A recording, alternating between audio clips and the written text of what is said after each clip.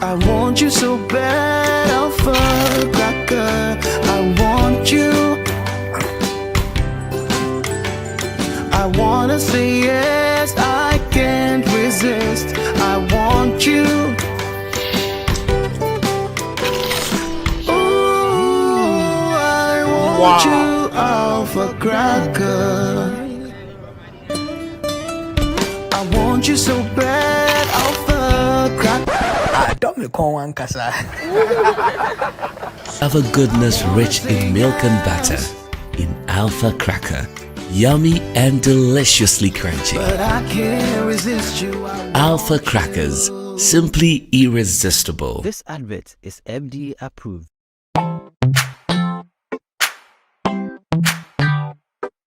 Sweetheart, be mindful of your health. Dear products Nadia Makeup, I welcome you to Sigma Health and Beauty. You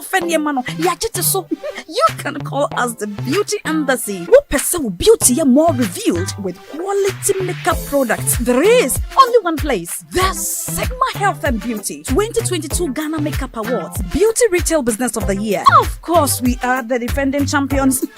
World-class makeup brands and Kwanyet on, you name it. Maybelline, Dark and Lovely, House of Tara, and many more. Your professionalism in the beauty industry is unmatchable. Brahmi ensure the proper way of applying our products. Sigma Health and Beauty, Yewa Accra, Makola, Georgina Stores, and Rollins Park, Gate 4. Fryer 0248 138 596 and 0201 408 186. Or visit our online shop at www.beautyavenuegh.com. Sigma, your beauty, our joy.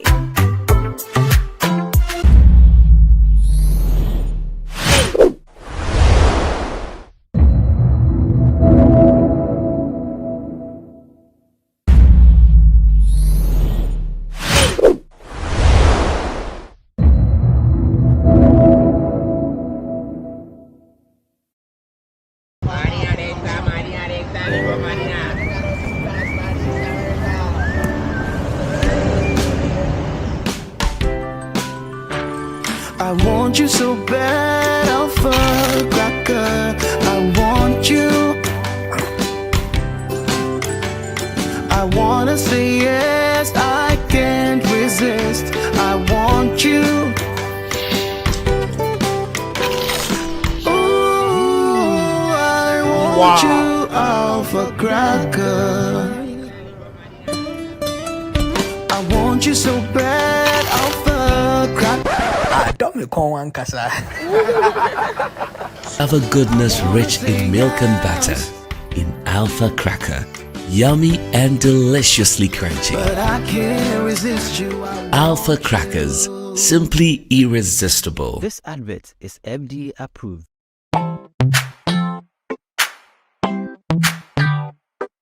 Sweetheart, be mindful of your health. Dear products Nadia Makeup, I welcome you to Sigma Health and Beauty. You can call us the Beauty Embassy. We pursue beauty more revealed with quality makeup products. There is only one place. The Sigma Health and Beauty 2022 Ghana Makeup Awards Beauty Retail Business of the Year. Of course, we are the defending champions. World-class makeup brands and Kwanyet on, you name it. Maybelline, Dark and Lovely, House of Tara, and many more. Your professionalism in the beauty industry is unmatchable. Brahmi ensure the proper way of applying our products. Sigma Health and Beauty, Yewa Accra, Makola, Georgina Stores, and Rollins Park, Gate 4. Fryer 0248 138 596 and 0201 408 186. Or visit our online shop at www.beautyavenuegh.com. Sigma, your beauty, our joy.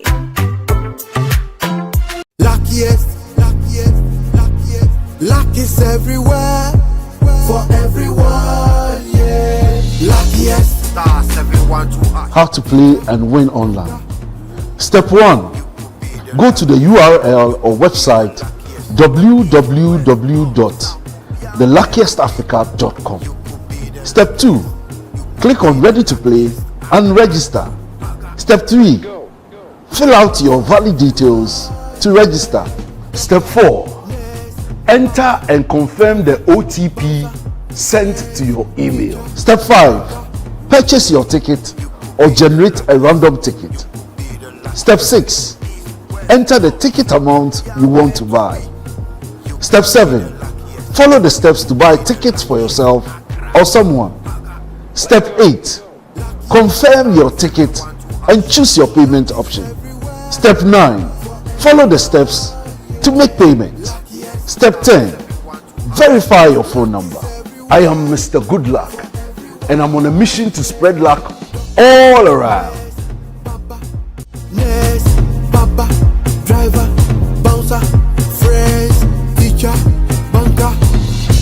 Star 712 hash. You could be the luckiest.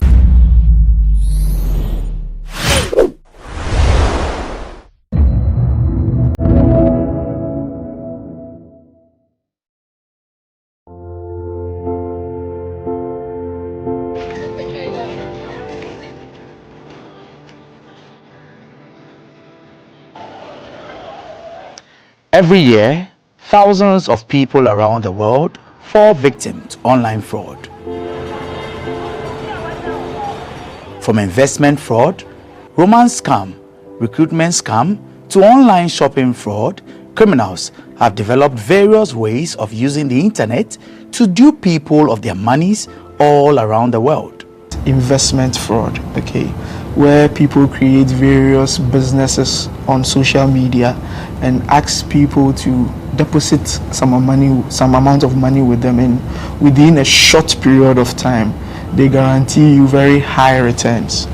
Okay, now people send their monies and they do not hear anything again, where people assume the profiles of other people, soldiers, military men working in various countries, okay, and then they try to lure people, date them online, and then through that they are able to defraud them of several amounts of money.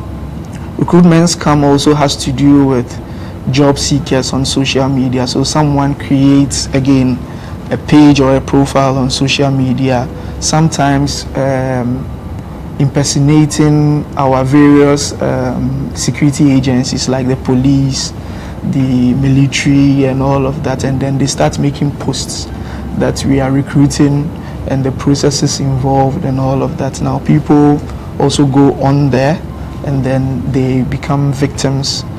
By when they go through the process, they are asked to pay certain amounts of monies and they do not hear anything again. Another one also has to do with online shopping fraud, okay, where businesses are being created on social media. During COVID, one way or the other, we're all shopping online, okay, and then it is dispatched to you, you receive, you make payment, or sometimes you need to make payments before you receive the item and all of that. Criminals also took advantage of that, created various, or they still do, create various pages of businesses online. Even some they still even impersonate actual businesses, okay, and then they offer goods at very should I say relatively low price. Yes, I wouldn't even say relatively low, you'd say maybe it's a bit, but prices that you wouldn't find anywhere, just to lure victims into doing that. How do they operate? They gave me a PC and gave me directions and also give me websites. That was the thing that they gave to me for me to work. They taught me how to chat people online, tell them that this thing is like this, which is not, for me to collect money from them. So they taught you how to chat. Yes. They gave you a laptop, obviously. Yes. And what websites were those? Do you remember 2 or 3 websites? Just Korea. Korean websites? Yes. They'll give you their website. You go in there. Sometimes you might even hack it. You go in there. You have hackers in yes, in our office. There are some websites. Yes. Like me. They taught me. Yes, they taught me. So you go in there. Depends on the years of the website. You can hack it. It be dating work. Or you just before, because now I for start dating work. Ghana for start dating work. Now Ghana for Nigeria, now Bitcoin I feel they do. Bitcoin fraud. Bitcoin fraud. How? I feel they do. Like if you have 1,000 Ghana cedis, I will use it to change to 1,000 naira. 10K. If you have 10,000 naira, 10,000. I will give you 20,000 naira. That's the way they do it. They do the Bitcoin. So what you go tell client? I will tell her, if I don't post back or I don't post say giveaway, I do giveaway of 20,000 naira every Friday. Then I go see that giveaway. So that giveaway me I post for, and you'll be like your Instagram now. I call account.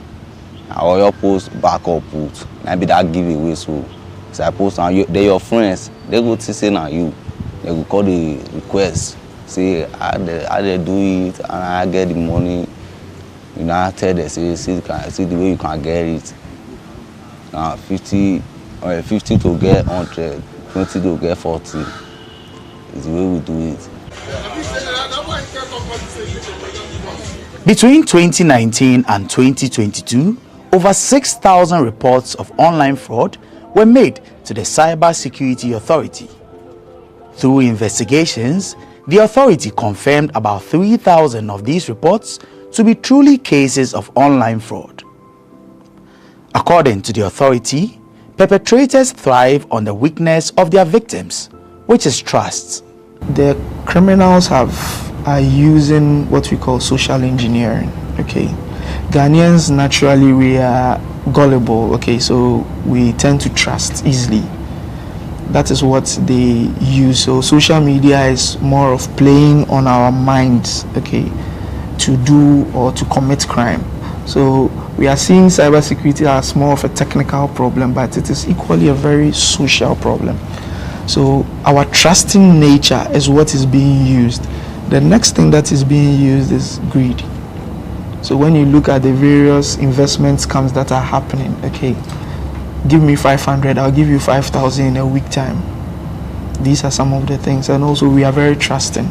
So social engineering has been the main form of modus, okay, through which these criminals are using. For instance, there is a new observed type of cybercrime that we are seeing, okay, or fraud that we are seeing, in which the victims or the criminals, right, are calling in the names of financial institutions, okay, telling the victims that you need to link your Ghana card with your bank account.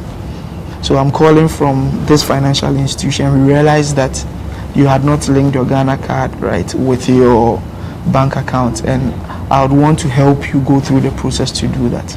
In that process, they inquire certain information from you. And if you do not know or you are not aware how to protect yourself, they go even as much as getting your ATM card. They will take the numbers on it, the CVV number behind it. They take very detailed information that they can even use your card to purchase things online. In dating, we have stages that we chat before you put someone on consignment. First, you chat that person. You chat the person friend. Once you people are friends, you chat that person care. After you have chatted the person care, you chat them love. If you chat them love, you chat them trust. Then after trust, because that's the final place, that's the final thing that you chat the person, then you place the person on consignment. In Ghana, hundreds are arrested for engaging in online fraud annually, most of them young people under age 30. Areas like Kaswa, Tafo, and East Legon have been identified as hubs for such crimes, with many perpetrators often being arrested in Kaswa. Residents say though they agree the area is a crime zone, the perpetrators are mostly foreigners. Yeah, we had here. We should be anybody, but we go on more. We go do anybody now. No, if we be na aba, if na all the cars were there na apesa. But here we had here. Bolivia any year. Na hase so no do kwa na minimum. So do bono kwa no abe hu. I've been for Kaswa 30 years now. There's no any problem in Kaswa here. But those from outside, that Liberia peoples and Nigeria peoples who come enter now, they are giving problems and all that they call it. So if you are fighting, then you fight about that peoples. Utimusa who wants to call mupa.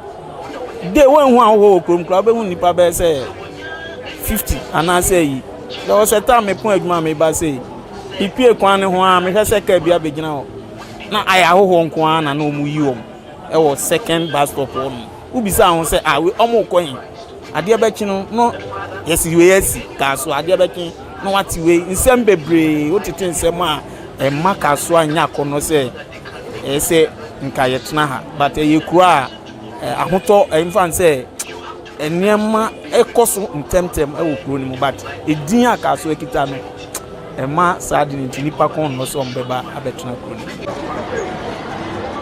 Could this assertion be true? This is not anything new in the system. For some time now, this has been going on, and we have even, in times without number, we have came into contact with some of them who have escaped from their masters. So, and then we have been able to repatriate some of them back to Nigeria. So it's no news. It has been in the system. And we are trying our efforts to see what we can do about it. These people are in the hiding places. They will go and hire a place. We wouldn't know until maybe some of them are no longer comfortable with the treatment their masters meting on them. That is when you see some of them who escaped. When they escaped, and maybe they might fortunately to get contact of one of our executives or any Nigerians that they think they can talk to. So through those people, then they bring them to us. So then we do the needful. We have been in these activities of curtailing the nefarious activities of our young boys and girls in the country. Actually, it's not an issue that is very healthy and interesting at all to hear that our young, our children, the new generation involve themselves in this kind of negative, adventure. A good father or parents will not be happy seeing young children, involving themselves in cyber crime or cyber crime and every other, bad activities.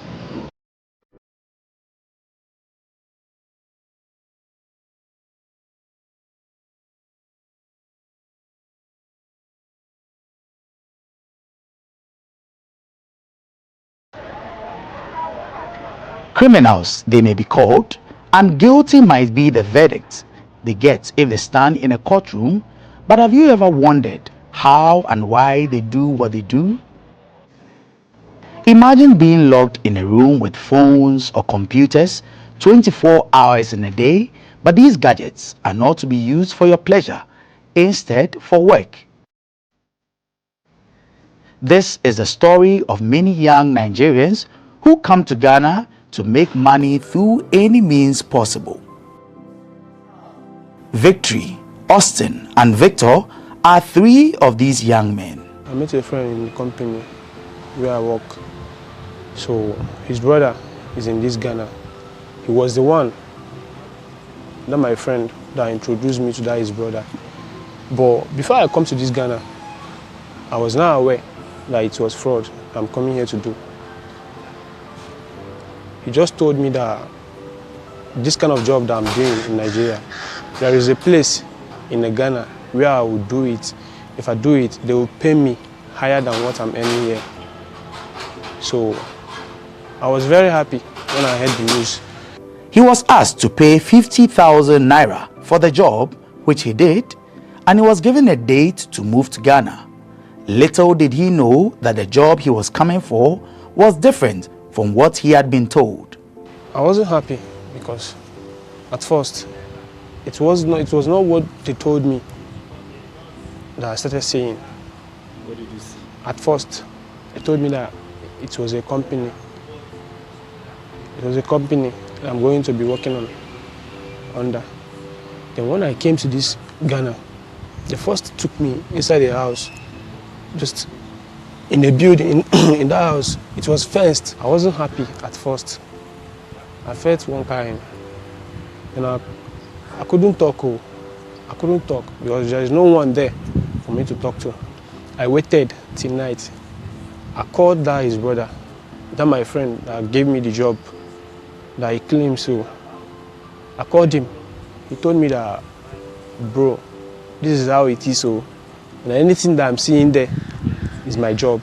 His story is quite different from Victory and Victor, who both knew what they were getting themselves into before they moved to Ghana. I work not call the go where.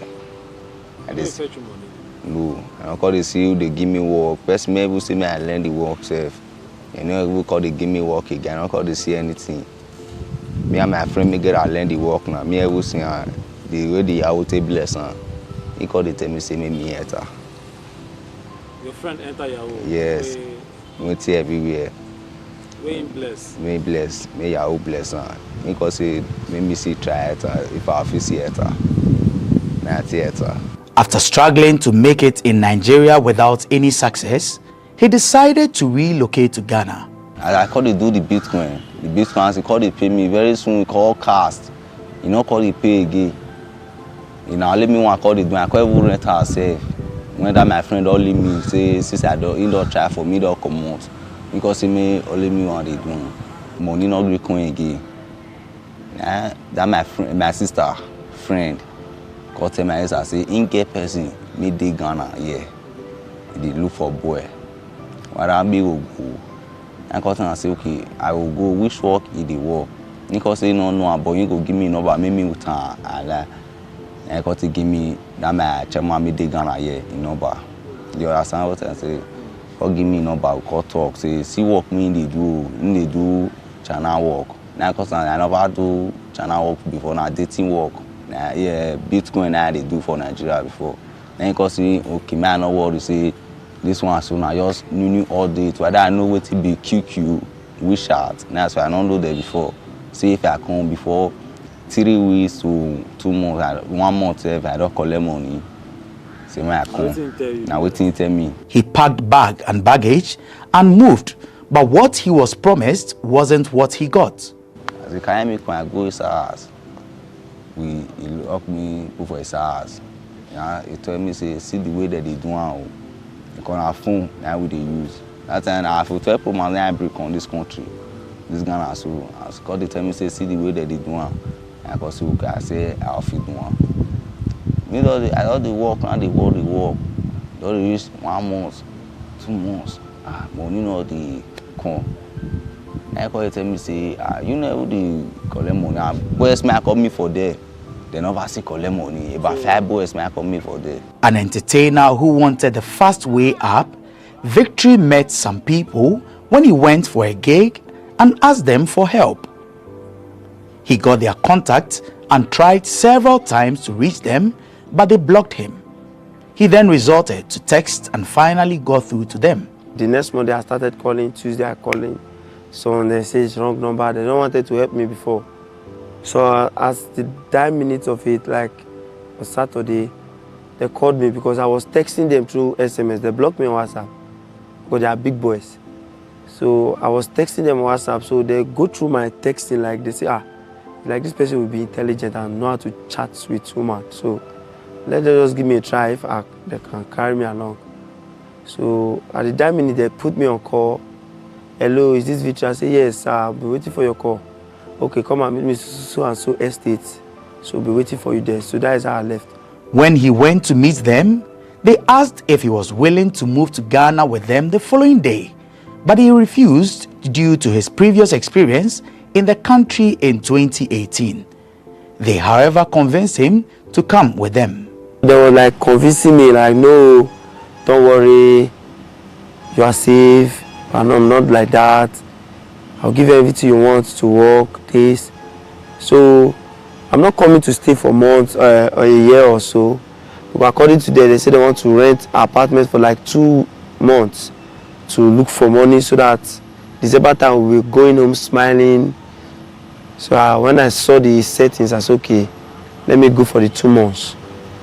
I said, okay, well, as far as you have given me your words, let your words be your words.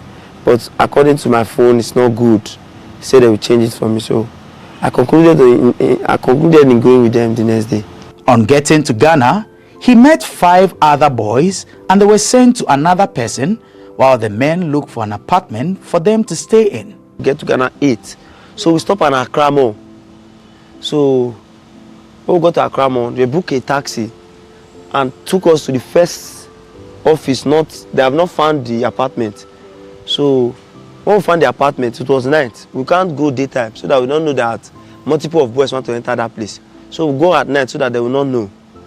So we'll get there at night. But the place was like a police station at the junction. They will enter a little bit before the place is East Legan. East Legan. It's an estate where big people stay. So when we'll get there, so we start running the office work. Many unsuspecting house owners give their homes out to these criminals without proper checks. The Department of Rent Control has this word of advice for all landlords in the country. Before a foreigner comes into our country, the person needs a working permit or a residential permit, and that has to be done by the immigration also. But what is interesting is that for now, we are trying to review the 1963 Act. And what we've input in there is that before you give your premises out as a landlord, you need to do a background check of the person you are giving the premises to. So even if the person used the bush to come into the country without passing through our legal entrance and he evade the immigration, before you rent the premises out, you need to check all those things. If you don't check, and we come to realize that you've given your premises to somebody who is coming to do illegal, immoral services, just like fraud and all those things, then you will be liable to answer. So Parliament has given us the assurance. The bill is part of the bill that they promised to pass before they rise for this sitting. So the new law, just as I've mentioned, is going to make sure the landlord do due diligence, make sure he do a clear checks on the person, whether local person like Ghanaian or a foreigner. You need to know what the person is doing, the kind of business activities the person is doing, so that you know about somebody who is coming to do illegal things in our country. So let me rest assured everybody that when that bill is passed, we will make sure that it's implemented to the full. The sweet words they receive before agreeing to relocate disappear once they arrive in Ghana. The next day, he called one boy to come and pick us up from the office to the apartment where he rented, where we can work for the 2 months. So one day I was like happy, this is a very beautiful place. I never know I came to kill myself by my hands. So when we get into the house, so we bath, like started talking about how the work will be. Say we will not come down, we'll be upstairs there. So those who their phone is not good, they will be replacing it tomorrow. I said, okay, fine. So the next day, I wanted to swap my phone. My phone was having an issue. So they said we swap it. So I wanted to transfer some important things inside the phone that will be useful for me later. I wanted to pass it to another person's phone so that when they bring my phone, the new one, I will transfer it back. Never know they have booked a cab outside. Oh no, where is the other person? He said, the other person have not brought his phone. I said, I wanted to like explain, so I wanted to transfer. I've not even completed the statement. All I can see is a punch on my nose, blood started coming out, like give me slap, hit me to the wall. I was like, drag the phone out of my hand, then they left. This is the same cloth I was putting on, like blood stain all over. I went to the bedroom to clean the blood, to spit it out. I was not happy when I saw. This was the same person talking to me kindly, like, so this is what they brought me to Ghana to come and do.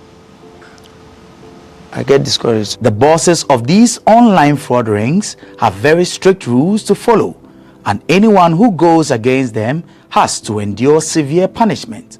For those who are not fortunate, death could be their end. I don't know what happened. He ran into one boy, like he beat him mercilessly, even injured the boy hands and the faces. I was like, God, what kind of place have I come now? I was like, it's not me beat another person, so it's not my concern. What I'm concerned is about the work. I got one client, local, Senegal, and also this Ghana. They paid me some money. Total as in what they paid me in Naira is 800,000 Naira, close to $1 million. That's what they paid me. So my chairman, he was not aware that I got that kind of money. It was a friend of him that was aware, but we shared it 50-50. So due to some kind of things that are happening in office, the secret leak, and my chairman, he had to punish me because of that. They will lie you down, flog you very well. They can use PC wire to flog you, and also they can use machetes, because in that place you don't have anyone. Even if you cry from now till tomorrow, nobody will hear you. Like I've said before, the rules there are many. Even if you are there is no how you'll be perfect. You must fall for it. So the rules are many.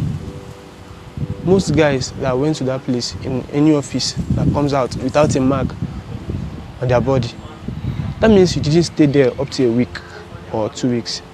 You don't stay there for 1 month, for 3 months. Money no dey come. A friend may get office like other boys they collect money. Other than go they put on where body see. All those boys, you know the before you know they touch us. So when they want to cut it and say boys they collect money, whether you know they feed the talk to us, you know they give us a spirit, maybe we walk. From then and then your things change. Sometimes all those boys we all pack their con, we all be like Tahiru con join. We also use all of them. We also say aspirin. We also finish us. Like be aspirin like finishing. You see finish us. They all finish us. Finish. Also maybe they call see the work. How you call see me? Na the beating. Na the beating. The okay, so the term high spirit. Yeah. Na beating. You all come. You all give us all of us aspirin. You all beat to we all do. Isn't it take beating now? Also like wire. This all boy wire. That strong wire. This TV wire. So and they repeat us. Even chairman will have that small bottle, that one there, but when we in Nigeria, we call it bottle ass. Bottle ass. That small axe. You have it safe. That's right, boy.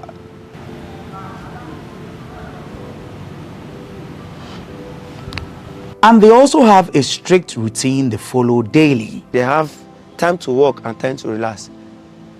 Like when you go inside, they share, according to all the boys, they share different works to them, what you'll be doing every morning. And office time, we start around 9. At this kind of time, they will end in the evening, 5. They will come outside from the office. Then who will be cooking, who will be washing, doing, who will be sleeping. Then we eat square meal just once a day. So we eat around 9 in the night. Before they will go on from 6 to prepare food, we take 8, 9, then we'll eat again. They will not even have time to rest. Then go up again to start coming online again to chat or to start looking for who to talk to. That is how they were running their personal entanglement in the office, and it was very stressful. Chairman brother, he's not good. He's not a good person. Okay. He's very, very God. He's very, very wicked to the extent that he doesn't give boys at the office food. Before you eat 2 days, 3 days, still yet you will be doing your morning duty and also working. Why do they choose to relocate to Ghana to commit this crime, you may ask? Because me not call the girl money to the buy so be give the girl this one. Because if I already also Ghana now they know the city light, steady light, the steady soap, the network they very good. I take on. They can't carry Ghanaians now. Like they know it's just we in Nigeria. They carry us here to work based on the free electricity. Everything is current here, so they tell us to come and work here so that the work will be faster here. Because everything we need is being provided here already in Ghana. So that is how they brought us from Nigeria to here to work. Unable to withstand the harsh conditions any longer, they each planned their escape, uncertain of what the outcome might be. They had a fight in the office and they bust his head and also used machete to butcher his face here. From this place to this place. It now looks like he has 2 mouths. So some people that the guy was nice to had to pick call, as in had to pick phone, snap the picture of the guy's face when he was lying on the floor and call chairman that he should come to us, he should come online on WhatsApp. Let them show him something. When he came online, they forwarded the pictures to him. He saw it. He got very, very upset. And he said that everybody at the office should leave the office, else he's going to put everyone in jail, as in give everybody that is inside our office to police. So some people, not some people like me, I had to look for my way on time. But I didn't look for my way that particular minute. I waited till next day. And that next day was the day that police people came to the office. They arrested 28 boys in that office. They took 28 boys with them. So the rest of the boys had to fly fence and run for their lives. Not just that they arrested them, they were beating them, hitting them with a stick. They broke some of them, their heads here. Yes, beating them. So that's it. Me, I escaped through fence. So I jumped fence. I had to run for my life. I don't have to wait till till police will put handcuffs on my hands before I will know that I had to look for my way. So that's how I escaped. Call lock the door, call go short. And we call say okay, I will cut it one. Call follow again one mile, made the day up of silly. That up of silly, so now we got to follow the mile. As we follow the man, we call go inside silly. We look everywhere. Now we call the break all those blocks. Make the thing set all those edge. Call the break and come on. Before coffee break and after we break and come on. That under so the PVC may say do one. Now we call cotton. Call his knife tear and we call come outside. And we take come outside. We come outside. Now we look everywhere. Nobody because we want Ghana road. And that Ghana road, I can show a circle for you. So when I come to the parlor, they lock the front door. So I checked the back door, it was open. I say, wow, thank God. So I climb upstairs so that they will see me for the last time, so that they will not notice my movement. So when I come down, I met phone, I met laptop. I wanted to steal it so that when I get to Serwaa, I will sell it. But anything stealing, I'm not in part of it. It's a bad name, I don't like it. So I don't want anything I will get involved with. I came to this place to steal phone because definitely I know one day we'll meet in Nigeria. So I just leave their properties and I left. Though when I get to the back door, there was protector everywhere and cameras everywhere. So I've made up my mind. So I jumped to the other apartment. So when I get to the gate, then I notice the gate. You need to use a key to open it before you open. You don't have those drawers that you open it. I say, what? God, fuck, I'll get myself into another mess now. He couldn't go back, and there was no way for him to escape. So, the only thing he could think of doing was hiding behind the generator in the house.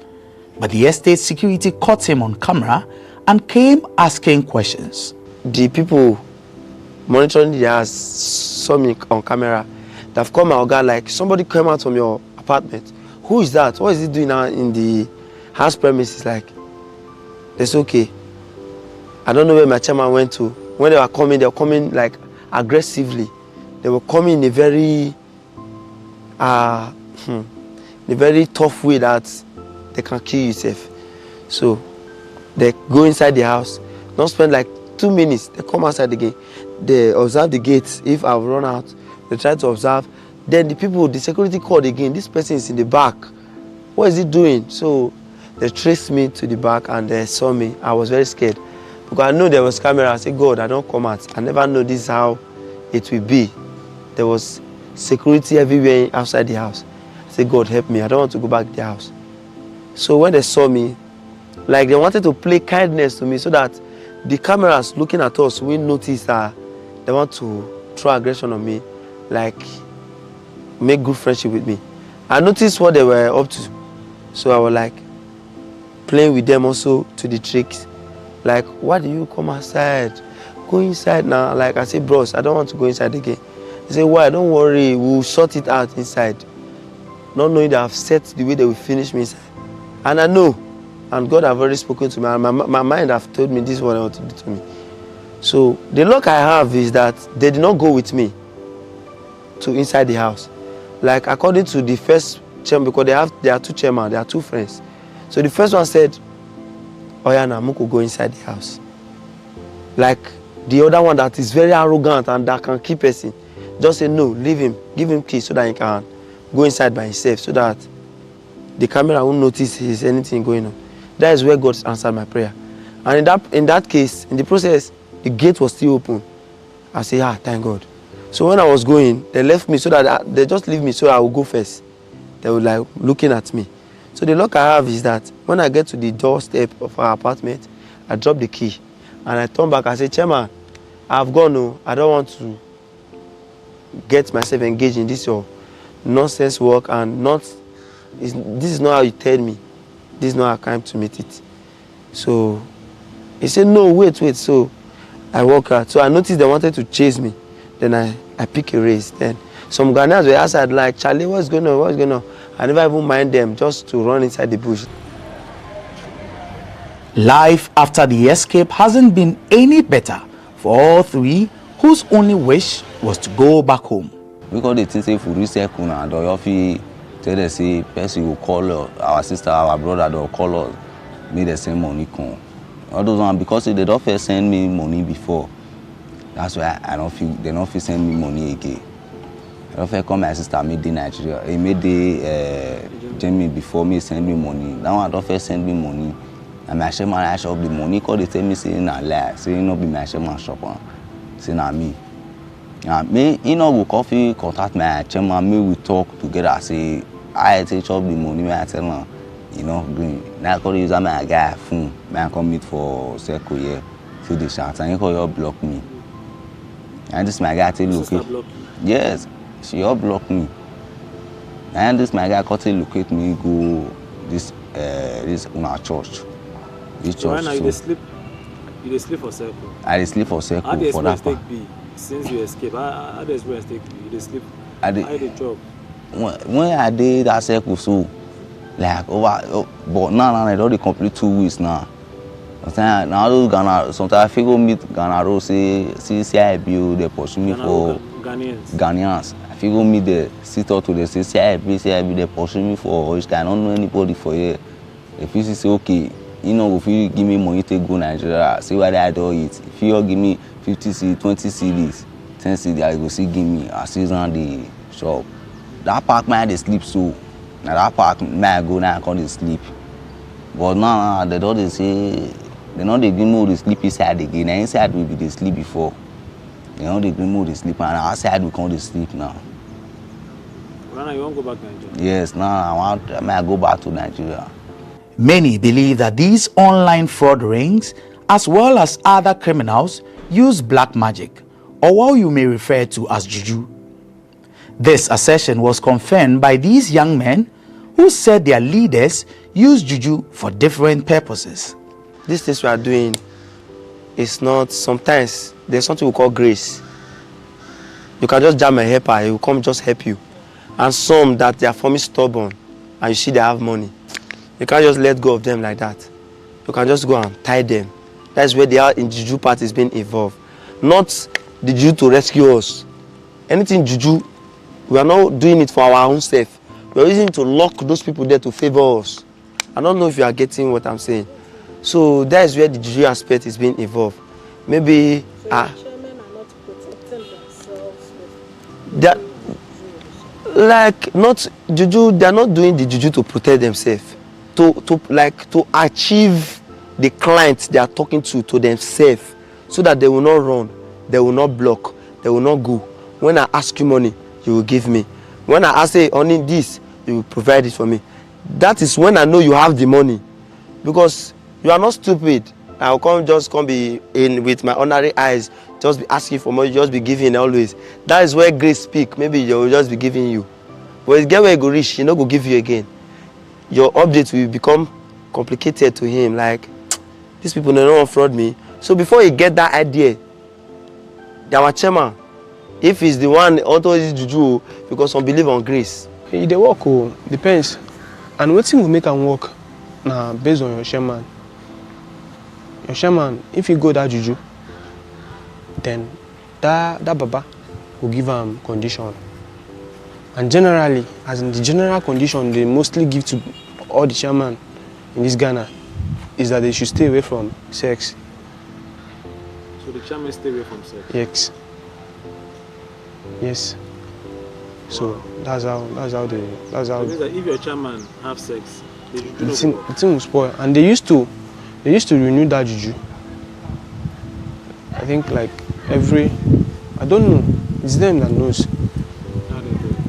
But all I know is that they used to renew that juju. So once they tell them to stay away from sex, it's them that knows whether if they can do it or not. But most of the chairmen, they won't.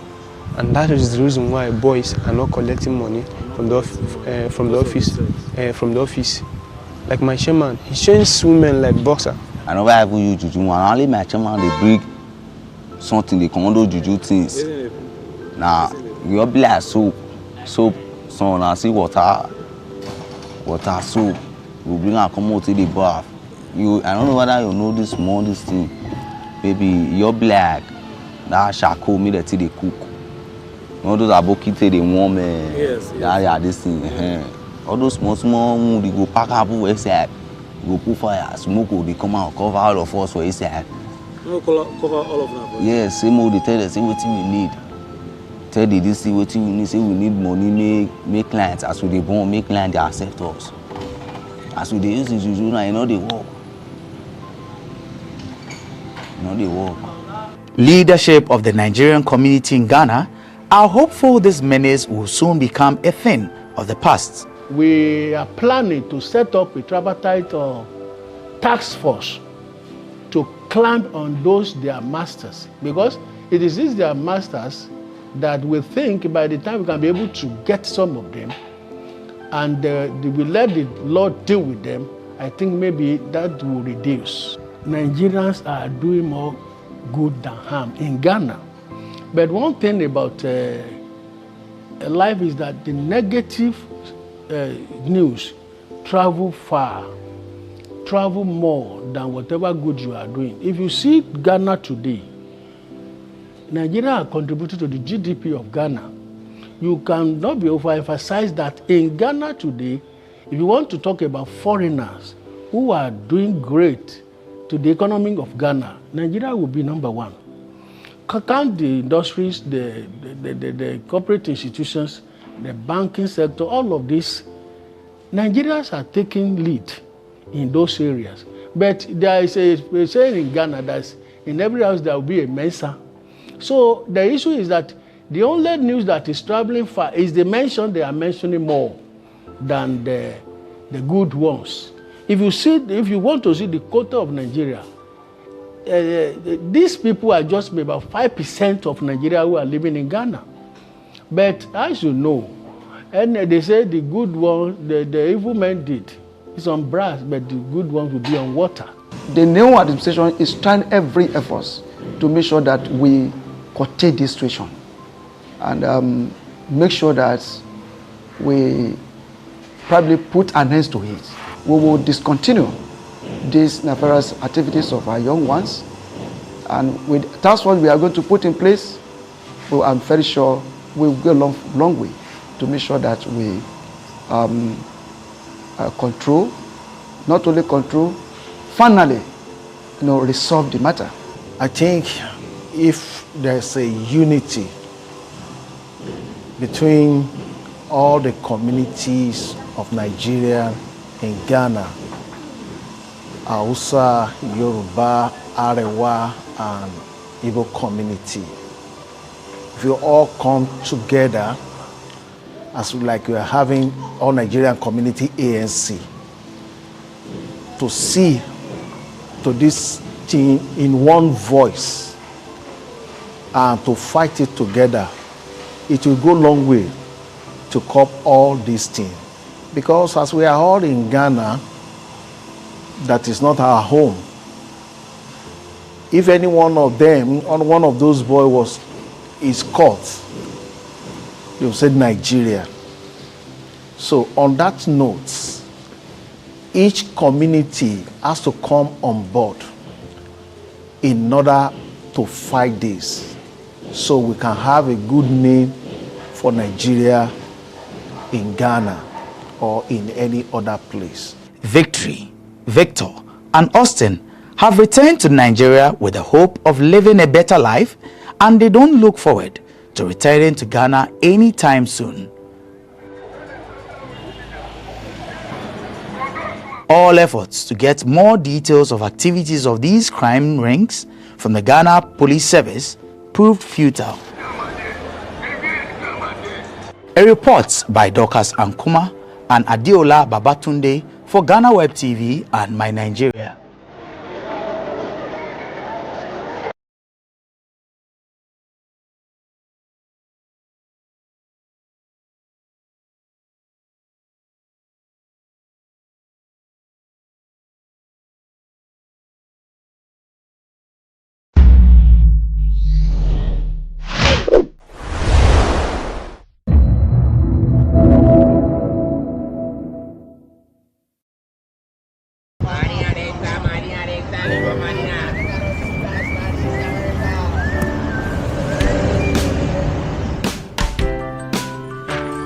I want you so bad, I'll fuck like I want you. I wanna say yes, I can't resist. I want you. Ooh, I want you, alpha cracker. I want you so bad, alpha cracker.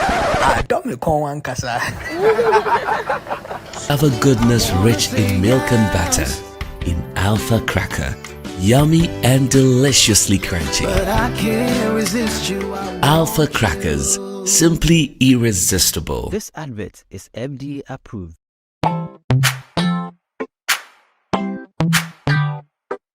Sweetheart, be mindful of your health. Dear products Nadia Makeup, I welcome you to Sigma Health and Beauty. You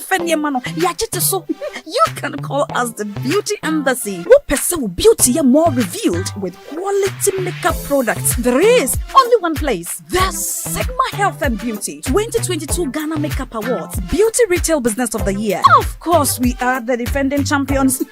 World-class makeup brands and Kwanyet on, you name it. Maybelline, Dark and Lovely. How House of Tara, and many more. Your professionalism in the beauty industry is unmatchable. About Brahmin the proper way of applying our products. Sigma Health and Beauty, Yewa Accra, Makola, Georgina Stores, and Rollins Park, Gate 4. Fryer 0248 138 596 and 0201 408 186. Or visit our online shop at www.beautyavenuegh.com. Sigma, your beauty, our joy. Luckiest, luck is everywhere for everyone, yeah. Luckiest. Star 712. How to play and win online. Step 1. Go to the URL or website www.theluckiestafrica.com. Step 2. Click on Ready to Play and register. Step 3. Fill out your valid details to register. Step 4. Enter and confirm the OTP sent to your email. Step 5. Purchase your ticket or generate a random ticket. Step 6. Enter the ticket amount you want to buy. Step 7. Follow the steps to buy tickets for yourself or someone. Step 8. Confirm your ticket and choose your payment option. Step 9. Follow the steps to make payment. Step 10. Verify your phone number. I am Mr. Goodluck and I'm on a mission to spread luck all around. Nurse, Papa, driver, bouncer, friends, teacher, banker. Star 712 hash. You could be the luckiest.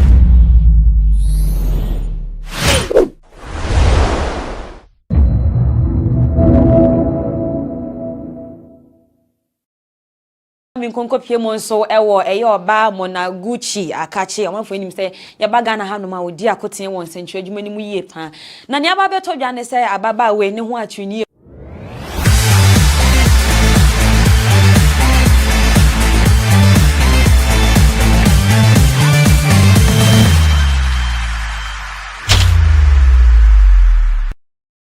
Hon emerimana Mom pese mo be take more responsibilities up no. Me hu ne e course we Kotoka International Airport no. Wa ma weni anda wa sa de na bi ene beto. Entertainment industry mu new just nyina hema. Obeki ache I have taken over again. Me sinsem entertainment nsem nyina no egu me nsem. Sani akeno for yata me hwe finance minister. Eye 2024 budget nyina egu ne nsem no. Me ntwa me ho sema wo hu me ba. Bibia wo se wonya wo ntiase no. Masanso me da so mo sisiara. Makume mutofe mesamo wakwaba ede bankomo hoso on GhanaWeb TV midi mamie kiache nimdia hema ba kope mese menim eni mechi obi eni wonum biem ohwe na so boy na etwe mpana na ehia no ewo Kotoka International Airport na ene dia midina Kotoka International Airport wa omanfo enim sa na wotwe mo be trendi yie pa fiti na wotwe etwe mu awieye ede ba na wotwe mu na beto odwa se ye chema o popular businessman yie pa ye princess smash one na smash one ni na sem ene sen ye kire mo no ene ne ge tu kwan ede akwa kopie mu ewo South Africa na pani be videos awudo bebe twa guye ewo social media na ye chema sa na brante wa smash one ni oni oba foforo awo na oba akro ni chirema akwakoto ahye no so ewo Kotoka International Airport emrana smash one no ene ne girl na etu kwan ede akọ South Africa ni nyina ne sai ababa wa ni chirema smash one ni ene na wo mu wiye ya baby mama on pese obehwe ne ba no ene ntu no onya hint pese smash one ne girl etu kwan be no se me oba mi ntena fie nkoye de nya de besi ene ene no so papa kokọ pie mu ewo eye Kotoka International Airport honom na ye chirema ni ya course wo honom de unya video ni be shatu mu se na nya bibeketu akra na ne ba no manfo ebisa baba we say na ababa we adenti na wo ye we nyina no se nya bibia nti o enye se ye bia ne boy anasa ni baby father no oni oba fofo e continue ne anasa ne emom no Obeme was also taking the responsibility ab not mission ne bano we jani nyina abo ono oba ne so na cheso ono oba no kwa na eye ene ode ba ya na smash one so chiri ma miss smash one me ene e chiri ma ne cheso de eye charter oni oba have nyina e de betu dwa matomafo chiri ma that is smash one you go they explain tire no evidence because evidence ode ba ya no oba no so chiri ma ono so de ne de ne charter ba aye chem se ne smash one e kan nyina no enye no kre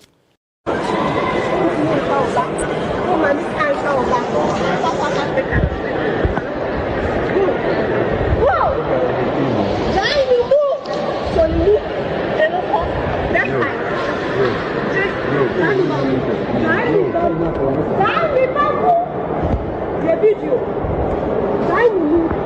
boyfriend, he doesn't take care of his house.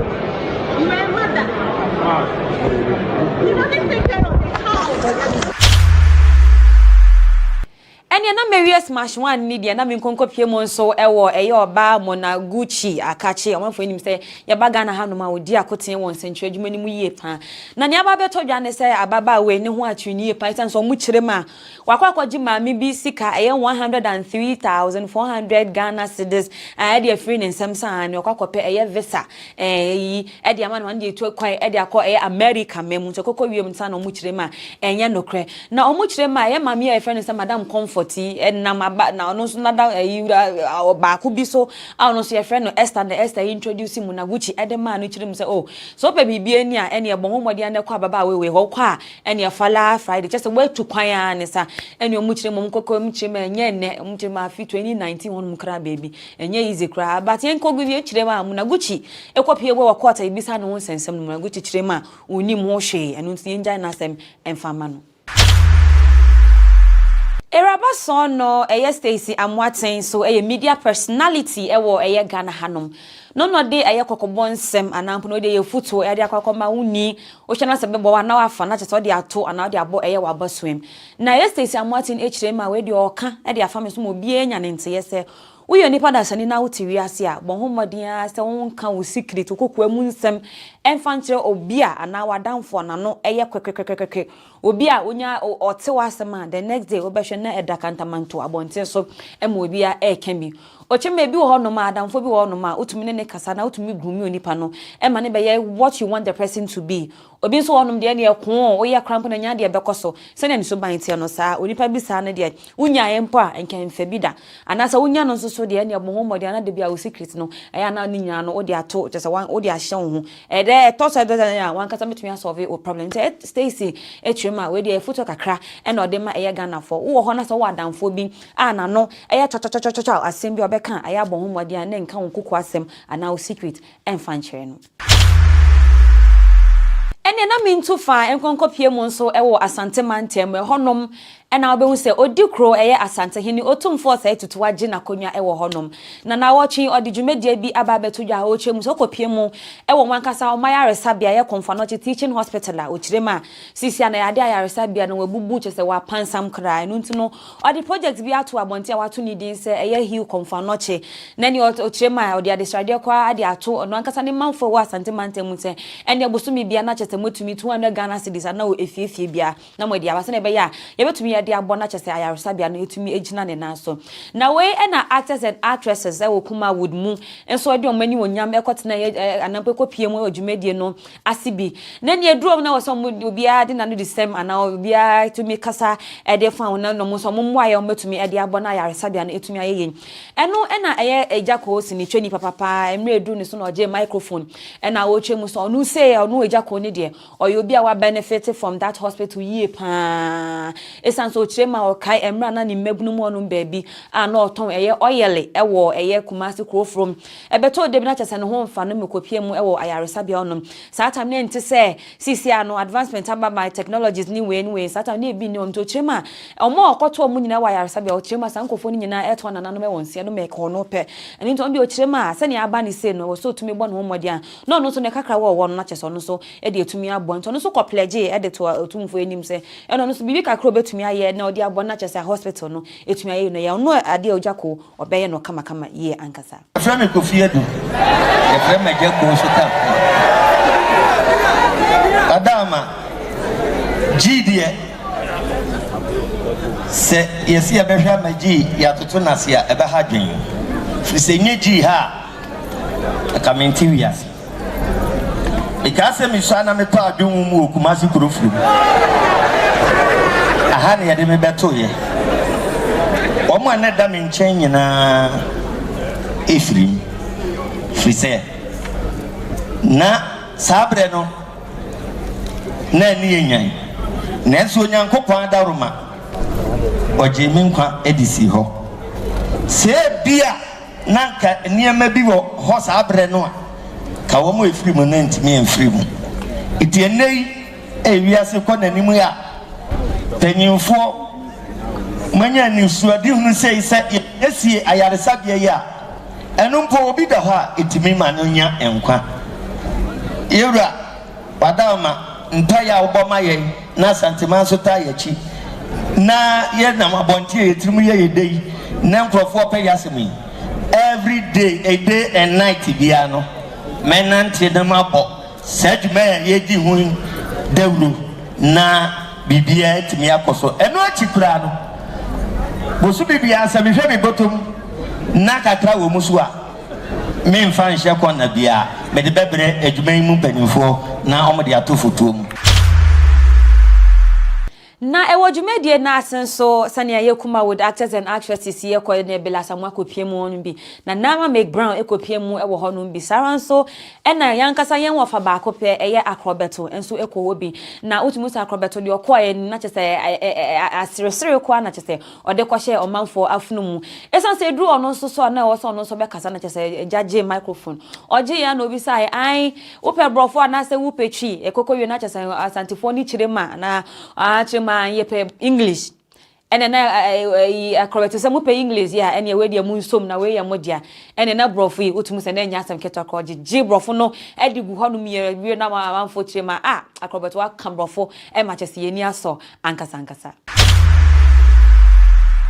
ene na mefa na nama make brown so ni se mfo bi ode atodwa na chese mefa ntodwa na yenko yanim na nama make brown edi nchechemu abane nti a ono o decide yes obeware at the age of 35 years omanfo bisa say na wo so wunyi pon ayesa ansa na o ware na omanfo kekeke komo yi pa ena make brown edi nchechemu aba na o chemu so ono na enye se bia bere me ni ho no obeware na se bibi o nemom no inipa egu ne ho ene ne ohun ye e wa ware mu nti no no na dwen se nya de obeware at an early age da ochema ne nanfofo ne busuafo no wona okeke kan ho ebi mu ware yi chese very early at the age of 30 na chese sankofo nyina omunta matete ukobi so nipa kon se e ba ne se ochema minipo anka man ware ntem sa ochema ni nyina kan na influence ne decision eno no ochema so wa ba wiase yimu yi obebo no ho modin so obebo bra e de ama ne ho yie pa ochema no before be ware at the age of 35 na chese wotumi esi ne dan e wo nyuma nketinketi bi e wo ne nchen e me etumi e bo no up till now eno ntu ya oba anase bema na se we need da onipa bi so sa ene me no relationship mu dia ene na wo se uma miska ene wo so ye misa ochema de bia wo besu ene ntina wo so wankasa uluki ana wo hwehwe career bi ede ma ho ebetumi aboa ene ntina ne nyina no magron echema ni nchiremu ni nienti a o ware at the age of 35 ni nyina no chiremu a no person obi de career ede ma no na afa ni ohun ye e wo no ho no ntina no person take decision ebetumi aboa na toko ware a ontumi nyeta okọ ya na o piem na chese oni onipa no e bobra to eye wiase ebekọ na wiye na magron nsem ye mu nso e na ode atudwa se sisi ade so no ankasa e de ne ho adi ni sika ede ne ho nyema nketenkete nyema bi wo ho no mkrampo ne ya limit no e ma ontumi nye o kire ma sisi ya bikini santa de nketenkete ya hihye etumi di kopu side ono ankasa ni fie kra ontumi nye bi esanso ye ni sisi a no otwa ede beto social media sa manfo atwe oma no se sapia ede esi ni so ani e na oba warefo e na wo hye bikini ayeden e na fa inde kosi se we nyina e kasen obi na ede ne ho na o hye ni bikini no de akwakosume no dakwakoye we so ya asaba background chirema we nyina ontumi nye bi so ye cramp na ontumi fa beto abontin esanse so de beto abontin a social media users so mu data 113 ni 50% no e ya de on betwe ma no se sapia e de ati ni so ntumi nyina no ontumi cramp enye bi na busumi monso ena eye former president JJ Rawlings awenya ni baby ko na chese ni 3 years ni mu na munia oto ananom ewo ensedo no ntinu na busuafo ene anniversary sade ne nkeka oni NDC amanyuko no so bia na chese mu ye dwumade bi e de fa ne no ena oba fi Schwarzenegger otumu se watro we ye chemu se emotional we no out of emotions na chese watro e de akwakoma eye JJ Rawlings e fi Schwarzenegger chirema neni adin a wenye nyina efi JJ Rawlings so ye o kire magana fo afel daddy JJ unwehi efi asase ga kire ma enye sisi agana aye bibia sisi agana ebutu se aye upside down anka enka ni wo JJ Rawlings anka wo ti ase pa anka gana ni we mo na mo bia ya nua mo pe ya no mo keke kan wo kire ma dabi but o kire ma ni nyina nkogu no eye wo esan wani eden ene ne awo ye wo Ghana no nti eno no efia hyasega ensuro hwe asembo obeke bi obi anso ntumi nya ne hwe ewo eye Ghana ha no ene ne efia kyem so obi ntumi nya ne hwe na me kro be ka me ntumi nya ne hwe yi de ene na me ntwa me ho sema nko pensio bi no me ba ne wo sa me de kan wo nyina so me da hyehye so e de ama wo.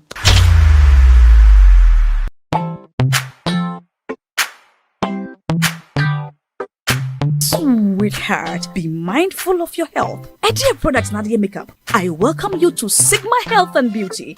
You can call us the Beauty Embassy. Who pursue beauty more revealed with quality makeup products. There is only one place. The Sigma Health and Beauty 2022 Ghana Makeup Awards. Beauty Retail Business of the Year. Of course, we are the defending champions. World-class makeup brands and Quaniton. You name it. Maybelline, Dark and Lovely, House of Tara, and many more. Your professionalism in the beauty industry is unmatchable. Bramientra the proper way of applying our products. Sigma Health and Beauty, Yewa Accra, Makola, Georgina Stores, and Rollins Park, Gate 4. Fryer in 0248 138 596 and 0201 408 186. Or visit our online shop at www.beautyavenuegh.com. Sigma, your beauty, our joy. In Komoha on GhanaWeb TV, I am back again on your screens. Midin, Mamia Kiache, Nimdia Hema Bakope, and I may twame some so dear, Namiko Piemon so, ewo, a year, Emmanuel Ajiman Bedu. Now what you a area, Michagana Bolly, Bonnie, not so Oshia, fro, now Utumuse, a year chinche, where no Michema Unisika. O kwa okita a invitation card every is kankwa unkite bia hwe no 129 amfins wonom na ye chema Emmanuel Ajiman Bedu na chese eye Ghana hanom East Legon Executive Club is Kafo Club na chese ono odon wo mu yie pa enu nti na akwa wie mu so mu nipa ba ko eye wedding ne dia anampo hia ye fo ne den wo so mu so omo de omo ani onyam ekokota eye dwumagi na chi ne no na o say Dr. o say Kwame despite is Kafo nyina hene enu to mu say ye chire ma we no a young executive club na chese odi omanim e de ko eye dwumadi na se na mu na abehu cars mu ahodo G-Wagon Lamborghini anyone o keka sa cars me ntumi mmodi na ma megumi hu anim ase me say uchema na chese nya asem ketwa kra wo honom unni sika emfa ho because e ade no tabotom ta bank ta fie eno tutumu se na eye wedding no e bibia na eye kama yi ankasa na menko piemon so ewo eye ma Mrs. Liamafu e na fe dan na Samoa omo mi enu munim sai na wo twe me omo nsem be ye deje yi pa ni nyina ne se Mrs. Liamafu e chire ma na so wini nguye nyina de na Samoa kan e na Kennedy a Japan Asen Central Machine bedwani the showdown man omo mi enu kan na sorry members nyina na wo 400 omo so ati se hu e de aba bedu eye 40 ene ba no manfo e catch eye Mrs. Liamafu e na fe dan na Samoa so mo nkoma no ntuma den obi a motonya menyom a ene mo kan o tamo find ecosystem no enough is enough no mo se ma Ghana phone bi e kan ye e na abantewa no so ye entertainment pandit a ye friend say annoyed Asamoah Beidu edin semfo bi atoja a o twemu senhwehwe nimfo Ghana for mo pesa aden bibia ba na asama ba na so mo mienu it is about them what is the big so how is that even a big deal aden mo nim nsem e wo Bible ni mo ana mo nkonkohwe no wa ma o mo konye ehu ahwan no ahwan ne Bible di ni do bo bidi ye pa o chema Bible na Bible no kra Kristo for Yesu no kra ntokwa esiwom how much more mere human and mortal human being to chema enough is mun so enough is enough munja he nkofo mienu no na say issues na wo so mo kan wa say me betumi aboa na say field no na say no ntokwa be free o muntema why not it is okay na man sorry na and a gospel musicians na find ecosystem and o chema enough is enough la o say oh and a gospel mienu e kon na den oko Bible mu Jacob Nesa omokonye that's right Noah nkwala omokonye no bad Aaron any Miriam omokon over Moses true I confused Job a friend yes or foolish omunya misunderstanding see it is a gospel me no e ko a enya afi na ba ka che say gospel me no for konti no a problem bi ni ho Ababa wa vida educhumwan so entertainment pandit ewo eye Ghana hanu no so ede na no ato nsem a ye kan ede fa nanse Grammy nominations here course ye koko wiem na chese Ghana for ye nyumtufo ni ba kokra enya nomination ba kokra including MOG music na chese obi ID asha akoka adakem ne no na vida etre mu se onipa ba kon ye ne ye pa ye ntumi a nominate na chese otumu sa ahye na nkasa ye nkasa nyumtuni ba kope ye Stone Boy ochema o hwe ye nanse ne fifth dimension you the babontin she look at the hard work edwuma pa Stone Boy why ye chese amana kwan wetu ede abosho so tumu se nya semketa kwa nto chirema ene ye pa se upon all the hard worker Stone Boy etumi ye ntumi a nominate no wo Grammy nase no ade a duchumu a chirema ha adwi pa ba going forward no aya na Ghana ye nyum to form so abom mmodi na chese nia qualify mo ma mutumi nya bi no na wetumi aye se na ya bibia so ebetumi aye kama ye pa wo Ghana ha no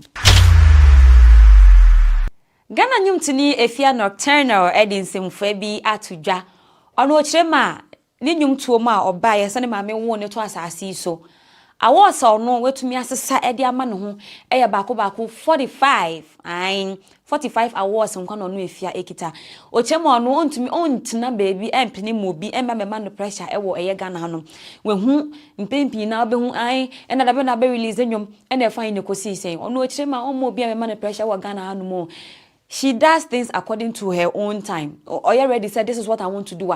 No akwakoye. Untino who say or mo be a man of pressure no. But mom or sorry or mom sorry and I koye say and I find a cause so chema sanko for nyina no on blame you omo. Esan so omo kan na ebi mo mo akwakoye nti na ban is about no efia de on tina se mo be a man of pressure. Esan as we talk and assistant no ono okita eye awards nkwa eye 45 nti sa won ti ase akọ na kwahyepo.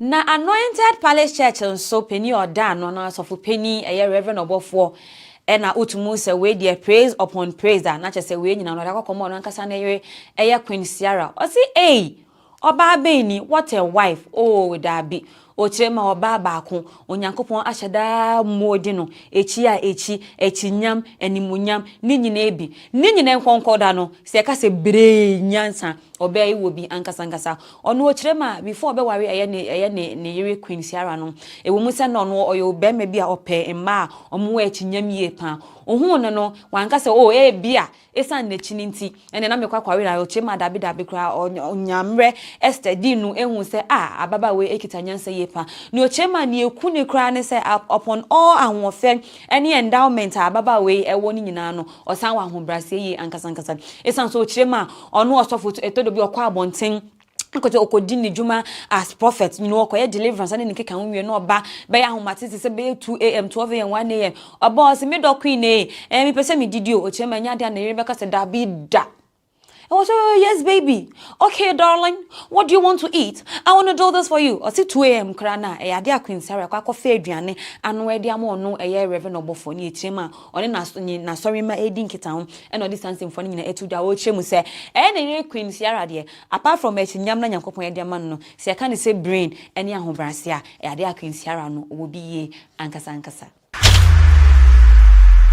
Na abrantewa a ye friend o se Sadiq Sule dodo na ni mi se ye friend o se SDK ono so yes short skate bi ono so ye ewo Ghana hanum ye pa no na watoto bi ye pa e de amane Godfrey Dami ono na ye Attorney General na afi ye Minister of Justice ewo Ghana hanum ninya ne se na sentemu na ebeto odwa se ade asisi na nya de ombehwe ma celebrities na FDA for chirema nya de ombehwe ma celebrities etumi abo ensa ho dewro ewo Ghana hanum ene aye de jakra ye kase kra de ewo Supreme Court omuguswa edi ho inkitan wendra kra 15th November omko ho asetena na no na brante we echemu so onti ase ne enti a FDA echemu san Ghana for ana Ghana celebrities entumi mbo ensan dero na so America ni nyumtuni a friend said Drakes na nensan obeye ho advert ewo Ghana ha no meni na SDK chirema ede nhwehwe enim no ede na mo paatwe no mo mama nkasa mo de enye derubo ana mo manenya na so obi de on free ni krom emameye ewo Ghana hanum SDK chirema omunyina ye te Ghana hanum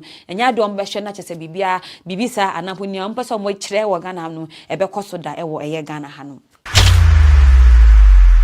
Ghana ball boni a osan dini juma ya dema Arsenal for Thomas Partey Jini din ye pan e social media no ene ne girl a ye fe no say Jenin Tomi ana Jenan Tomi edini nyina ebia akọ ni nya ne say ababa we e de no ene ne kanchima ye Thomas Pate e de mfoni ahudo bia bagu social media sense ababa we Jenin na Janin na cha say ne time o de nyemo ye se ne o mo sha ase nyina o da ba to social media na buy social media phone binum chire ma Adie na efese na when na catch say sika entumi nsiesi ade bi mu so chire ma we nyina ye kenken kwawo the next thing na bet na yet o muntem atete why would you think that I didn't know cramp na was okasa it must everything be about negativity no e bi mu so chire ma ye ni videos awodo ni social media se no na beto no ade a ye kama ye pa otumu se ye Thomas Pate ene ni girlie na just o mo oju o mu din ye ankasa e was social media. Can I let you go, baby? Mama call my darling, yeah. So I'm stuck with you forever and ever. My day wait, our daughter's Sasawa. Yes, I'm here until near to a I'm afraid to love you.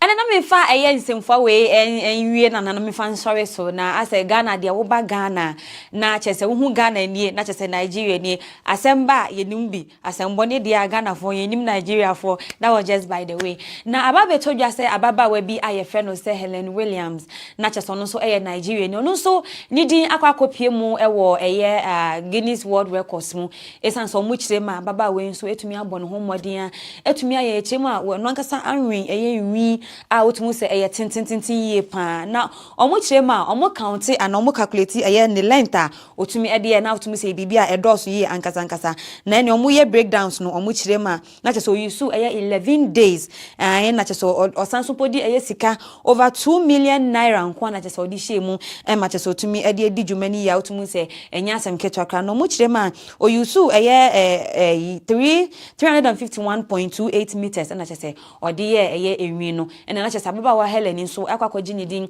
ewo Guinness World Records mu na omafo nim se Nansia na Hilda Basi ewo mu se yaje anampo yaje ne de afiri nsem but ye ka se ono so obi a ne din epie mu ewo Guinness Book ni mu ye pa na chesa Nigeria all the way Ghana for D for da ben ene yenso ye kwakwa na ye ka se obekua ono so tumi ama news sa e ba chesa ono so ni din akwakopie mu ewo Guinness World Record mu we nyina me tomo challenge enje pia no beti me di na chesa me ye ne kama ye pa ene na hanso na ne ya me de nkomo ho on GhanaWeb TV e de bebewe ye da se ne nyame na doma ye besa the news and entertainment mu nyina no e de abro ye besa nso ye hia biem.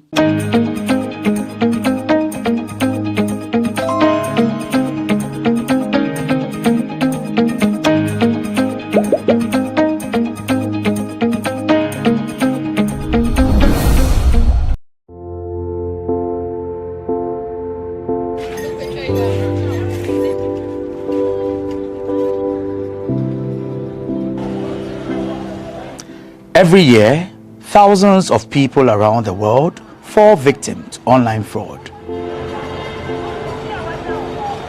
From investment fraud, romance scam,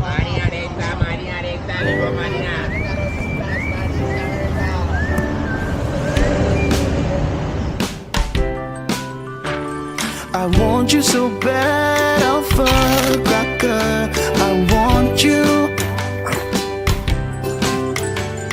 I wanna say yes, I can't resist. I want you. Ooh, I want you, alpha cracker. I want you so bad, alpha cracker. I don't make one kasa. Have a goodness rich in milk and butter in Alpha Cracker. Yummy and deliciously crunchy. But I can't resist you. Alpha Crackers, simply irresistible. This advert is FDA approved.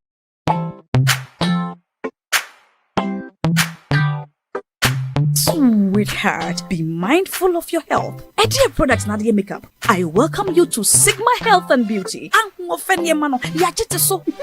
can call us the Beauty Embassy. Who pursue beauty more revealed with quality makeup products. There is only one place. The Sigma Health and Beauty 2022 Ghana Makeup Awards Beauty Retail Business of the Year. Of course, we are the defending champions.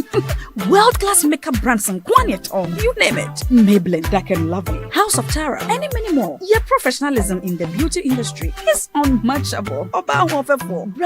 The proper way of applying our products. Sigma Health and Beauty, Yewa Accra, Makola, Georgina Stores, and Rollins Park, Gate 4. Fryer in 0248 138 596 and 0201 408 186. Or visit our online shop at www.beautyavenuegh.com. Sigma, your beauty, our joy.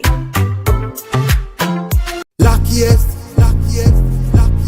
luck is everywhere, for everyone, yeah. Luckiest stars, everyone to us. How to play and win online.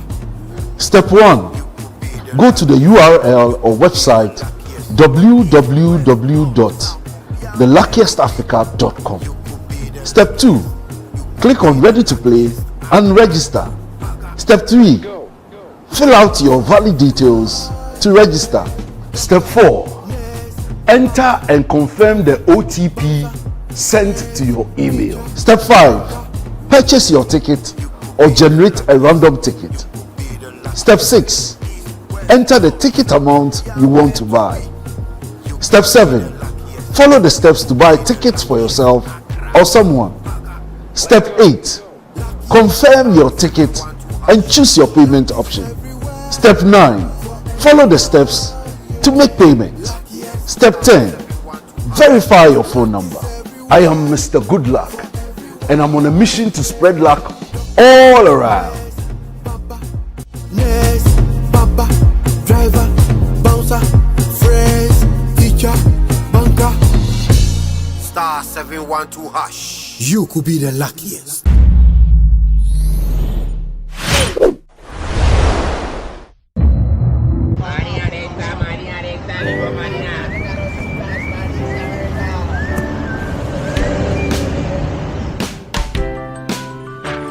I want you so bad, Alpha Cracker. I want you. I wanna say yes, I can't resist. I want you. Ooh, I want you, Alpha Cracker. I want you so bad, Alpha Cracker. Have a goodness rich in milk and butter in Alpha Cracker. Yummy and deliciously crunchy. But I can't resist you. Alpha Crackers, simply irresistible. This advert is FDA approved.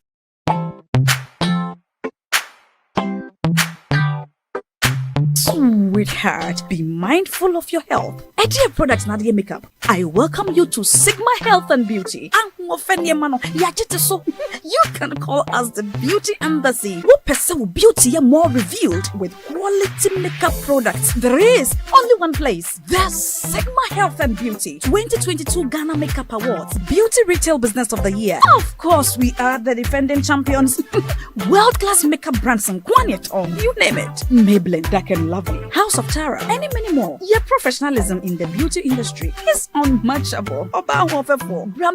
The proper way of applying our products. Sigma Health and Beauty, Yewa Accra, Makola, Georgina Stores, and Rollins Park, Gate 4. Fryer in 0248 138 596 and 0201 408 186. Or visit our online shop at www.beautyavenuegh.com. Sigma, your beauty, our joy.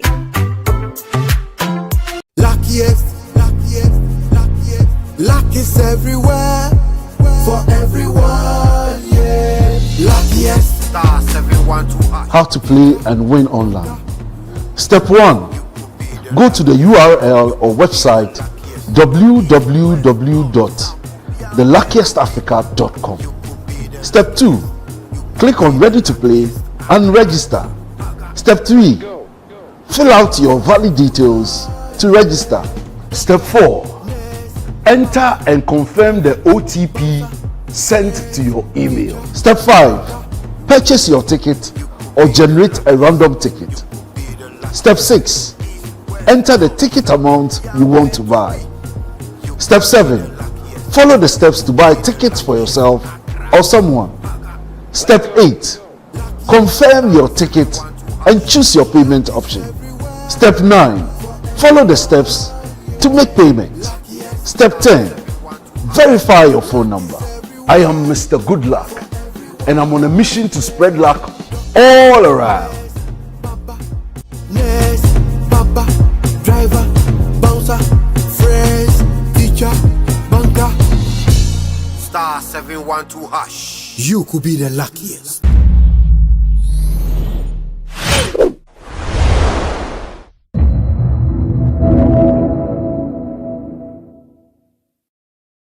I see you have SMS and print bill as well. Exactly. So you can send it via text and you can get the paper as well. Yeah. So if I okay. Go ahead. Print bill. Okay. That's it. That's it. So the person doesn't have to wait for 30 days. No. This is like on the go. Yeah. And if you are fast with your fingers, we can do it in 1 minute.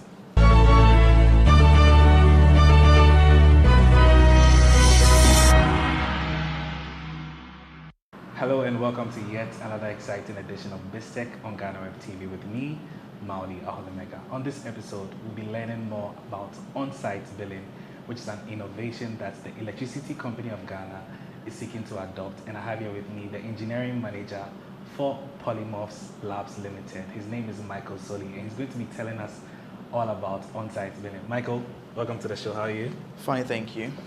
Good to see you. How's everything? We can't complain. There's a lot of pressure, but we are managing. Yeah, so now let's come to today's topic, which is on-site billing. For one, I have no idea what on-site billing is, so just briefly explain to us. Okay, I think the best way to put the picture across is to have an understanding of how service providers bill their customers for services they have rendered to them. So spot billing, or as you call it, instant billing, is applicable to any instance where there's a service being rendered to customers and you want to bill the customers on the spot, basically providing them an invoice for the service you have rendered, and that would be the basis for which they will make payments. So then when you take utility companies generally, there are two business models. There's what we call postpaid model and then the prepaid model. So with the postpaid model, you utilize the service before you pay. But with the prepaid model, you pay before you utilize the service.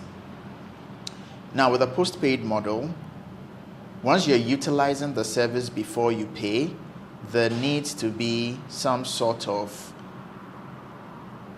instrument that measures how much of the utility you have used, which we call a meter. So every postpaid customer will have a postpaid meter that will be recording in terms of kilowatt hours. So when you talk about electricity, the unit of measure of the power consumed is in kilowatt hour. Yeah. So the meter, which is installed at the premise of the customer, is able to capture the readings.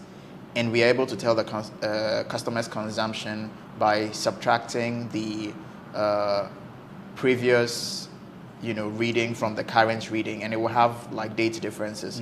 So for example, if the last reading that happened at your premise was on the 20th of September, and then the new reading happened on the 20th of October, there's a date difference of about 30 days. 30 days. So if we know the final reading and we know the initial reading, which was a month ago, we do the subtraction, we are able to tell how many kilowatt hours you used within that period, right? And we call that a consumption. Now, what happens with most traditional utility companies that do postpaid billing is that after they read the meter, they have meter readers who go around, especially for meters that are not smart, to be able to automatically send the readings across. When the meter reader captures the readings, it has to be sent to a central system. Okay. So let's say I'm a meter reader, I come to your house, I pick your readings, I send it to a central system. Now we go ahead and take the readings of every single postpaid customer, feed it into the system. Now the system has to be scheduled to generate the bills, i.e. do the subtractions, do the computation, get your kilowatt hour consumption within the period. That's for like 30 days or? Yeah, 30 or days sometimes, whichever period exactly. Okay. But Ghana adopts the 30-day cycle. Yeah, 1 month cycle. So what happens is that the consumption you've had over the period, then there are regulators that actually give these utility companies the tariffs that they should use in billing these customers. So then you do the computation and then the bill is generated and it has to be distributed back to these customers. So what you find in many utility companies, ECG inclusive, was the fact that if your meter is read today, the least amount of time it will take for you to receive a bill is 30 days. That's the next month. So assuming your meter is read in October, you will be getting your October bill earliest November.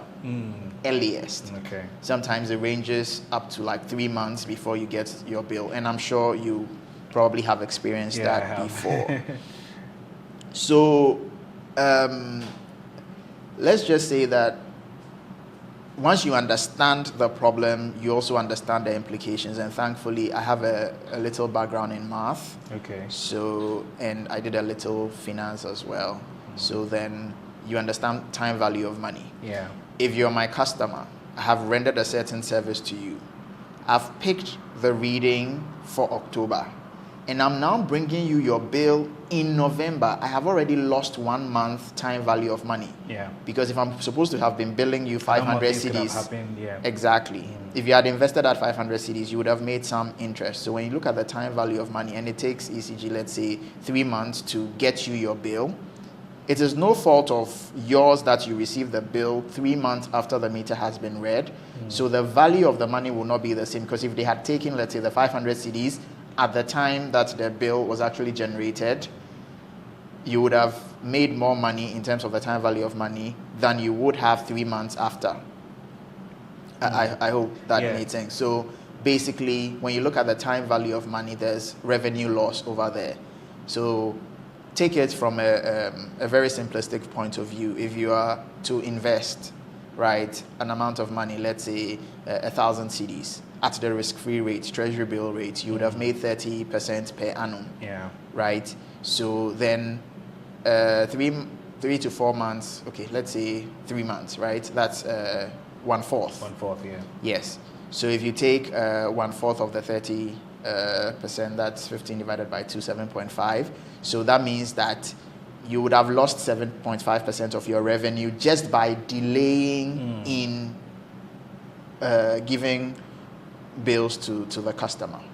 So then the question we asked ourselves was, what prevents us from giving the customer the bill instantly? In real time. In real time. What prevents us from doing that? And the only factor was computational power. What I mean by that is you have the manpower or the resources to go to the field and pick the readings. But you write it on paper, you bring it back and put it in a system and wait for the system to crunch a lot of readings from millions of customers, which is obviously going to take a lot of time, and you need computational resources. The bills quite late. Quite late, yes. And that causes a lot of friction as well. Good. Now, if you look at the problem in the reverse, you realize that when it comes to the final reading, you have it. Tariffs from PURC, so for Ghana is the PURC that is responsible for the regulator, exactly. Tariff is also available. Meaning that you as a customer, even by just reading your meter, you should be able to calculate your own bill. Excel, calculator, you can just take your phone and do your computation. Meaning that the only thing stopping us from giving you an instant bill is having computational power on the field, instead of going back to the office and inputting it in the system. Now, thankfully, technology has far advanced, and all the computational power you can have in a computer system, you can actually have on your phone or a handheld device that has the ability to store enough information and do the computation. So basically, Mike, this seeks to sort of address like a revenue problem, right? Yeah. And then also address the situation where people don't have to wait for a longer period. Yeah. So I'm sure you've been working on this innovation for some time now. How long has it taken you to develop this? So the spot billing is just one component of a larger utility management system. So if I'm to take the spot billing in isolation, I should say maybe 8 months, to a year. But the larger utility system that has several other components, say about 4 years. And so I know this is quite new. And how effective is this on-site billing innovation that's coming out? Oh, very, very, very, very effective. So like I gave you an example. If it was even a class test and you have 10 people and they all know how to calculate their bills, right? Once you give them, like what we do in exam, you'll be given a previous reading, current reading, the dates associated with the previous and the current. You'll be given PURC tariffs and then calculate the bill. You're a residential customer, this is the tariff. You're a non-residential customer, this is the tariff. You should be able to calculate it. So basically giving that ability to a handheld device, even like your phone or a more custom device where the computations can be done on the spot. So basically all we are doing is that we are taking that computation that you would have done elsewhere to your doorstep. And it's just by means of a device. So I just wanted to find out, did you by chance have to, I know you are using a lot of data and all of that, did you by chance use some AI machine learning to build this? Yes, so it has some AI components in it. I wouldn't want to go too deep into that, but like basic machine learning, linear regression, we are able to tell your consumption pattern.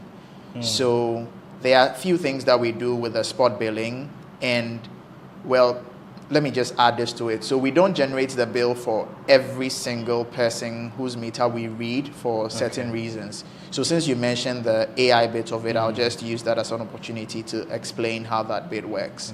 So what happens is that month on month you use electricity.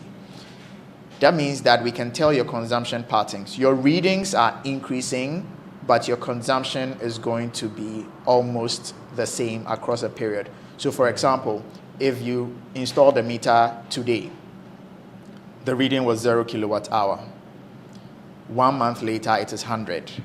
The next month, it is 200. When you do a difference between 0 and 100 is 100. Difference between 100 and 200 is 100. So although the meter reading is increasing, your consumption per month is almost the same. Sometimes it can reduce to 98, maybe it can increase to 105, and so on and so forth. Right? So that means that once we have historicals, we can use that as the basis for building the machine learning model that knows your consumption pattern. Now, once we have that consumption pattern, anytime we pick your reading, we have to check it against that pattern to see if it actually matches your behavior. Because if it doesn't, there could be instances where you are not even at home for 2 months, for which reason your consumption has dropped. Or maybe you have some electrical problem that has made your consumption go extremely high outside the bounds of your pattern.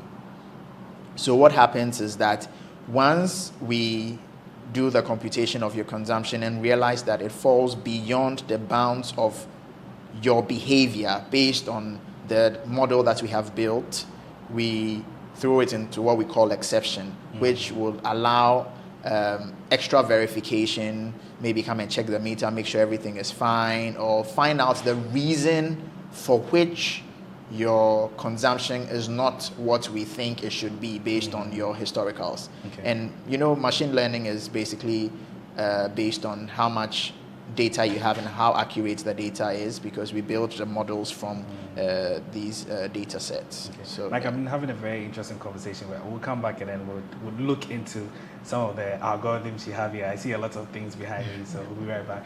I was speaking with Mike Solly, and he's the engineering manager for Polymorph Labs, and we've been learning about on-site billing, which is an innovation that the ECG is seeking to adopt. We'll be right back after this break.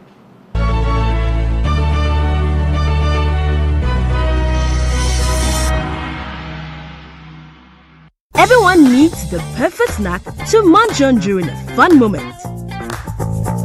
Wow. Enjoy the tasty McBerry Twist cupcakes, deliciously baked and packaged for a sweet treat. Premium quality cakes baked with love for all, enriched in butter and milk. Yummy.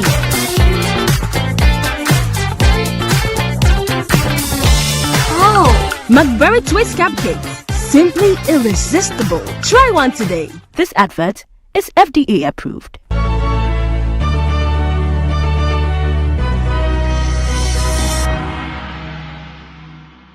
Welcome back from our break on BizTech. I still have here with me Michael Solly, and he's the engineering manager for Polymos Labs, and they are the innovators for the ECG on-site billing device. Michael, Charlie, I've been having a very interesting conversation. I've learned a lot about on-site billing, and now I want us to just briefly, before we go to have a preview of the device, you've been working on this for some time now, and Yes. What are the data and security measures that you've deployed for this system to ensure that consumers are protected, and that of also ECG as well? Yes, so we followed strict compliance when it comes to security, and then information exchange is also encrypted. So yeah, basically we've complied with the security standards to make sure that everything is under control. Yeah. All right, so now let's get into the app. The device proper. I see some machines and things here. So you built all this yourself? Yes, so what we did was to get a custom device. So even if you look at the device, you can see that it's labeled Polymos Labs, SAP's handheld device, so it's custom built for this particular exercise. And we have the app running on the device. Okay. So I think we can just we can take a quick look. Take a quick look at it. Okay.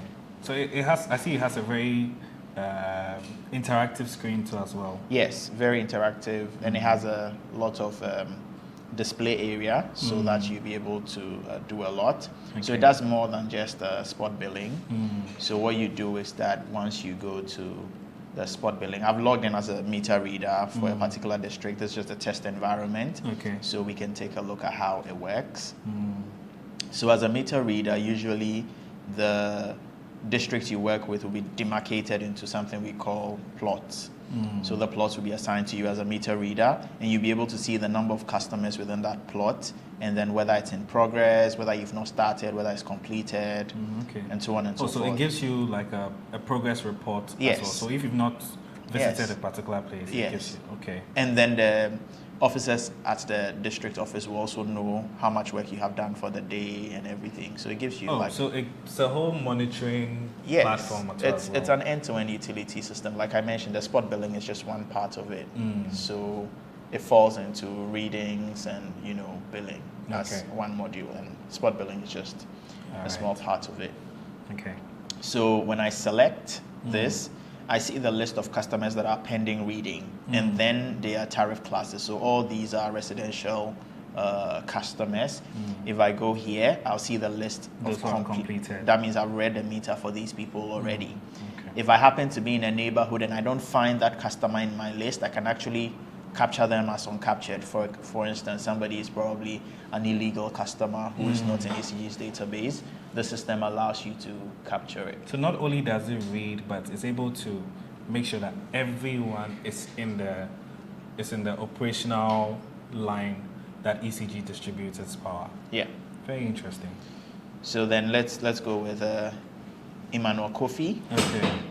So you see that the first thing it does when you select Emmanuel Kofi is it triggers the camera for you to take a picture of the reading. So let's just use this as an example. So we capture. If you don't like the picture because it's blur, it's not good enough, you can cancel, and then you can take another one. Interesting. Then if you like it, you go ahead and choose it. Then it brings Emmanuel Kofi's data, meter number, everything, contracted power, and the previous reading for Emmanuel. And Emmanuel was last read on Tuesday, 7th March 2023. So Emmanuel can hide. Yes, Emmanuel can hide. Then you capture the reading. So previously, since it's a test, I mean, you will see the reading on the meter, and you also see it on the screen. But for verification, you enter the reading. So this is 4-3 156, right? Yeah. So let me do something like 44000. Okay. So this is what I was trying to explain to you the other time. New reading. 44000. Okay. Right, and another 44000. This is like reading and confirm reading, just to make sure that you're not making mistakes. Then I click on continue. Now see what happens. It throws me into an exception. So it's giving me customer details, meter number, tariff class, previous reading, current reading, consumption. It's 844. variance. Good. Okay. Meaning that the minimum kilowatt hour we expected you to use from that 7th January till today, the minimum is what? 231. And then the maximum 769. Meaning that what you have consumed is above what we expected you to consume within that period, looking at your historical. Meaning that we'll throw this into exception for somebody else who's a superior to come and verify. So if you're using more than you should. Yes. So this is an example. So I'm just going to go back and going to enter something that will bring the consumption less so that we can generate the bill. So with something like this, it's not going to generate the bill for you. It's rather going to generate an investigation. Because you are doing more than cap. what we are expecting you to do based on the model that has been used. So I'll just go back and then we'll do 43, let's say 500. Okay. Right? Let's do that. So let's do 43500. 43500. Then 43500 again. Yes. To confirm it. Exactly. Okay. So once we do 43500, it says, okay, this one seems... It's legit. It's between... the model has given us your thresholds and you're within that threshold. So once everything is fine with you, you just click on submit readings. If everything is correct, it'll tell you meter reading successful. Okay. Once you close, it generates the bill.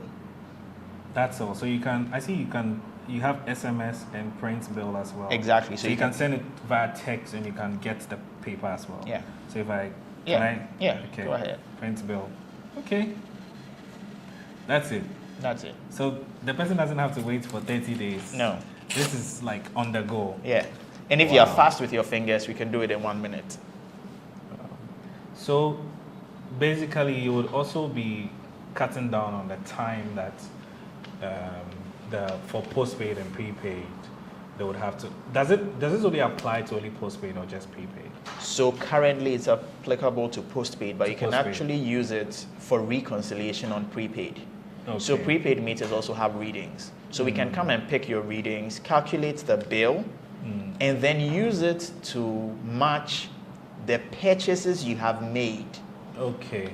All the purchases that you made. Exactly. So let's say this month you have bought credit, 200 cedis, 200 cedis, right?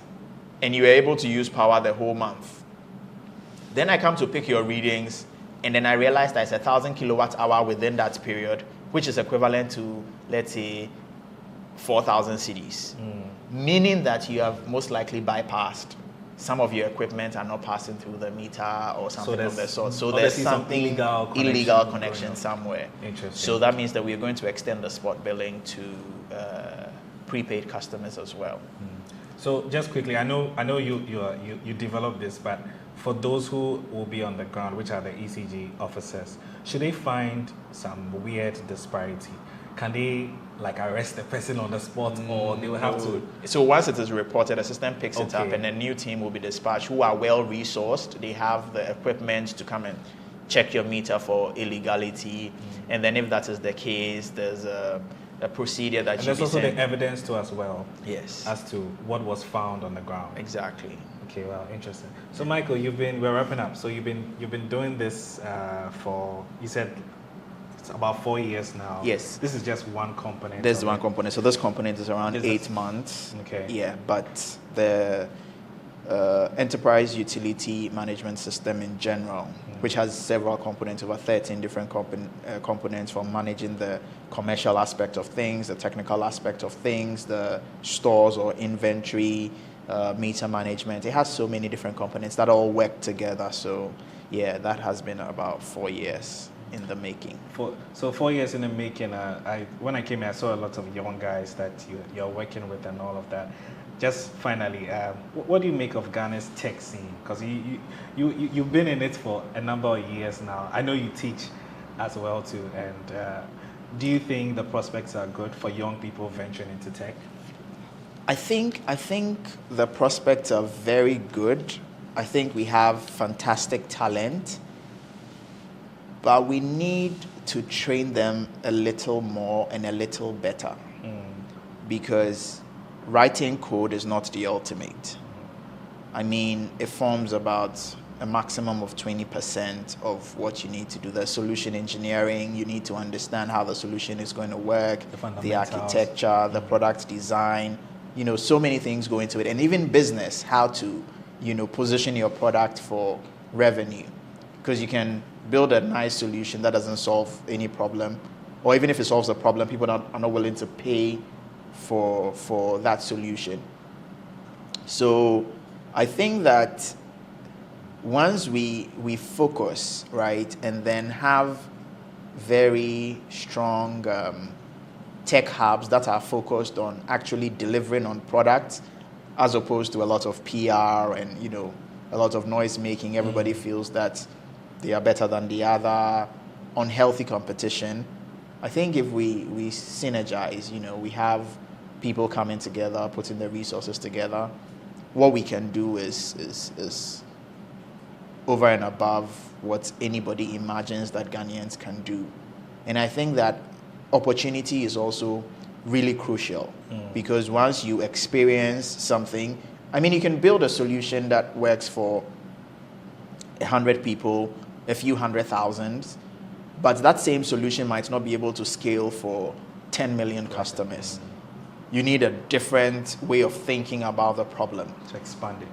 And if you don't have that experience, because how many entities can you work for or build for that have that customer base? It could even be a B2C solution, but then at the end of the day, you need some experience when it comes to scaling. And I think that once we collaborate and we also get the opportunity, we are able to do over and beyond what is expected. So I think that opportunity is key. And then as software engineers, product designers, or, actors in the tech space, we should be aiming for the best, because like I mentioned previously, the potential is there, and we just have to take the bull by the horn. And don't go for the easy stuff. Go for the hard stuff. Go for the hard stuff. Yeah, and then people like the easy way out. People like the easy way out. Go for the hard stuff. Make sure that your understanding of the principles and the fundamentals are solid. Because if you don't have a solid foundation, if you don't understand the principles, the architecture of whatever you're working with or on, it's very, very, very difficult for you to be a master of the trade.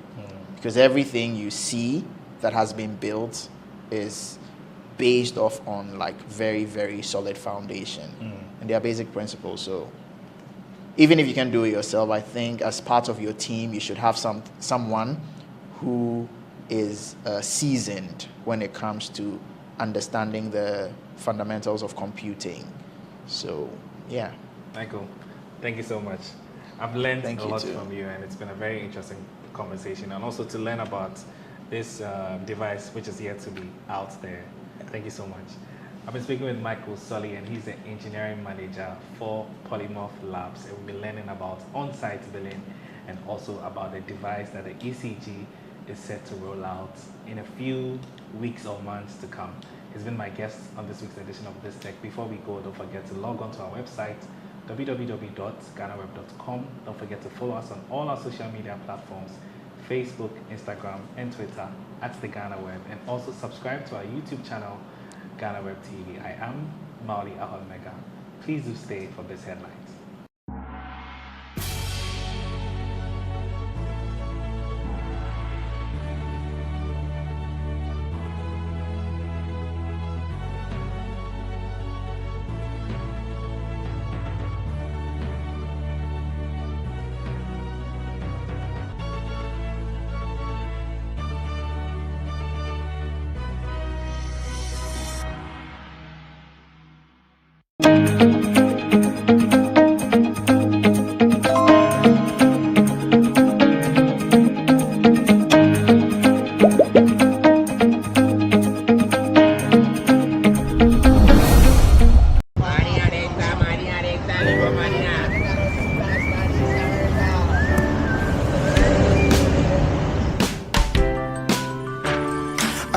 want you so bad, I'll fuck cracker.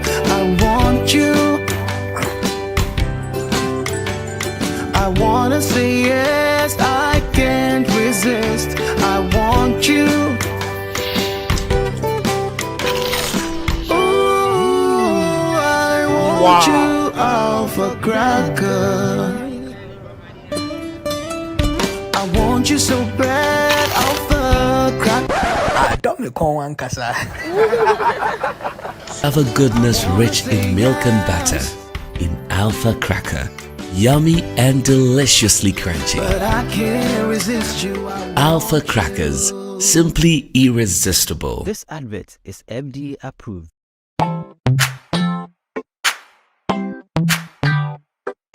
Sweetheart, be mindful of your health. Idea products na the makeup. I welcome you to Sigma Health and Beauty. You can call us the Beauty Embassy. Who pursue beauty more revealed with quality makeup products. There is only one place. The Sigma Health and Beauty 2022 Ghana Makeup Awards Beauty Retail Business of the Year. Of course, we are the defending champions. World-class makeup brands and Quanyeton, you name it. Maybelline, Dark and Lovely, House of Tara, and many more. Your professionalism in the beauty industry is unmatchable. Ensure the proper way of applying our products. Sigma Health and Beauty, Yewa Accra, Makola, Georgina Stores, and Rollins Park, Gate 4. Fryer 0248 138 596 and 0201 408 186. Or visit our online shop at www.beautyavenuegh.com. Sigma, your beauty, our joy. Luckiest, luck is everywhere, for everyone, yeah. Luckiest stars, everyone to us. How to play and win online. Step 1. Go to the URL or website www.theluckiestafrica.com. Step 2. Click on Ready to Play and register. Step 3. Fill out your valid details to register. Step 4. Enter and confirm the OTP sent to your email. Step 5. Purchase your ticket or generate a random ticket. Step 6. Enter the ticket amount you want to buy. Step 7. Follow the steps to buy tickets for yourself or someone. Step 8. Confirm your ticket and choose your payment option. Step 9. Follow the steps to make payment. Step 10. Verify your phone number. I am Mr. Good Luck and I'm on a mission to spread luck all around. Yes, Papa, driver, bouncer, friends, teacher, banker. Star 712 hash. You could be the luckiest.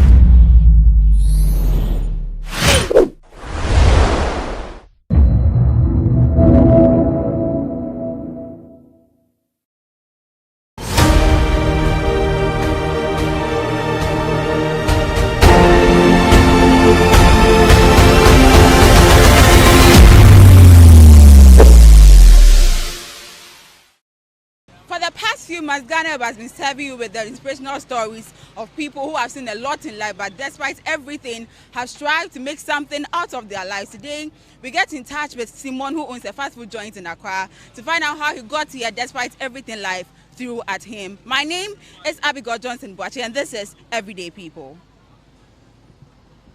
Chef, I was saying? Simon.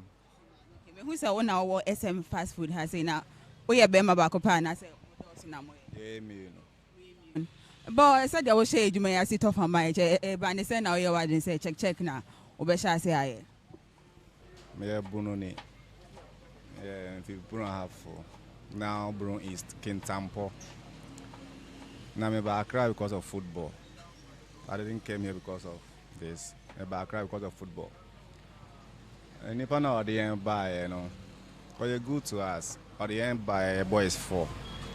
Oriented time my labadi yesora eco training but like 3-4 months and when I call from Germany from many uncles on my medical school. See, I'm says bar Because no mahana che. No one person your football management into. On who decide is a fine. Okay, I no person out now, but I said any parents in any anchor no can say. Or me come medical school no, or be call. But then, I come so I want to say, yeah, the new crowd or be fine for your chrome nearby and see. I go back say or be call no, or be fee in China almost. The by now almost been 9 months. No, I hand down so my 3 years. And see, I call you know, nothing. Life and life so my Otena Hona 3 years and so I want to rent a dynamite and be so we decided in here you go back. That time I have a friend on Sophia Honor Medina. Now I'm your fried rice. See other two call me no yanko back on Achimota and I mean so me the bar Medina madam for her. See me bow monchain as you know I cried there a whole lot. See, about Monchain, the bois mo kakra, later no introduce me to their boss. Oh, whom me still can I am a type called jogging at home machine, see, I am a bar. I'm a boy, my Juma kakra, because I'm a football and I'm a person because I'm a cousin, I'm a chairman. But I yes, I'm catching almost okay. I'm a boy, my Juma, so. We started a bois or more and you may when you be a credit, I'll pay BB amount. So I'm boss and catch me, so okay. And you be a branch, no more branch back over Alishi. And you be a back on. So I remember so I had an answer, me handle mano. And many the other guy and I handle had an old Nanya, no one and you got crass. Say, do by being your boss or the job of a film. And a younger brother, I tell you and say, they say the upper for you know, I just shop when I come at dinner at the end of it. And so, okay, see, now almost be 16 boys. You know, I ain't me go honum. Sometimes no yami adom. My home said, yeah, a Jamaica cra. See, yes, I'm okay, fine. My brother and the other 3 guys, I'm going to 4. And I handle my dinner audience, so we are finding a way. And I'm be decided it's a fine. Me need capital now, I the best started fried rice and gather. So I started with Kelly Willie. Now I'm in Kelly Willie through Miss Swai or Mikro. Now Miss Swai Chibin, I'm in Kelly Willie. I started with Kelly Willie, a small seat like this, a small table. See, Namia don't want to pick a crack. Now I'm the plain rice account. So now boys in the rice and the Kelly will you know. Now I'm in fried rice here so quickly and I'm passing in your set. It's me call cake technique. And I call yeah a crow or kusia a crow or nyamiadum or monsoka say okay. Say the minimum way in there. Some person here will say I can go ahead and head in my ear. But advice and say men cover beer. As I said. Ope so be a Juma or Konina so that watching away your Juma how. And I'm so okay. So Nyamia don't make a denta, no more the SME. And I mean, the started fried rice and a can't kill you know. And see. Later, Nyamia don't fried rice and start to say, Pajana Mijai, Kelly, not sister baby son, so chipping a Mijai man or a Mijai man and watch. That was my cousin's story now, Casabai.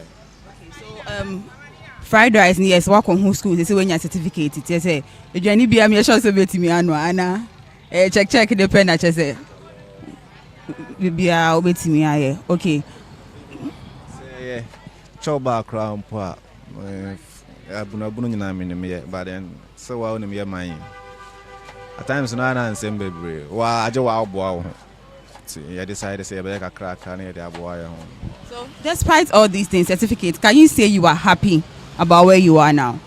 Nyamiadum yes in first baby because tama me call Medina and not being chusuna and pada but Nyamiadum through this meeting rented down when you're buying me bannets me okay although no yes they're saying can you pay any because me cannot football na me dream.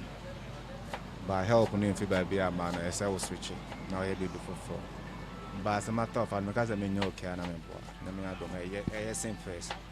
Now come about football, and so what's your dream? Is it still your dream? And I say, it's a way Jeff is so shy. The year do they show you football, no come. Baby, and yes, my jai cry. Although still I'm a tired training and I say for about like 15 years in how to say face. So class and men, my boys, but some couple ball crowd on your view. Me jogging, exercise all the time. And I don't know. What should that name mean? You know, because I will be something I say about footballer. Over break, I do more money. How is it that will be person football management? No, I buy a whole bone half for region that time. No, we're banking Tampo. 4 people or choose so can be. So we're really good. Okay, and boys also me member 4 and now over farm until they say 2 normal cock in Tampo no. They say my brother say more to our football and this one I say almost way jai to say there. I'm back in South Africa. Oh, your football now. Football now. And Ghana and Chebia and our number 1 goalkeeper if any Richard Ofori. My bonny didn't because of me and the ball be brave or Jingano Park. Oh, when I beside say, boy, and a friend is similar to fried rice. But there are ton fried rice. I see me to mission should be I know on Tiasia. I can make to my comment. Madame for Pa, no. Even say, also South African, I had my back rub. Now, the watch Motani. Oh, I chimotano. I don't want to share baby. No, Banya so good to him. Obano Buano, but then the crowd will check about football or Canada this year. Okay, so I understand that you are happy with what you are doing right now, but then is this something you want to keep doing? ABB, why you are doing say, oh, they say they do a Monday as minister may add it. In percent to and was on Kusi. We're into farming, so. We're into farming too. And I think I'll be home. Into farming. That be way cashew and animal farming like pigs, porco, near on the crow. By my men, I trust man. Why I didn't say that she be parking no aqua now, my farming, and I say, yeah, you may be I'll be me saying, so baby, my baby, me saying. We have one baby, many shows made to my twat. Send a quail chrome, I will still do this. Sure, because in Kintampo, you have a whole lot of tourism sign, Kintampo waterfalls and as for. So my decide is maybe a joint back, one might be back where a main station. By time to come, they're not going to fee. Send a Jumanico. Because a photo said they also in a day, we shout to me nothing. It depends. It depends on markets, you know. Say, in our times, we are doing so on and off. Yeah, and I don't. It's a business we are out to me nothing. Oh, so we can't find trouble on Timber Bray, but a younger like me. I'm a specific figure, Abia Osha between 300 and 500. No, maybe is but I'm expecting one person and couple on your madam every month to be a 3,000. Okay, so let's say 100 cities a day. That's great. Osha, and how was it? How difficult was it? Because even though I call Nya certificate, the no. Unya baby, I did basic unya table at once, unya like how was it? So difficult. The reason I'm saying start with a color because capital on the crime name to me. Not capital, no share saying. Because we want to okay to take back 2013. If I'm not lying, me see if you on the capital on the crime because I need to 300 cities to start with the color, you know. So going to market, buy while you're plantain and almost getting to 300 cities. Who said you marry us? How many years span are we doing in your name? Fried rice and Kasari started 2014. Back 2013. Also, Nyansa not there, she be say, I say. Like in this economy, and that's it, said they're no matter. Even so, set up a whole year's thing, going to market alone. Madam, it's so easy. Sell person will start fresh. BBR, they are only almost 10,000, 12,000. This is wow. Okay. So say you are happy at where you are. At least Nyankopon ye because I be brama. For me, No, and what me here, them me find me na me person money go home pa. Oh, we do in one pack here saying 25 and a day. Very affordable. With everything. Comes with everything. Everything to say. Rice, chicken, salad, ketchup, mayonnaise, shito, sauce. Chicken back on 32, 21, 25, on 32. This is the story of Simon, who wanted to be a footballer but now owns a fast food joint. He's happy at where he is at the moment. For more of such stories, log on to www.ghanaweb.com and get more of these stories. My name is Abigail Johnson Boachi, and this is Everyday People. See you next time.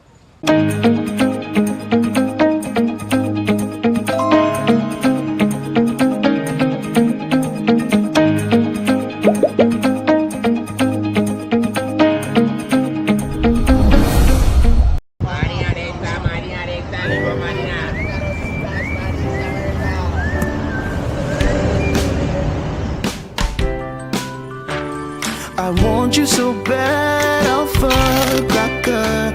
I want you. I wanna say yes, I can't resist. I want you. Ooh, I want you, Alpha Cracker. I want you so bad, Alpha Cracker.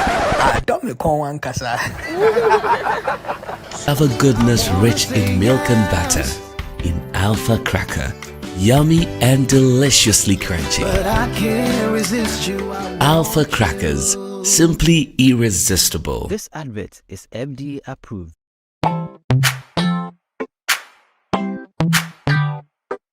Sweetheart, be mindful of your health. Idea Products Nadia Makeup. I welcome you to Sigma Health and Beauty. You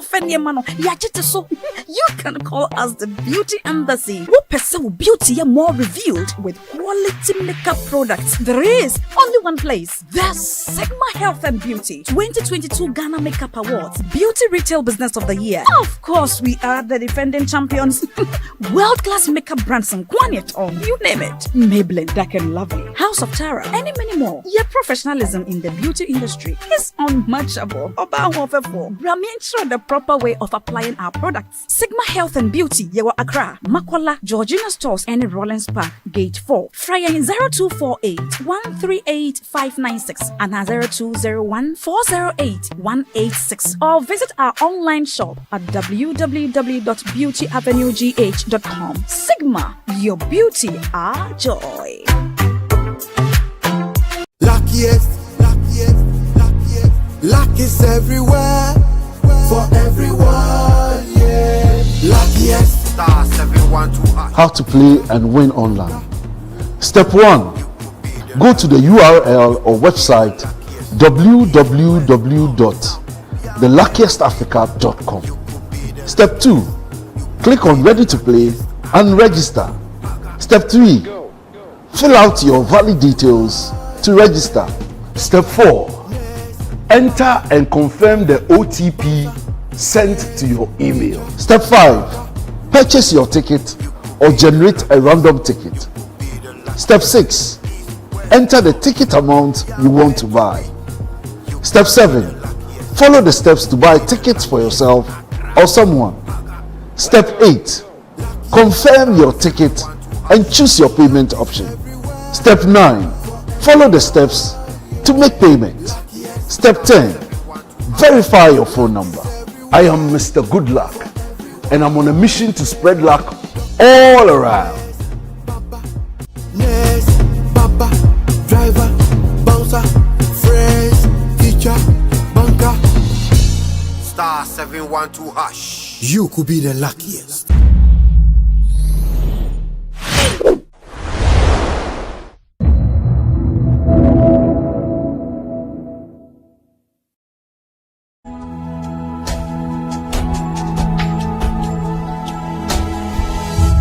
Strategy Department, Mr. Clement Boachi.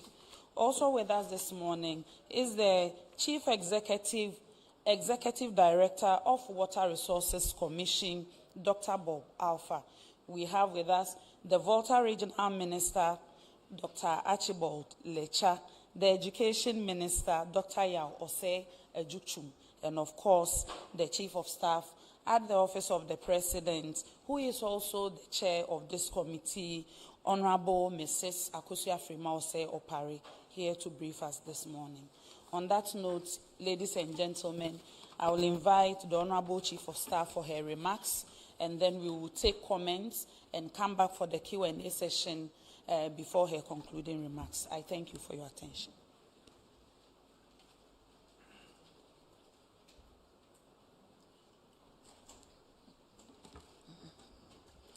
Good morning, distinguished ladies and gentlemen, ministers of state and members of the Interministerial Committee, deputy ministers of state, director of the Volta River Authority,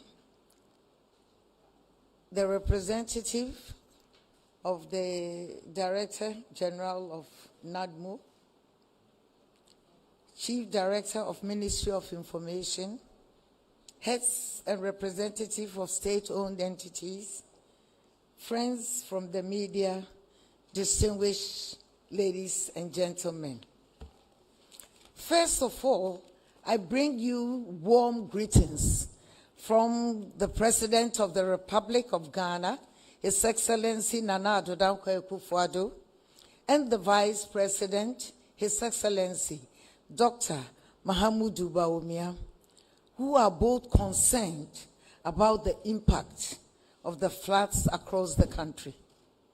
As previously announced, His Excellency the President set up this committee, which I chair, to see to the effective and timely execution of government relief and rehabilitation efforts to communities affected by the spillage of the Akosombo Dam in Volta, Eastern, and Greater Accra regions, as well as other communities that are affected by floods due to heavy rainfall in other parts of the country.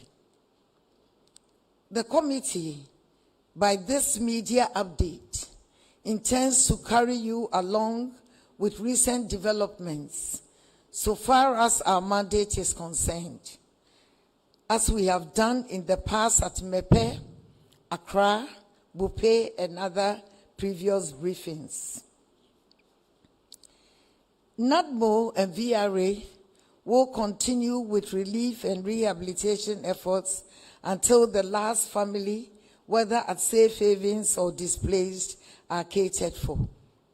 Today, we will provide information on other activities by government agencies, on what has been done beyond the distribution of relief items to affected communities.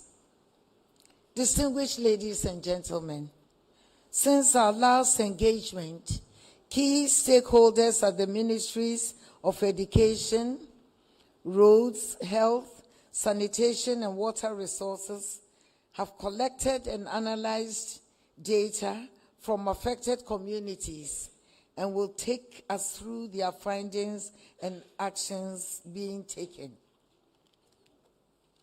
Let me share with you that so far, government has made available for relief efforts 40 million Ghana cedis between VRA and NADMO within the period. Government is committed to releasing additional funds as the various sectors carry out further needs assessment of the affected communities. I assure you, government is committed to improving the social and economic conditions of all affected persons in the communities. As announced by the Finance Minister, Honorable Ken Ofori-Atta, during the reading of the 2024 Budget and Economic Policy of Government on the floor of Parliament, government has budgeted an amount of 220 million Ghana cedis to support the relief phase for communities affected by the Akosombo Dam spillage, as well as floods upstream in Oti, Savannah, and Bono East regions. For the restoration phase, government through the Ministry of Agriculture will allocate additional resources to support the restoration of livelihood. Also, steps are being taken to secure additional funding from the World Bank and international climate-related resources to support affected communities, especially for rehabilitation. Distinguished ladies and gentlemen, let me emphasize that the Interministerial Committee does not only work with ministers, but also work with technical teams from the following agencies: VRA, NADMO, Environmental Protection Agency, Water Resource Commission, Ghana Hydrological Authority, Ghana Health Service, and Ghana Education Service. The committee will continuously engage all relevant stakeholders to ensure effective management of the impact of the flood in affected communities and streamline programs towards the restoration of livelihoods. Once again, ladies and gentlemen, let me express my sympathies to all persons and communities who have been adversely affected by this Akosombo spillage and floods caused by the heavy rains. Thank you for your kind attention as we listen to the other agencies for their contribution.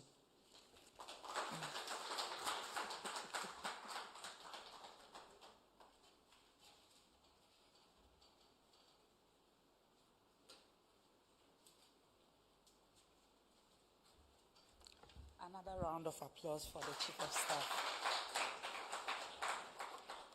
for the insightful presentation and making time for this very important exercise. We rarely have anybody of Chief of Staff's stature at the ministry's press briefing. I think this is the biggest. I haven't seen any beyond this portfolio. So, Madam, thank you so much for coming.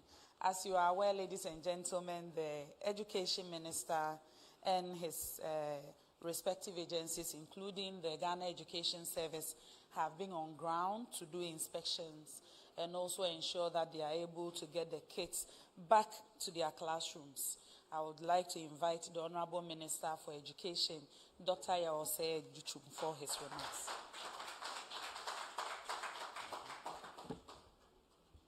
Good morning to every one of you. Madam Chief of Staff, given the constraints of time, please permit me to stand on the existing protocols.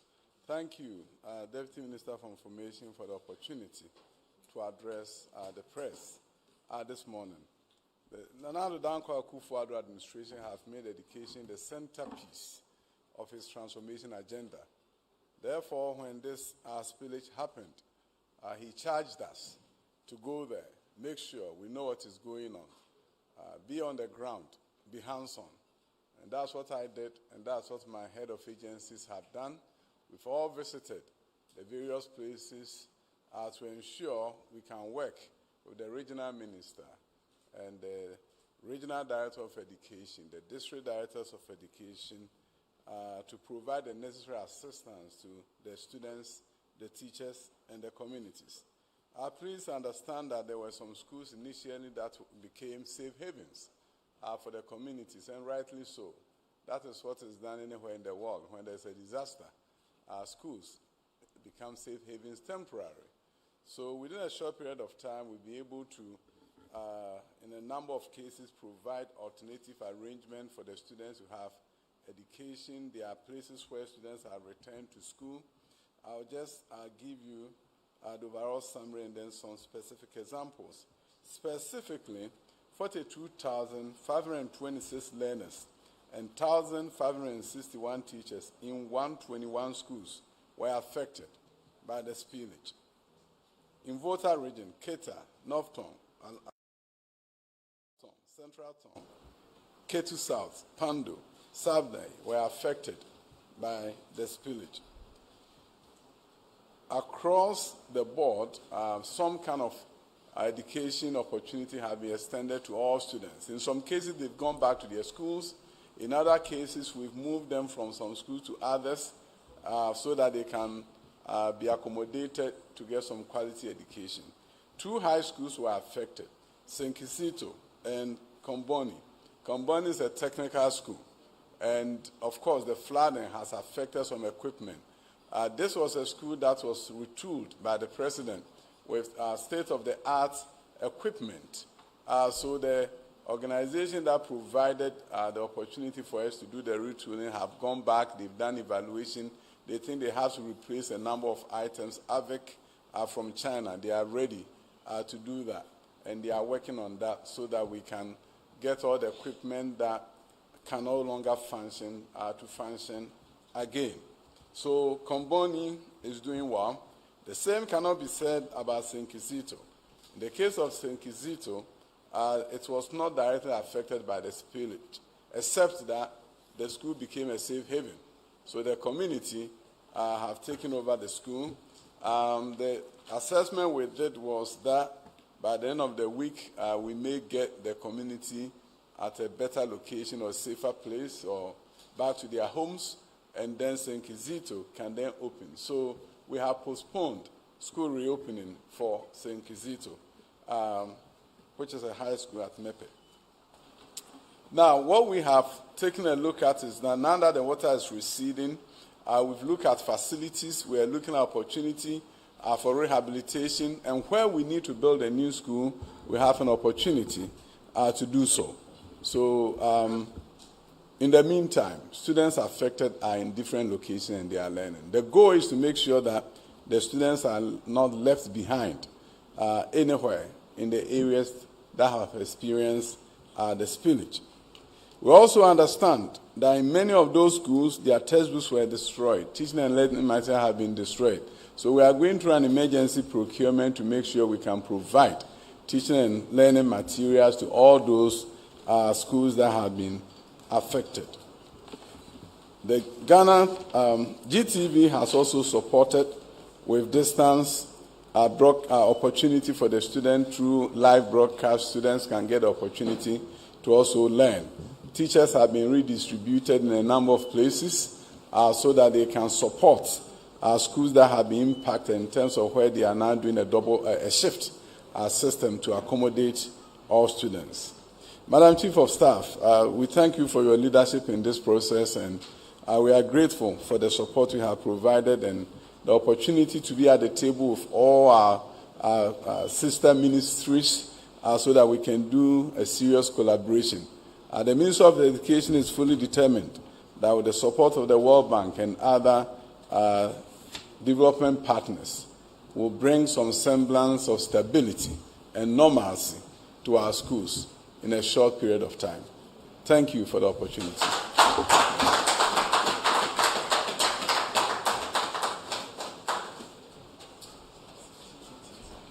Honorable Minister, thank you so much for the insights. On that note, I would like to invite the Volta River Authority, led by the Chief Executive, Mr. Emmanuel Anchidakwa. But before he comes upstage, permit me to acknowledge some other dignitaries with us this morning.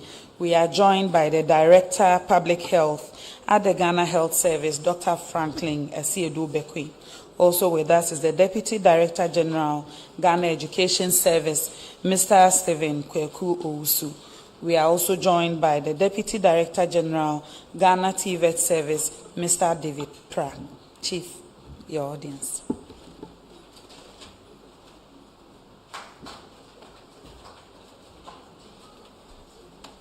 Good morning, ladies and gentlemen.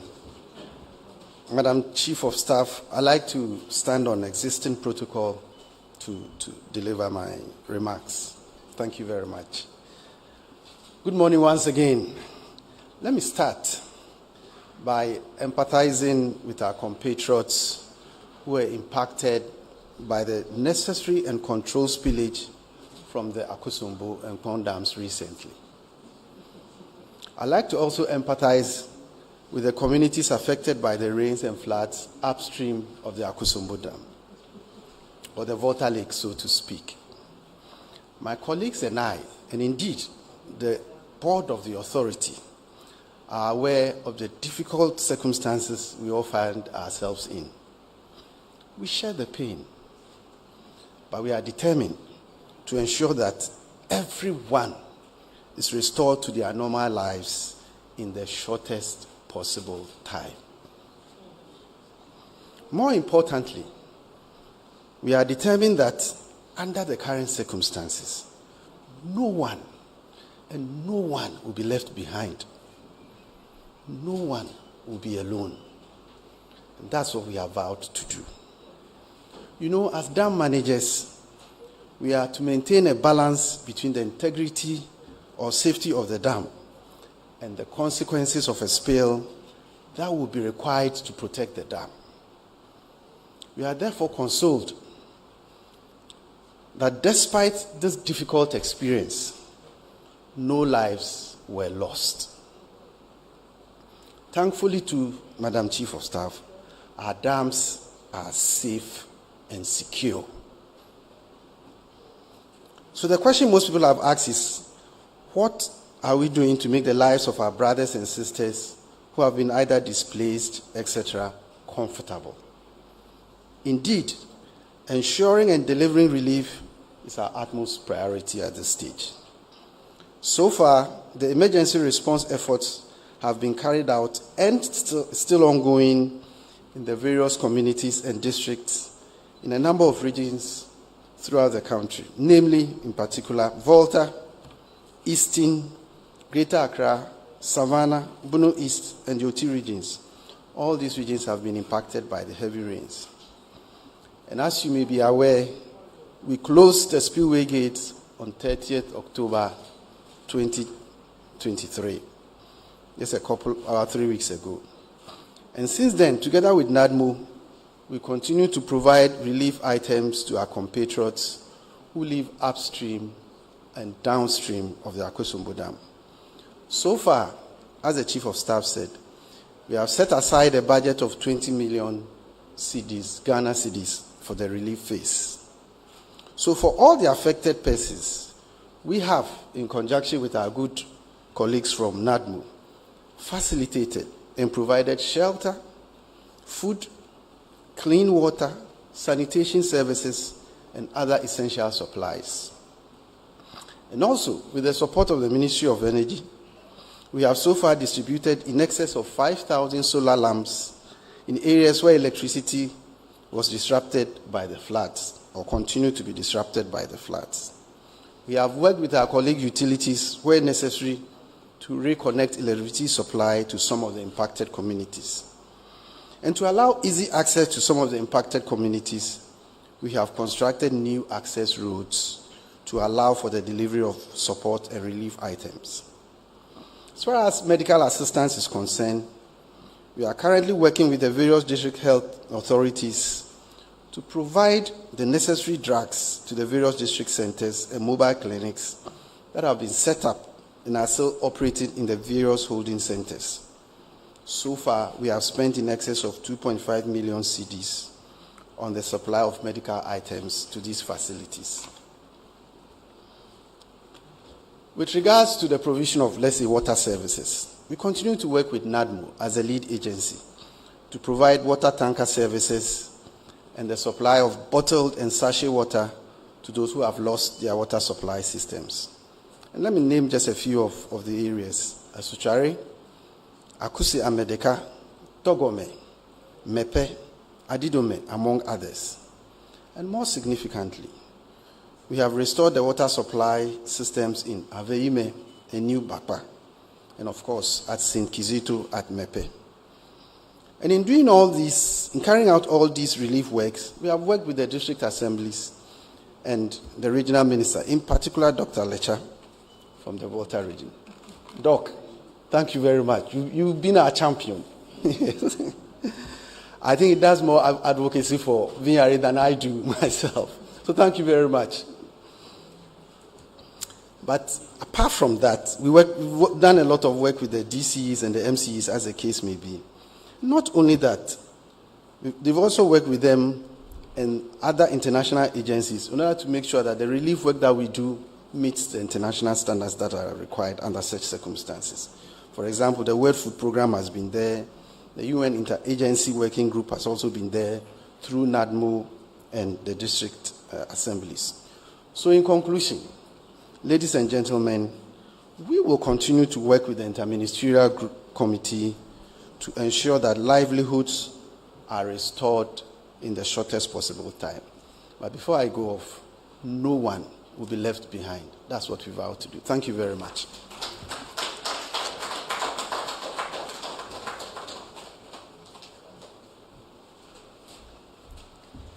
Thank you so much, VRA Chief Executive. On that note, I will invite from NADMO, Mr. Seji. He is the Deputy Director General of the organization, to give us his comments.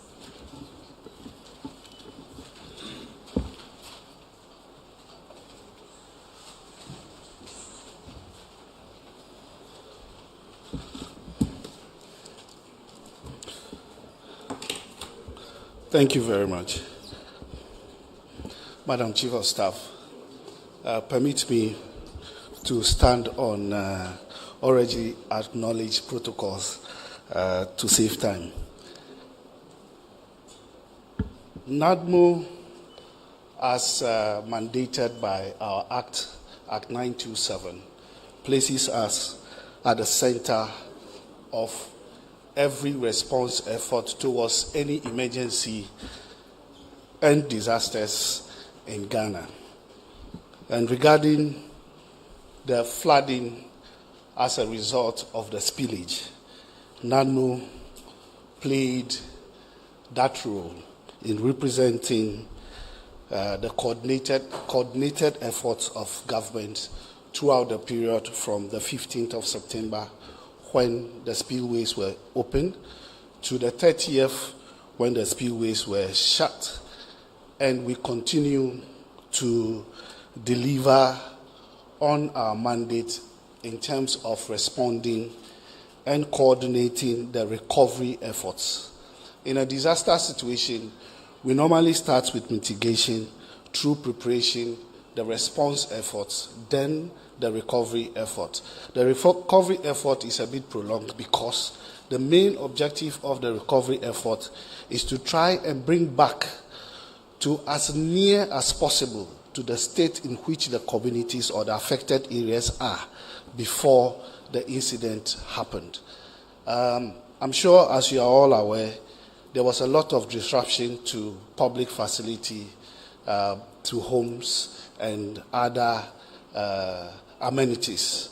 To a large extent, as the CEO of the VRA has already put out, some very essential facilities have been restored, especially in the area of water, because that was a very big challenge at the peak of the disaster, because all the small water systems were compromised. And we had to rely on the VRA tanker services, NADMO tanker services, and other private tanker services to try and support the affected persons. At the end of the disaster, we actually put the 30th to the 1st as the end of the disaster, because that was when the spillways were shut and the water started receding. We recorded a total of 39,333 affected victims in 8 districts downstream the Volta Dam. In the emergency preparedness plan of the VRA, they have 9 districts downstream the Volta Dam. But it was only 8 of those districts that we recorded affected persons. 2 in Greater Accra, 2 in the Eastern region, and 4 in the Volta region. Greater Accra had Adan, East, and Shai Osudoku. Eastern region had Esujaman and Lower Manya, and Volta region had North Tong, Central Tong, South Tong, and Anglong. As we speak, the recovery efforts are continuing. What we are currently focused on is trying to get the affected persons who are in the various safe havens in 4 districts, because in the other 4 districts, most of the affected persons were living with friends and family, and that numbered over 20,000. We had roughly over 9,000 in the various safe havens we had. We had 26 safe havens, the biggest one being St. Kizito, that had over 1,500 affected persons, and the smallest had 96. As we speak, quite a considerable number of the affected persons have returned to their homes, but they didn't just go to their homes. We had to, with the support of the assemblies and VRA, carry out some fumigation of their homes before they went there. We also collaborated with the Interagency Working Group on Emergencies, that is for the UN. We have a standing relationship with them, so they help us in our rapid assessment at the initial stages. When we started the recovery stage, they came in to lead a conditional structural integrity test and an environmental impact analysis of all the structures that were affected in the 8 communities. Their report is not yet out, but in the process of doing their work, they had given some clearance as to houses that were okay for people to return to. So for some time now, almost every day, we are getting people to return back into their homes. One big challenge we had, which I know the Minister of Education has spoken extensively about, but the good thing is that it is only in one of the districts now that we are having challenge of all the schools not being open, because we are still holding people in those centers. But we are very hopeful that in the next few days, not too much weeks, all this will be resolved, because the children has already lost more than 6 weeks of academic work. We are involved in pumping stagnant water now. When the water receded, after about a week, we realized that the nature of some of the areas, those places were naturally wetlands, but as usual, people have developed those places to live in. So the water could not go back. So we worked closely with the district assembly to try and create a channel for the water to go. We worked on that for about a week and realized that there was still some level of water in the communities, and we had to find a way. So we had mobilized some pumps, working closely with the military, the 48th Engineers Regiment, and the Ghana Navy. We have been engaged in pumping water for the past 10 days. This is going to continue for some time, because yesterday when we did the assessment, we realized that we still need to continue the pumping. So this will continue for some time. Finally, I would like to talk about relief administration. We started relief administration at the beginning of the spillage. What we actually did before the VRA increased from, I think, 20,000 to 50,000 to 90,000 CFS, because we started experiencing challenges after 90,000 into 180,000 CFS. We pre-positioned some relief items in 3 districts. And with the tremendous support of the VRA and other state institutions, we were able to mobilize enough relief items, both food and non-food items, to address the challenges of the affected person. And that is still continuing. We still have some level of stock to continue relief administration in all the safe havens and in the communities too as well. Thankfully, IOM led a team of UN agencies to also help us do a detailed household registry. What that means is that we could trace all the families back into the houses they have gone to. And because their livelihoods have been affected, we know that they will not get back on their feet just immediately. It will take some time. So we'll follow them to their homes with some relief until such a time that we are sure they will get back on their feet. We already know of efforts by government to try as much as possible to help those people restore their livelihoods. So finally, I just want to thank the interministerial committee led by the Chief of Staff and all the ministers that have worked tirelessly to help my organization and agency deliver on the ground to the affected persons. We know that the affected persons are not, they have lost a lot. So we think that to some extent what we have carried out, they are appreciative. But it is just that they have lost a lot and it is not easy for them to come back to their normal state. Thank you very much.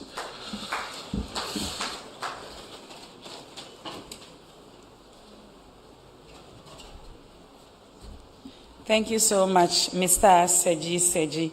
Madam Chief of Staff, permit me to acknowledge the presence of the Chief Director at the Ministry of Information, Mrs. Charlotte Morgan-Esiedu, the Honorable Minister in charge of Sanitation and Water Resources, Honorable Frida Prempe, and the Minister for Information and my boss, Honorable Kojo Opon Kroma.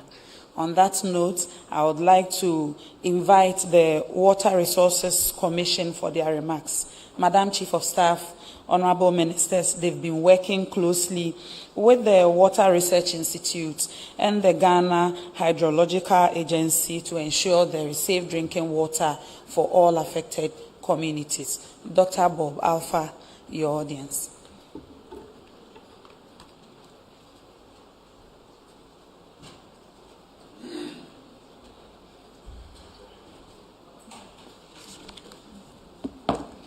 Thank you very much, Deputy Minister, Honorable Chief of Staff, Ministers of States present, Deputy Ministers, the media, ladies and gentlemen.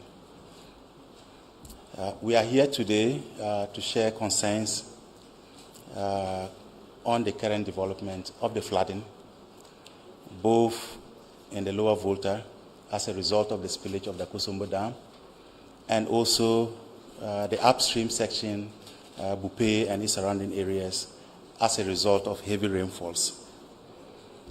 Most importantly, we want to provide guidance and solutions to ensure everyone within the affected areas remains safe. Ladies and gentlemen, the Ministry of Sanitation and Water Resources, through the Water Resources Commission, upon the directive of the Interministerial Committee, chaired by the Honorable Chief of Staff, carried out assessment of water quality in the Lower Volta Basin and also the upstream Bupe and its surrounding areas. Today, we will want to share with you the results and also the recommendations and solutions that we have come up with. The results of the assessment indicate that all the water resources and the facilities within the area are grossly, unfortunately, polluted by indicator and pathogenic bacteria. And because of this, the use of the water is unsafe. Most of the bacteria that is found in the water is fecal coliforms and E. coli with other, species of bacteria, which can cause health risks to consumers and people who come into contact with the water resources. As most of you are aware, and as previous speakers have already indicated, the displaced and affected communities currently depend largely on water tanker services provided by VRA and NADMO for their daily water use. Indeed, this intervention has led to preventing the outbreak of waterborne diseases so far. And it is on this that the Water Resources Commission was tasked to come up with measures going forward to ensure that we maintain the safety that exists right now. As we move to the next phase towards normalizing the lives of the people in the affected areas, we wish to advise to all people who live in the affected areas to adhere strictly to the following. Number one, avoid any contact of the raw water resources within those areas because they are highly contaminated with bacteria, which is unsafe. Water from the supply schemes and hand pumps and boreholes should be treated before use. Government has provided chlorine tablets which can disinfect the bacteria that we have found. We also encourage that if you can boil the water before use, that will take care of the bacteria that we have found in the water. Alternatively, locally manufactured clean filters would be supplied to filter the bacteria before use if you cannot boil the water. On our part, as a Ministry of Sanitation and Water Resources, we will continue to monitor the water quality of all the water supply facilities, including boreholes, and advise accordingly. Ladies and gentlemen, we are committed to focus our minds and take collective actions to ensure the safety of all people in the affected communities remain safe. Thank you very much.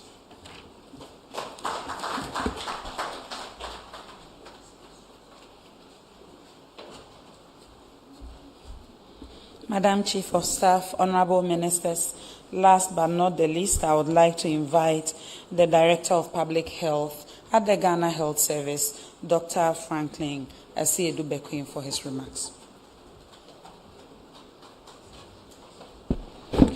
Thank you very much, Madam Chief of Staff, ladies and gentlemen. I'm making this presentation on behalf of my Director General. So there are a few slides. And I think that for the health response, our main object is to prevent an outbreak. And then to minimize the effects if this will occur. Because it's not always that you can actually prevent the outbreak. And then we're also going to treat clinical and the situations in terms of mental situations of the affected persons. So basically, that is our mandate for the health sector. Let me give a few highlights. For now, we are looking at about 6 regions that have been affected, together with a lot of districts. We have actually set together regional epidemic management committees. And let me say that we are working together with NADMO to ensure that the proper coordination is in place.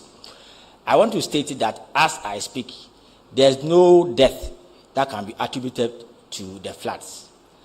And what I also want to say is that we are actually doing monitoring of the diarrhea situation. And there's no obvious increase in the diarrhea cases. There's no confirmed cholera case. We are doing health education and sensitization. Clearly following the report from the Water Commission, it tells you that you are in for a long haul.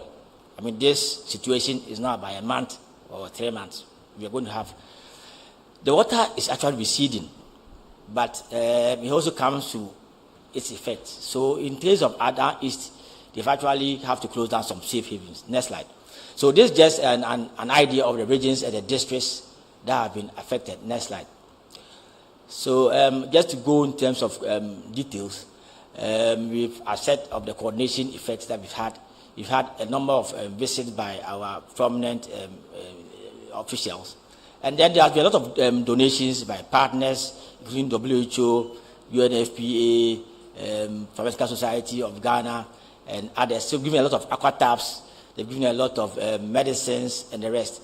But for us as a health sector, the key is about surveillance, the early detection of a disease condition that may escalate. So what we are doing is that we are putting heightened surveillance on priority disease conditions, including cholera, diarrhea, skin infections, even snake bites, and then mental health situations. And then we are actually doing case searches, and we are registering the vulnerable populations. Next slide. So this is just a slide of trying to give an idea of what we are doing. We have thresholds of the diarrhea conditions in the country, and we are looking at it over a period of time. So the red is the threshold that has been established over the period of time, particularly with reference to water region. And you can see that is the blue which we are seeing. So there's a blip, but it doesn't really point to an outbreak. So next slide. So this is also one that we are looking for in Bono East. So for the health sector, we are actually having a good look at our health situation to early detect an outbreak and respond to it. Next. So risk communication is very crucial, as was said by Water Service Commission. It's about the water usage, and how one thing that has helped us is VRA and other partners have helped us to get access to potable water. But how safe is the water? And I think that's very crucial for us. In the next maybe 6 months, that's what we're going to focus on. You cannot drink water now. I mean, you cannot afford to drink the water. You can maybe bath, but you cannot drink water. So we're going to focus on it and making sure that the use of aqua taps are going to cut across all the regions and all the districts affected. Next slide. So these are some of the pictures that we've done. We've had a lot of community engagements. We are not going to end now. We're going to continue through the Christmas, maybe to Easter and what have you, until Water Commission tells us that the water is safe. We are going to avoid taking water. Next slide. So let me also say that in as much as we are trying to prevent outbreaks, we can still have the outbreak. So we try to earmark what they call treatment centers. So if you get a case of cholera, how to manage it. So that's what we are trying to do. And we actually oriented our health staff. We're going to do more training to see how they can manage the case if it's your care. We're going to pre-position a lot of the IV fluids, 541 and the rest. Like what we want to do is that if you get the outbreak, you shouldn't get mortality, you shouldn't get any death. So that's what we're trying to look at. Next slide. So in terms of logistics, let me say that we are grateful as a country for the love being showed across. So by in-country partners, what have you, mosquito bed, mosquito nets, disposable gowns, liquid soap, sanitizers, clothing, all have been provided for now. I think that it has never ended. But one thing I want to put across is that this situation is in for a very long haul. And I think that people should not get exhausted when they are donating. Next slide. So these are some of the aqua taps. Actually, this aqua taps was given to us by global communities, and it has been allocated to the regions for use. Next slide. And just recently, we had a lot of donations from WHO, focusing on cholera, diarrhea disease, and malaria. It includes medicines, laboratory test kits, and all has been done, has been given to us. It's quite a lot. So there will be a few challenges that I think I don't need to stress so much on, but there are obvious challenges that we need to go around it. Next slide. So for us, going forward, what we are doing is to make sure that we tighten our surveillance. For us, I was speaking to Honorable Opaguma. For us, it's about early detection. If you should get an outbreak, this whole dimension will change. Yes, because though the finance minister has earmarked some funding, if you get an outbreak, then we need to triple it. So the idea is, yes, so the idea is that how do we get the disease early and curtail it?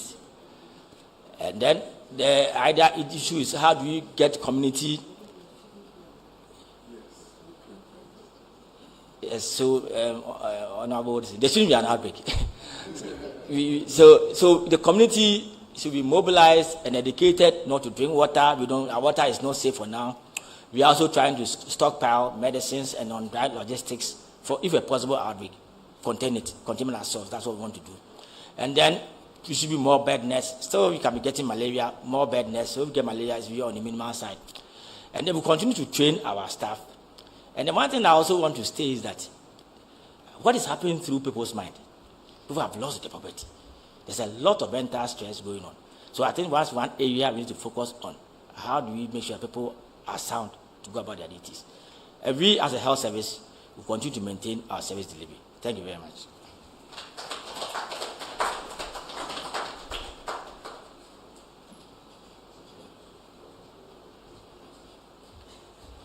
Thank you so much. That was Dr. Franklin Esiedu-Bequin from the Ghana Health Service.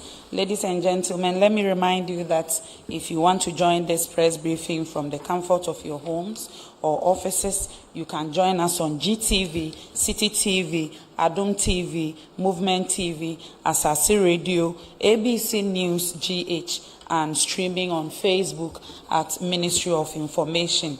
I would also like to run you through the membership of the committee tasked to address the Volta Dam spillage has expanded, because now we have, in addition to the members as published, the Minister for Education, Minister for Health, Minister for Gender and Social Protection, and the Minister for Agriculture. Ladies and gentlemen, if you have any question, this is the best time to ask. If you have a question, they will bring the microphone to you when you raise your hand. Kindly mention your name and affiliation and proceed to ask your question. Okay, I can see 3 hands here. Maybe we can take 2 more, hopefully, if there are ladies' priorities. Okay, so I'll take the 2 of you. Okay. Thank you. Atamensa from Ghana News Agency.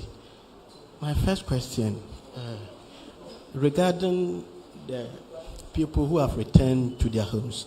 As Mr. Sadiq just said, there are considerable number of people who were in safe havens are now returning to their homes after a UN agency did structure assessment. Even though the report is not out, but yet they have okayed that they can still return to their homes. Are you not putting the people at risk? On what basis would they grant the people the authorization to go back when the report of the structure assessment is not in? So I want to find out on what basis would they grant that permission. Then 2, now the people have returned to their homes. The water are polluted and they are not supposed to use it. Are they supplying water to their various homes, their water tankers? Are they supplying them to their homes? If not, how are they going to get safe water? Because the water is already polluted. So I want to find and clarify this thing for me. Then 2, as the finance minister said during the presentation of the budget, that they have increased finance to livelihood empowerment against poverty by 50%. And now that the pupils have livelihood are gone, they are not working, is there any plan of enrolling them onto the scheme? Because they are now in poverty, extreme poverty now. Is there any plan to enroll them under that scheme, since fortunately the scheme will receive 50% of increment? And so if there's any plan to that. Then as please, let's take to 2 questions so that your colleagues will also get the opportunity to ask there. So thank you. Please proceed with you. Thank you very much. Very short one. My name is Fred, who I report for City FMC TV. The very first one, I know it's quite difficult for us on our part of this world to resign or accept responsibility sometimes, but the stakeholders, being the chiefs of these affected communities, are calling for sanctions for VRA. You said stakeholders. Which stakeholders? The chiefs of, to mention specifically, the Manklalo of Mepe, who is one of the hardly affected communities. They are calling for sanctions for VRA officials. Will VRA admit any responsibility on their part, whether fully or partially, and to what extent would they agree that they've been, quote and unquote, negligent in this whole exercise? The next one, Nadmo, how will you rate your response to this whole disaster? Because for me, touring the affected areas, I realize that I see signboard which indicates that you should relocate to certain places or certain safe havens. But those safe havens are just bare parks. Signboards are only erected there. Nothing like sanitary conditions provided and before the start of this whole spillage. How would NADMO respond to their how would NADMO rate their response to this whole crisis? To the Chief of Staff, a quick one. How many Please, meetings? You've asked two How questions. many meetings did you hold? Please, you've asked two questions. Let's stick to that so that your colleagues will also get the opportunity to ask their questions. Thank you. Yes. My name is Abdul Hanan Adam. I work with the EIB network. My first question goes to the Education Minister. Honorable Minister, I'd like to find out from you, since St. Kizito and other schools have been affected, what happens to their academic calendar? Are they going to have some special exams that they will write because they are currently not in school? And secondly, I'd like to also find out from the Ghana Health Service, like my colleague from the GNA asked, how safe it is for people to go back home. I've personally been to Mepe and Bato. I've also realized that a number of people have gone back home. And at the time they were in their homes, the water had not receded to the level it has at the moment. And what are the plans to ensure that, since the Chief of Staff doesn't want us to detect any form of outbreak, how are we ensuring that these people are given some sort of immunization or any form of standby medication whatsoever to ensure that we don't have this outbreak? Thank you. Thank you for the questions. Yeah. He has asked your question. Okay, Dela.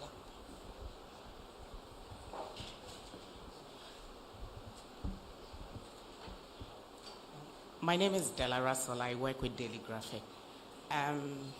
In the presentation, right from the Chief of Staff to the very last person who spoke, there has been no mention of people with disabilities.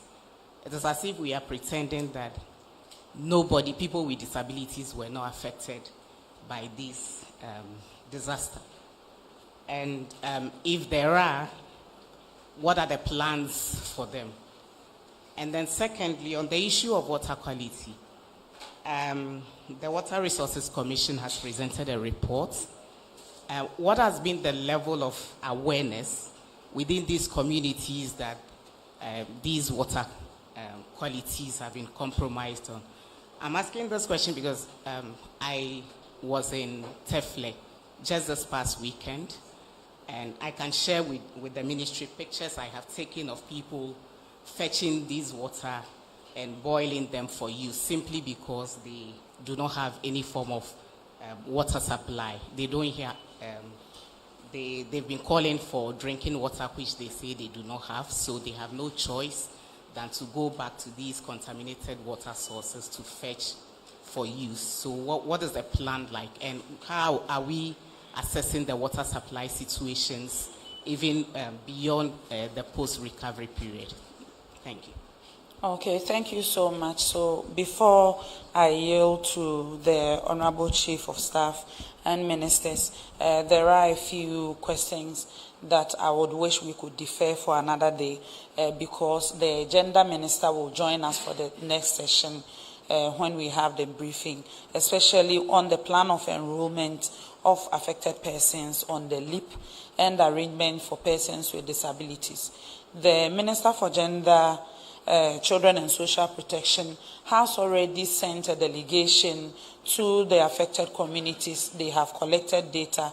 She has granted interviews and made some public commitments as to how they are trying to get some funds, even removing the bureaucracy to make sure they send funds to affected communities. So I believe in the face of that, bearing in mind that some work is being done in the background, it will be best when she gets the opportunity to use this platform to give us a report and the successes they have chalked so far. So kindly defer that for other times. But I will invite Dr. Bob Alpha or Dr. Franklin Esiedu Bequin to answer questions on the water quality and also the awareness creation on the water quality, because I know the Ghana Health Service from last Friday has started some campaign on the water quality. So, Doc, please.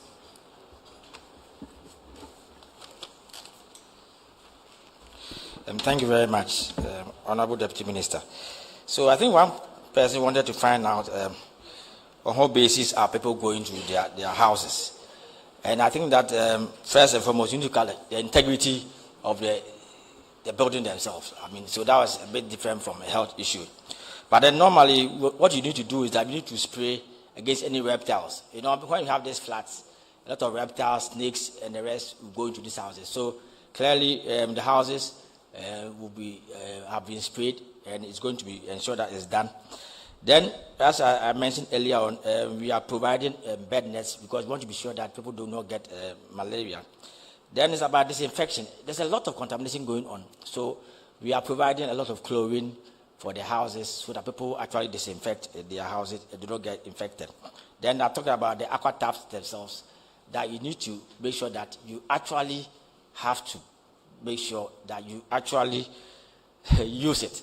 You cannot afford not to use it for now until Water Service Commission gives us the green light. They can use the water for now. So what we are doing is that we are mobilizing our resources. You know, we have a system that moves from national up to community level. They are being trained to ensure that we keep on drum the message. But it's more about the community to be part of us. So it's not just about the health sector. It's about all of us trying to make sure that we avoid an outbreak. So we will use this opportunity to mobilize the whole community. Then also there's issue about fumigation that has been going on. I think that is all in readiness to make sure that the houses are safe for use. Thank you. Thank you so much. I would like to invite the Honorable Minister for Education to respond.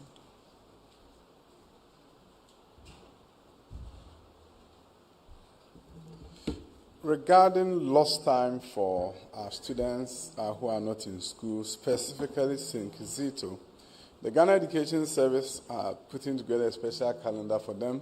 What it will mean is that we count the number of days that they lost and then reduce their vacations by the same number of days so that they don't lose anything in terms of contact hours to get them ready to be at par with other schools. Thank you.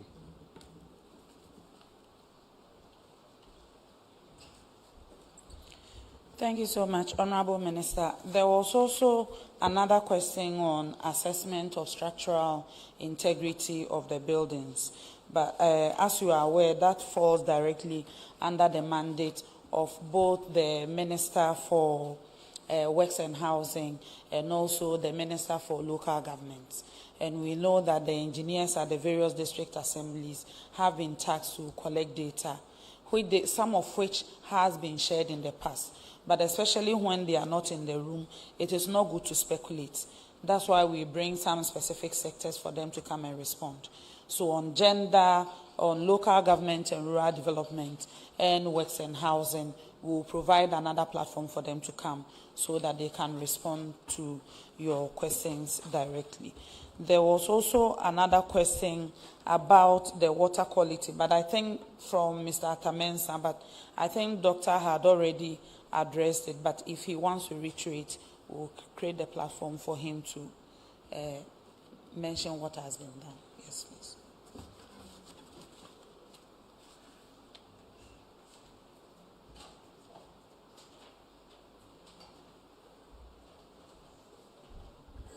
Thank you very much. I think the concern has to do with the level of awareness. It is for that reason that the Interministerial Committee directed us to do the assessment early enough before people started returning to their homes. So we are raising awareness with the district assemblies and NADMO and VRA. We have also provided chlorine tablets that were supplied by government. And, you know, the questioner asked about the boiling of the water. It is one of the measures to actually deal with the bacteria. So if people are boiling the water to the boiling temperature, then all bacteria, you know, will be eliminated. So that is one of the reasons we did this study. The source of water for people who are returning, most of them rely on boreholes. And as we indicated earlier, the boreholes are also polluted. It is for that reason that we have provided the chlorine tablets. We are also thinking of providing, you know, clay, locally manufactured clay filters that can actually filter 99% of bacteria before drinking. Thank you very much. Okay, so there was a question from City TV correspondent to NADMO to read their response. So, Mr. Seji, if you would like to take that.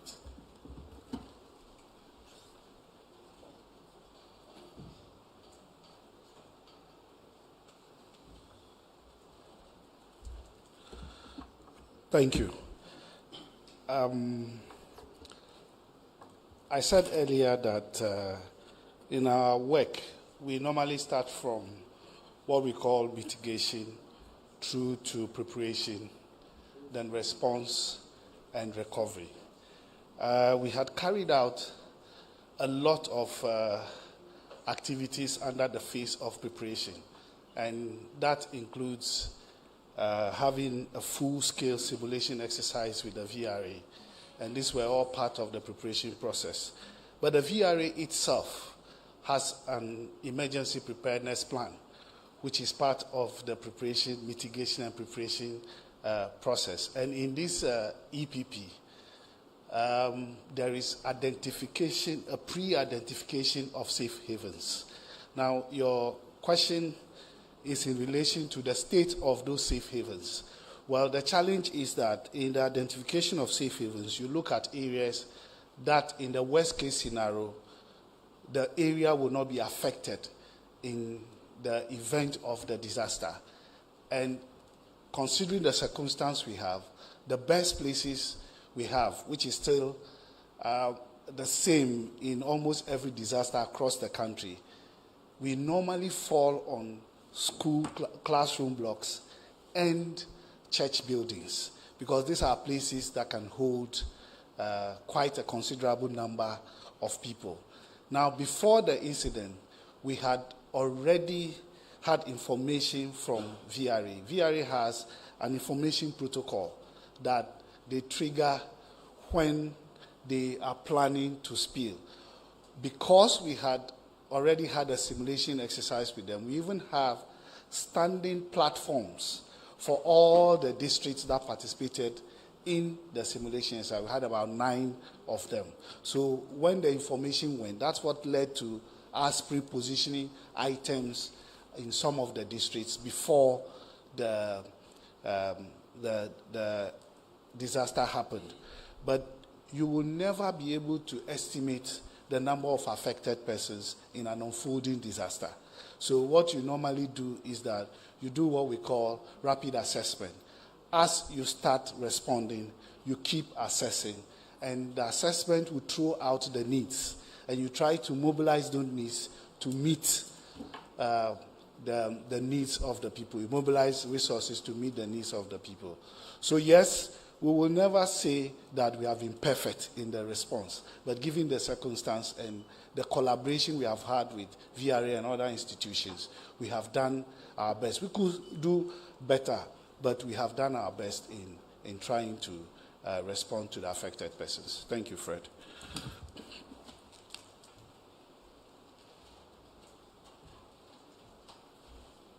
Thank you so much, Mr. Seji. I would now like to invite Madam Chief of Staff for her concluding remarks.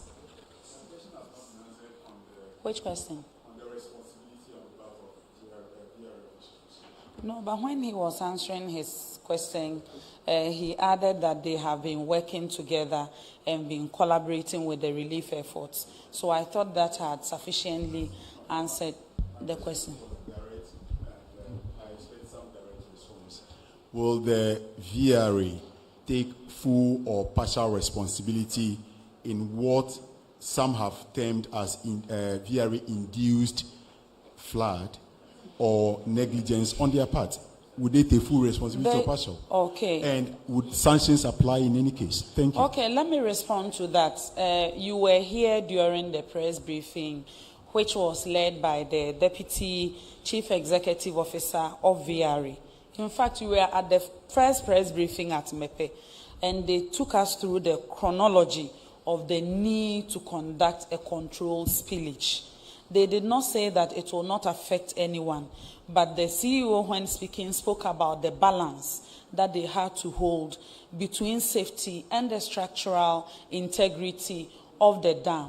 In a nutshell, they were saying it was a necessary evil, and a bigger disaster could have befallen us should the dam break. And the same communities would have been at the worst receiving end of such a disaster. So in the face of, oh, maybe we fear negative comments, what people will say we should wait. If the dam had broken and lives had been lost, I don't think we would have even been here having this briefing. So let us hold that balance, which they have also shown us that it had, the controlled spillage had to happen. But after it has happened, have they abandoned the communities? No. We've been on grounds with you several times. The VRA, CEO, deputies, all the staff have always rolled their sleeves. They do distribution of relief items themselves.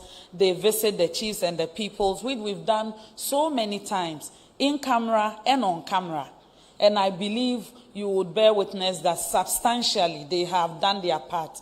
In fact, they have fumigated the communities for those houses that are habitable for them to go back.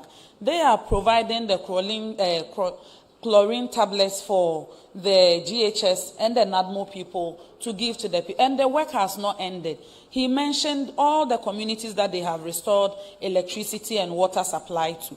And the work has not ended. So kindly bear with us and let them continue to do the work to the point where Madam Chief of Staff said they will not leave even one family at the safe haven. Relief efforts, rehabilitation efforts are guaranteed for everybody. So please, bear with us as we continue in that direction. Oh, you have questions again? Please. We will come back again. This is the 5th briefing. We have a lot to go. So let me invite Madam Chief of Staff for her concluding remarks.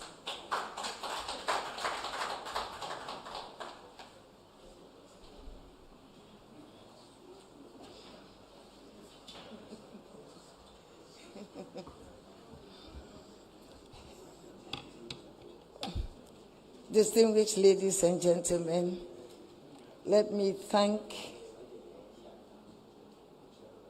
the members of our interministerial committee and the agencies who have been working with us for their contributions and enlightening the public on what we are doing. Like the Deputy Minister said,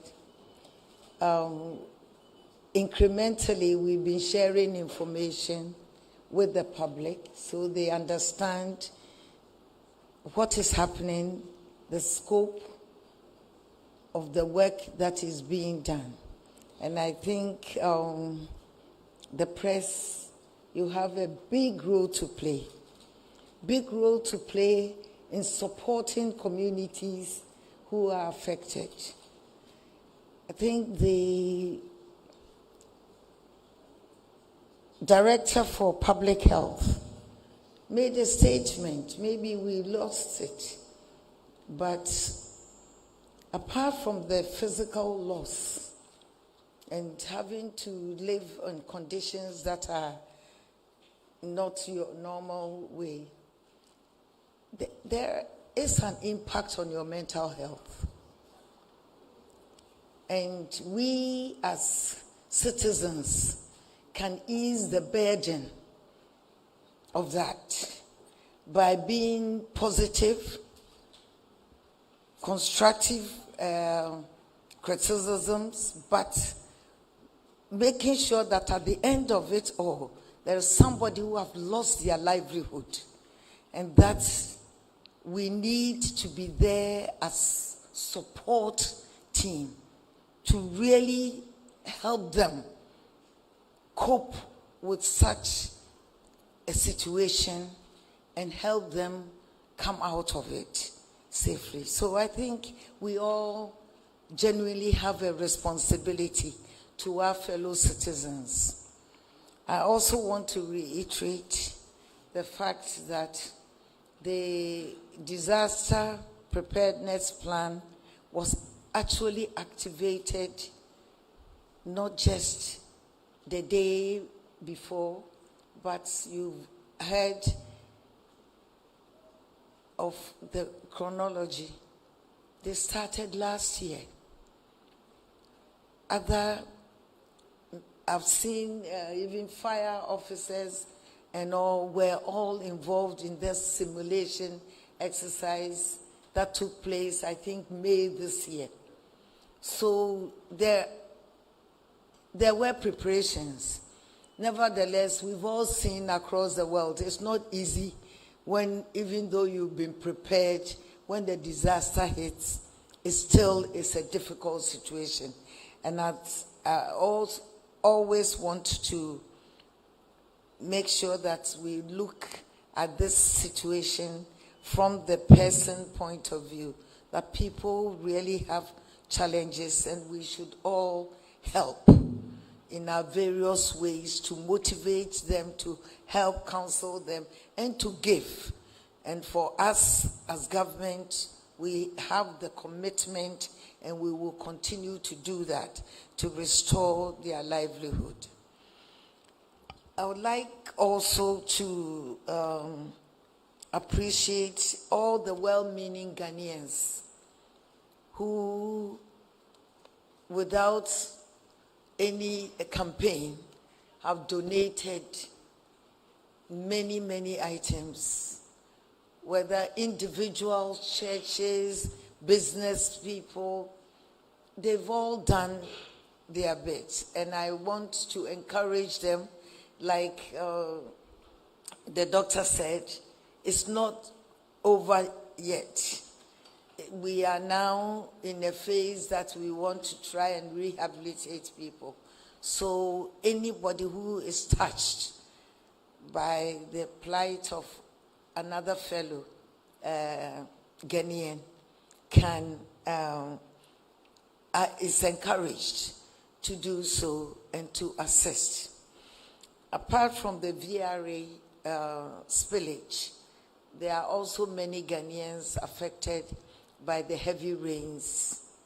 And we've talked about Oti, we've talked about Savannah, we've talked about the northern region. We need to also look at that people in those areas. We'll be visiting soon other affected areas. As you saw, the interministerial do them Mepe and then to Bupe. We will be doing the other areas to bring also attention to the public on other places affected and what government is doing and what we all as citizens can do. I want to commend the media.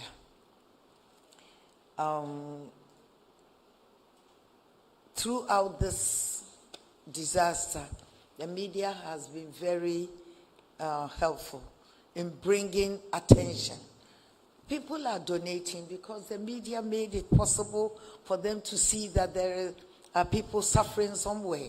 So you've done a good job, and I want to encourage you to continue the good work.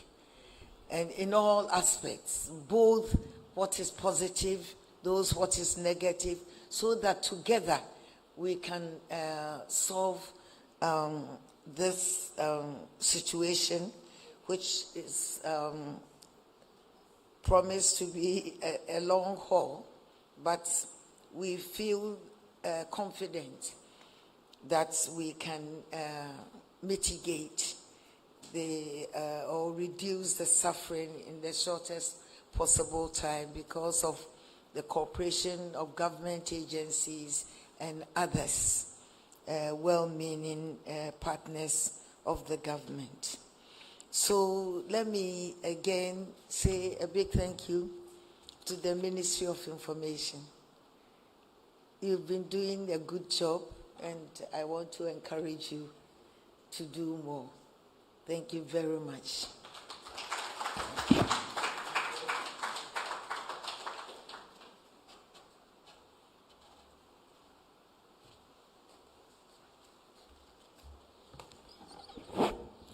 Madam Chief of Staff, thank you so much for being such a wonderful guest to us.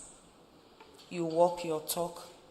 When Madam stood here and mentioned that 40 million Ghana cedis has already been made available for the relief efforts, I did not hear any claps. But if you are aware of recent economic development globally, you will know that did not come easy. But she's been gracious. She's been up to the task and made sure wherever she would find the money, whatever strings need to be pulled, the people in affected districts receive support. So, Madam, words are not enough to express our appreciation to you. Thank you so much.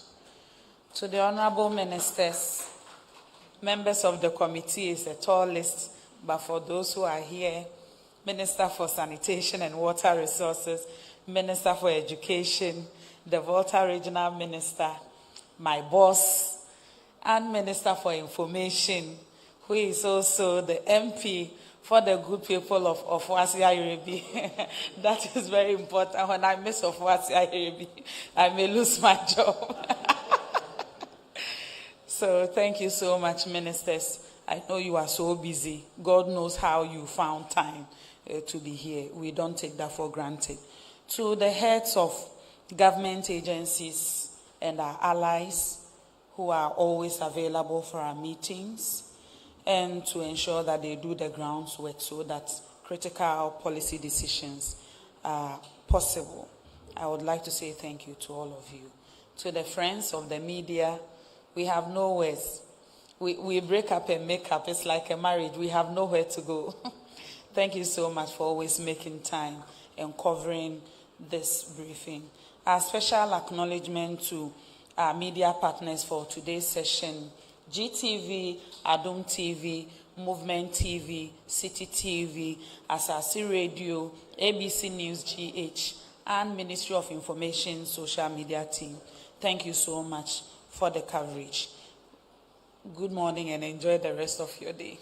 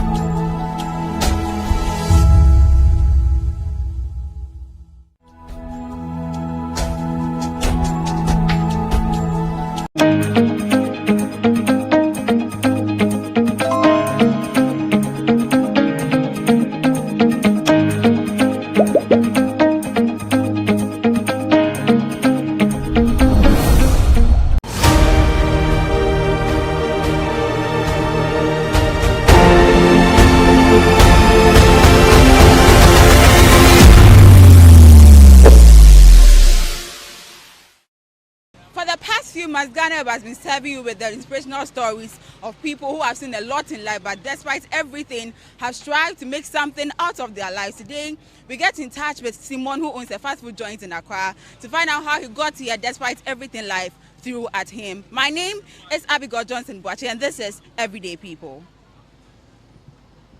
Chef was saying? Simon. Who's the owner of SM Fast Food has say now? Oh yeah, Bema Bakopa, I say, yeah, me. But I said I will share you may sit off on my but I said now you are say check now. Obesha say I. Me Bunoni. Yeah, if you Bruno have for now Bruno East Kintampo. Now me back cry because of football. I didn't come here because of this. Me back cry because of football. And if I know the end by, you know, because you're good to us, or the end by boys 4. But when say that my labadi, yesterday I training, but like 3-4 months, you know, when I call from Germany, from many uncles, on my medical school. See, I'm going to say bar. You know, my hana check. No one's up your football management. I know decide is a fine. nke ha na opese otina ba say the parents na na yanka no maka say o me medical school no obekọ but then okonso a ona hwe yen de nim akra mpo obefine fi ekrom na ba nti eko ba say obekọ no obefi enchen na almost the by na yenya almost by 9 months no pro hand dan so my 3 years nti okoye no na fe life nga yes so my otena ho na 3 years na so ho na be rent dan na my be so we decided in here you go back. That time I have a friend on Sophia Hono Madina. Now I'm your fried rice. See, other two call me no yanko. Back on Achimota, and I mean so me the bar Madina, Madame for her. See me bow monchain. As you know, I cried there a whole lot. See, bow monchain. The bois or more kakra later no introduce me to their boss. Oh me still can me I am a type called jogging at home machine to be a me bar. I'm a boy more juma kakra because I'm a football and I'm a person because I'm a cousin I'm the chairman. But I yes I'm catch almost okay. I'm a boy more juma so we started a bois or more and you unya bibi kakra dia ope bibi ama sa na boss no ka che me say okay ni embe bie branch no more branch back o baalishi ni ebe bie back wa so ode me beto ha dia na no say me handle mano ana me na me the other guy na ye handle ha dia no na anya ha na wo na nyu kakra say se be Dubai bi no ya boss no obeja obefim na ne younger brother Gacha and say, they say the upper boy, no, I just shop on a Camadina the NFP. So, okay. See, now almost be 16 boys. In I ain't me go honum. Sometimes me adom. My home said, yeah, a Jamaica cra. See, yes, I'm okay, fine. Ne brother, and the other 3 guys, I'm going home by 4. And I handle my dinner audience, so we are fine anyway.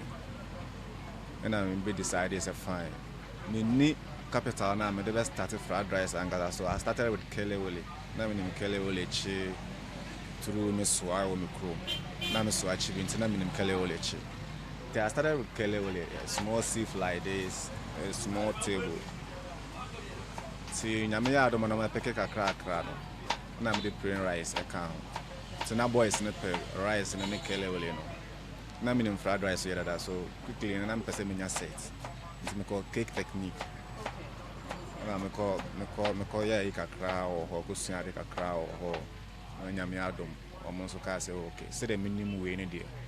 So me person me baby say I can go ahead and head na my but advice ne say men ko ba bia. As I say obe say obi ejuma okọ nyina so that ochena we ejuma ya me how. And I'm so okay. So, Nyamia don't make a denta, no more the SME. And I mean, we started fried rice and a can't kill it, you know. And see. Later, Nyamia don't fried rice and start to say, Pajana Mijai, Kelly, not sister, baby, son, so chipping a Mijai man, I had a Mijai man and watch. That was my cousin's story now, Casabai. So, fried rice ni yes work on who school they say when your certificate it say e journey bia me sure say betimi anu ana check the pen na say bia obetimi aye okay say choba crown pa abunu nyina me but then so wa oni me man at times no na nsem bebre wa aje wa oboa ho you decided to say be kakra kakra na dey aboa ya ho. So despite all these things certificates, can you say you are happy about where you are now? Nyame adom. Yes, in first baby because tama me call Madina na bench so na pada. But nyame adom through this. Me tini rented dan me oba na me banet ya. Me okay. Although no, nyes dey say nka ni pe hwehwe ni because me kana football na me dream. But help no fi ba bia man I say we switch. Now you baby for. But as a matter of fact, because I mean okay na me boy. Nyame adom yes in first. Now come about football. So what's your dream? Is it still your dream? And I say, what's the way Jeff is also the year do they show you football? No come. Baby, and yes, my jai cry. Although still I'm a tired training and I say for about like fitness and in how to say face. So cry and member boys but some couple ball cry only be. Me jogging exercise all the time. And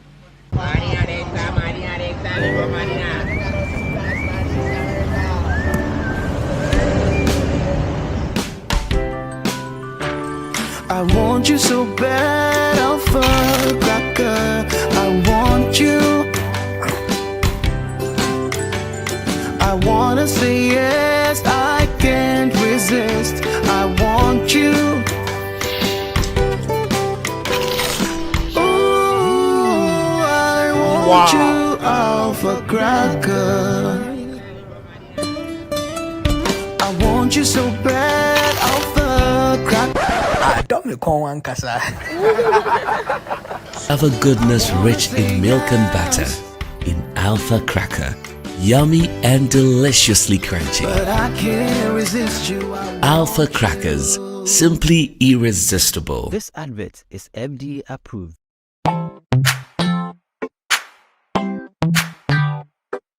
Sweetheart, be mindful of your health. Idea Products Nadia Makeup. I welcome you to Sigma Health and Beauty. You can call us the Beauty Embassy. Who pursue beauty more revealed with quality makeup products. There is only one place. The Sigma Health and Beauty 2022 Ghana Makeup Awards Beauty Retail Business of the Year. Of course, we are the defending champions. World-class makeup brands and Kwanyet on, you name it. Maybelline, Dark and Lovely, House of Tara, and many more. Your professionalism in the beauty industry is unmatchable. Show the proper way of applying our products. Sigma Health and Beauty, Yewa Accra, Makwala, Georgina Stores, and Rollins Park, Gate 4. Fryer in 0248 138 596 and 0201 408 186. Or visit our online shop at www.beautyavenuegh.com. Sigma, your beauty, our joy. Luckiest, luck is everywhere, for everyone, yeah. Luckiest stars, everyone to us. How to play and win online. Step 1. Go to the URL or website www.theluckiestafrica.com. Step 2. Click on Ready to Play and register. Step 3. Fill out your valid details to register. Step 4. Enter and confirm the OTP sent to your email. Step 5. Purchase your ticket or generate a random ticket. Step 6. Enter the ticket amount you want to buy. Step 7. Follow the steps to buy tickets for yourself or someone. Step 8. Confirm your ticket and choose your payment option. Step 9. Follow the steps to make payment. Step 10. Verify your phone number. I am Mr. Good Luck and I'm on a mission to spread luck all around. Yes, Baba, driver, bouncer, friends, teacher, banker. Star 712 hash. You could be the luckiest. Everyone needs the perfect snack to munch on during a fun moment. Wow. Enjoy the tasty McBerry Twist Cupcakes, deliciously baked and packaged for a sweet treat. Premium quality cakes baked with love for all, enriched in butter and milk. Yummy.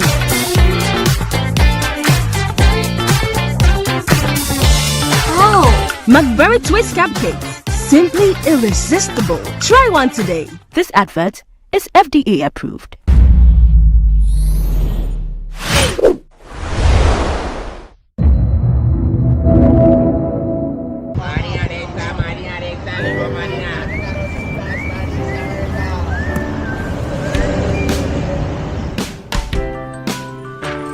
I want you so bad, Alpha Cracker. I want you.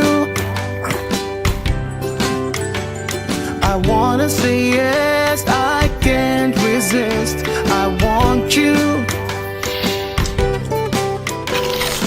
Ooh, I want you, alpha cracker. I want you so bad, alpha cracker. I don't call one casa. Alpha goodness rich in milk and butter. In Alpha Cracker. Yummy and deliciously crunchy. But I can't resist you. Alpha Crackers. Simply irresistible. This advert is FDA approved.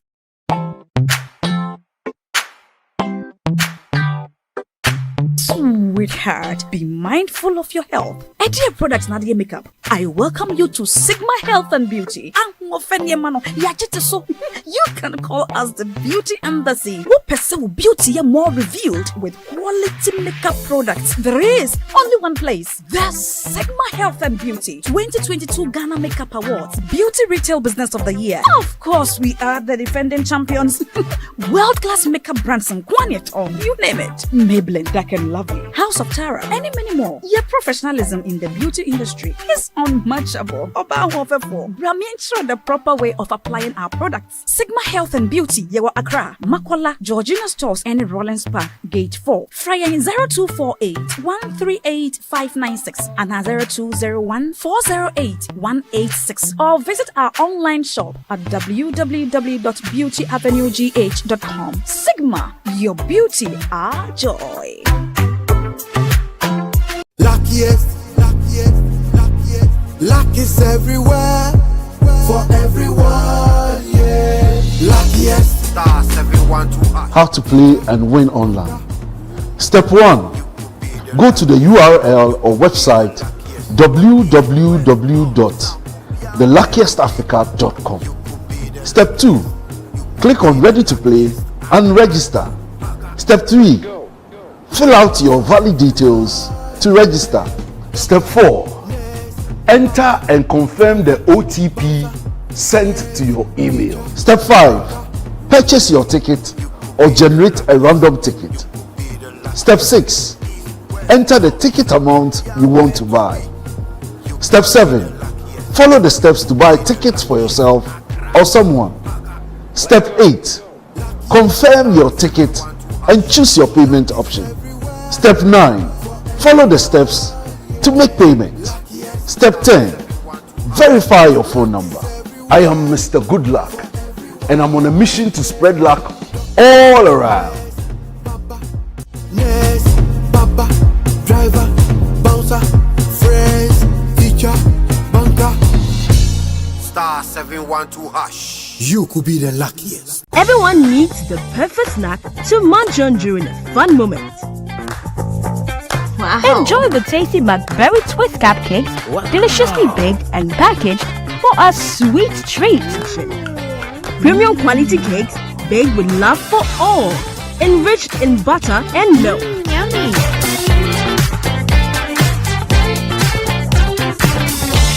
Oh, McBerry Twist cupcakes, simply irresistible. Try one today. This advert is FDA approved.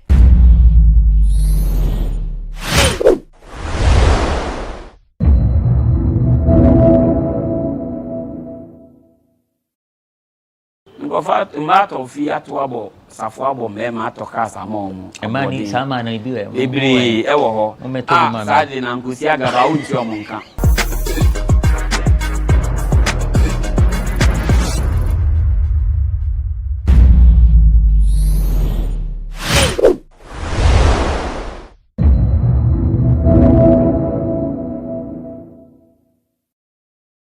Of completion. You have failed Ghanaians. After 7 years, you are talking about the payment of outstanding debt obligations. Where is that coming from? When in your own 2017 budget, you said you were going to commission the hospital in 2017, and that after commissioning it, it was going to benefit people from neighboring countries like Niger, Burkina Faso, and so on and so forth. Mr. Speaker, if I were in the shoes of the Minister for Defense, I wouldn't have said a word about the Afari Hospital. Because the people in the Ashanti region are very mad at them. Their failure to commission that hospital is a cause of concern for the people of the Ashanti region. I am sure that His Majesty Dotumfo is not happy with the way and manner you have handled the Afari Hospital project matters. Mr. Speaker, the Minister for the Interior talks about Dumja. Honorable James Agaga, your term is almost up. Please wind up. Mr. Speaker, Minister talks about Dumja project. Dumja project is an inherited project. In fact, the NDC bequeathed the Dumja project to the MPP. For 7 years, they have not implemented the Dumja project. Mr. Speaker, look at all the budget statements starting from 2017. Every year they talk about Dumja project. It is never implemented. It is never implemented. And so, the minister is now talking about Dumja project again. I am shocked. In conclusion, Mr. Speaker, in conclusion, Minister for Defense said they constructed the military academy. It was in phases. The officers' mess was completed. The drawings for the military academy were ready before the Minister for Defense came to office. Honorable member, thank you very much. Your time is up.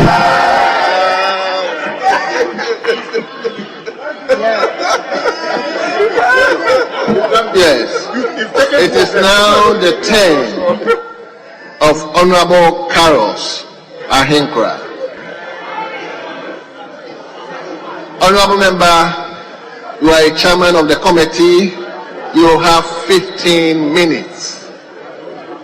Thank you, Mr. Speaker, for the opportunity to contribute to this very important budget, which is going to shape and, of course, steer this economy back on track come 2024.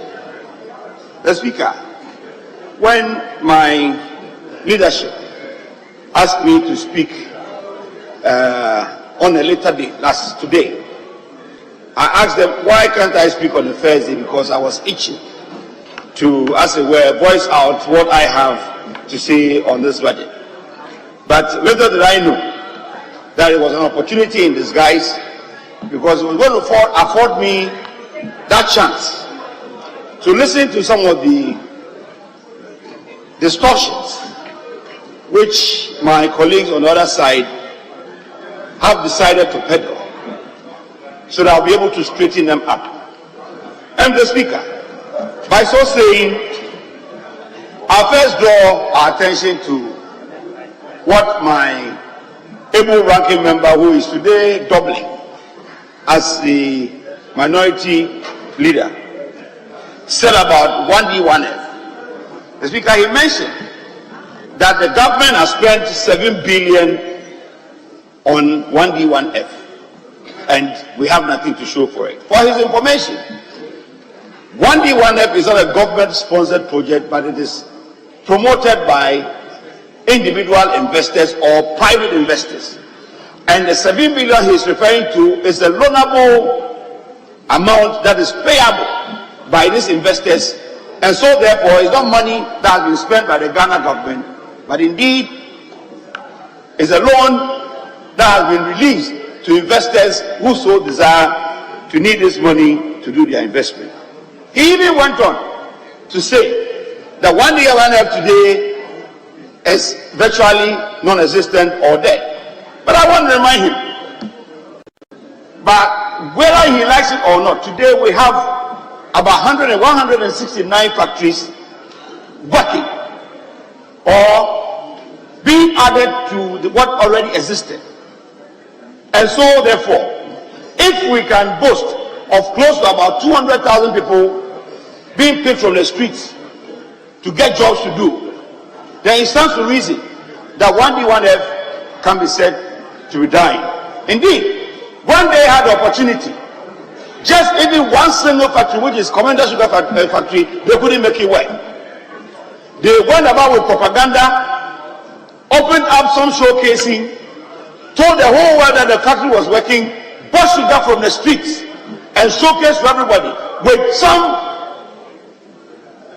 what do you call them? Let me say, media men following up to show to the world that, yeah, the sugar is ready, sugar number. there was no sugar, Mr. Speaker. They couldn't even complete one factory. Today, Akufo-Addo's government has done 169 factories. Almost 200 people have been picked from the streets. Just think about it. If there was no 1D1F, all these almost 200,000 people will still be on the street, not having any work to do. Your brothers, my brothers, are working. 1D1F is found in all of their districts. If I'm not making your constituencies, some of your constituencies, you can find 1D1F in Elembele. You can find one in Bole Bamboy. You can find one in anywhere, Mr. Speaker. And they are aware. Yet they come to this room and they behave as if there's nothing happening with this economy. But yes, there's something happening. Mr. Speaker, my deputy ranking in his delivery mentioned that we have introduced about 200 different taxes. Mr. Speaker, I just want to correct you. Fees and charges are not taxes. Fees and charges are not taxes. So if you bring a charge to this house to compel the house to approve to use as an IGF for your agency, it cannot be considered as a tax. Please, if you don't know what a tax is, look for the definition of taxes in a dictionary, then you're able to differentiate appropriately what a tax is and what a fee is. Mr. Speaker, then my nice brother Eric Opoku also went ahead that we have earmarked 300 million for torchlight. Honorable Opoku, you see, when people like you, who are very intelligent, smart, see things in white, and you decide to say it's black, it becomes a problem. Indeed, Mr. Speaker, yes, of course, Cocoa Board on a yearly basis do estimate or do put money aside or set money aside to provide lighting for farmers in a rural folk. And Mr. Speaker, they don't just provide solar torchlight, they provide solar street lights. When we came into government, Mr. Speaker, yours truly was lucky to be on the Cocoa Board. Honorable Carlos, hold on. Honorable Carlos, I don't intend to allow anybody to interject, but I don't want you to also invite people into your conversation. Once you mention somebody's name, then naturally you are inviting the person to.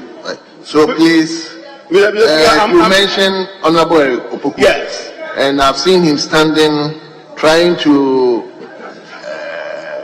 So Eric, let's hear you. Mr. Speaker, thank you very much for the opportunity. Mr. Speaker, we are now debating the national budget, and I've not participated in the debate. We debated on the Cocoa Board syndicated loan and subjected Cocoa Board's budget to scrutiny. In that budget, they had allocated 302,910 Ghana cedis for the purchase of solar torch lights, and that was what we said. You weren't here, and you are talking about very well. So, but to all of us, we want the debate to flow. So as much as possible, don't mention people's name. That will aid them to also stand up. And so, Honorable. Mr. Speaker, I thank you very much. My good friend, the Honorable Eric Opoku, should just relax. Speaker, I know he's eager and praying fervently that former President John Mahama will settle on him. Now that we are aware the running mate is going to be a male, and he's eagerly looking around for him to be found. But he should just be patient. What the honorable colleague said is not injurious. It's not injurious at all. But I am also praying for you. I'm praying for you that you should be made a running mate. Unfortunately, Speaker, all the intelligence that he's not going to get the thing. Honorable Eric Opoku is not going to be given. So Patrick, your party already have a running mate, and it's not you. Yes, leader. Madam Speaker, please, this is important.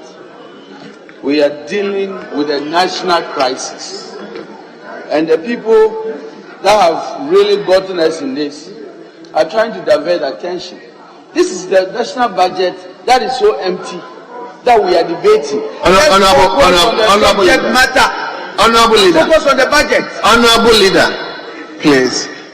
While I have the chance, I've heard you. Let me just make sure, as a ranking, we have honorable leaders. My chairman kept saying that honorable leaders, 200,000 jobs. Even your budget did not say. Honorable leader, please, honorable leaders, you are supposed to help me to manage the house. But at times the interjections are just too much. Mr. Speaker, thank you very much. In fact, I'm guided by your ruling on this matter. Mr. Speaker, you will bear with me that if we are indeed indulging in a debate, anything that has been said in this house can be referred to, unless it's not in the Hansard. Luckily for me, the gentleman himself got up and acceded to the fact that yes, he has said something like that, except that it is outside the budget. But who said it's only what you say in the budget that we can allude to? Mr. Speaker, we are here in this house, people peddle lies, people peddle untruths, and people peddle distortions. And you want us to sit down and let them run away with it? When he is saying, talking about solar torchlight, 300 million. When in actual fact in their time, they even better more than that. In 2016, Mr. Speaker, when they had opportunity, we came into government in 2017, and there were more than 37 containers, 40-footer containers of solar torchlight remaining in the port.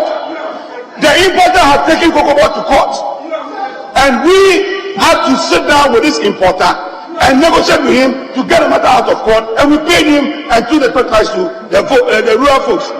So you are sitting here telling the whole world that it is the NPP government that is bringing 300 million to go and purchase torchlights, when indeed this is a practice by cocoa on a year-on-year basis. Please, let us understand that if you tend to throw that into people's eyes, it is fine. But throw it in yours first before you decide to throw it in another person's eyes. Mr. Speaker, even when Honorable Ernestina was speaking, he also mentioned something about 24-hour economy.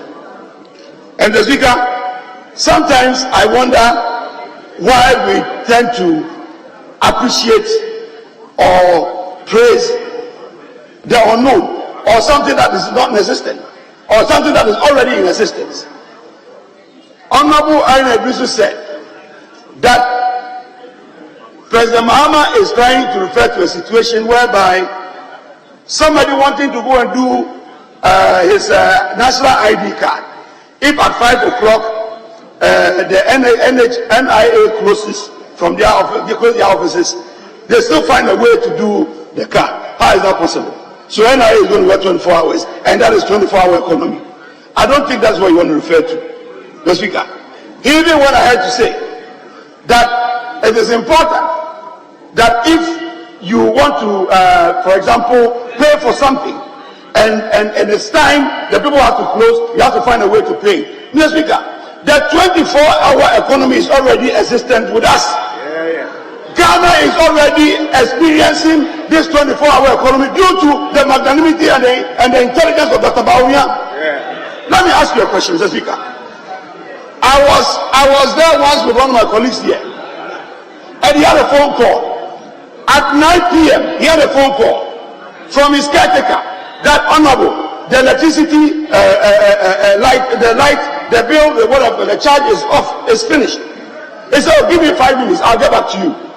In front of me, he bought electricity charge and sent the biggest to the mason to go and install. Is that not 24-hour economy? It is. Mr. Speaker, today, even in some areas, you will need to use some digital mechanisms to get water flowing through your taps. Is that not 24-hour economy?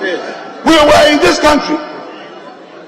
People will have their electricity being disconnected physically. Why? Because they are not paying their bill.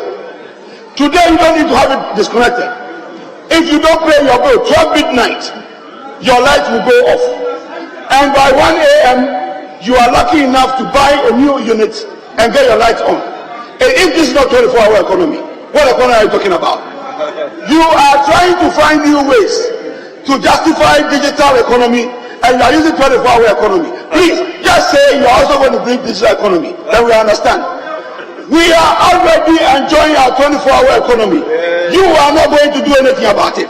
And I can tell you that when Dr. Bawumia becomes the president in 2025, we will do better than what we have done now. Presently, Ghanaians are crying for him. Ghanaians are asking that when are we bringing this man? And we are going to bring him by 2025. If what he has done actually meets your admiration, or if you appreciate what he has done in terms of digitalization, then we are going to digitalize this economy, and we will digitalize this economy and make sure that you understand the true meaning of 24-hour economy. Mr. Speaker, now let me come back to my substantive debate.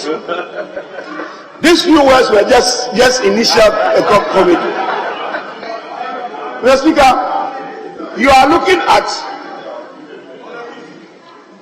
a country, a government, which has given so much in terms of social intervention. Many a times, my colleagues on the other side will ask, you have borrowed so much money. What have you used it for? Mr. Speaker, yes, it's true. We have borrowed so much money. It is true. We have collected so many taxes. It is true that we have had.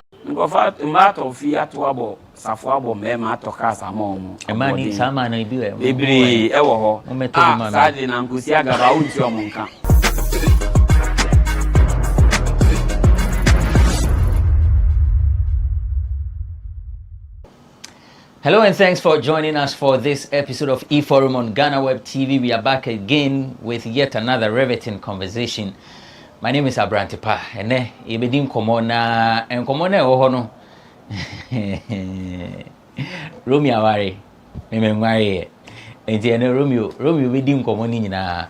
We are talking about Zandi Kamel and the husband Kaninja. Now me sure say this week say wetie nsema ekoso ewo industry ni ma obeti say oni delay ekoye interview, and based on the interview no ensem bebre na aba bontin okotena delay interview no, so e can say Kaninja omo wedding no ono Zandi Kamel efa ho be 80%, including the gown, the rings, be mani suit. Chere say aware no okoye no wenye mu ani je bia na ni je kra 5 minutes bi dia Kaninja after a year, and it is our a good year.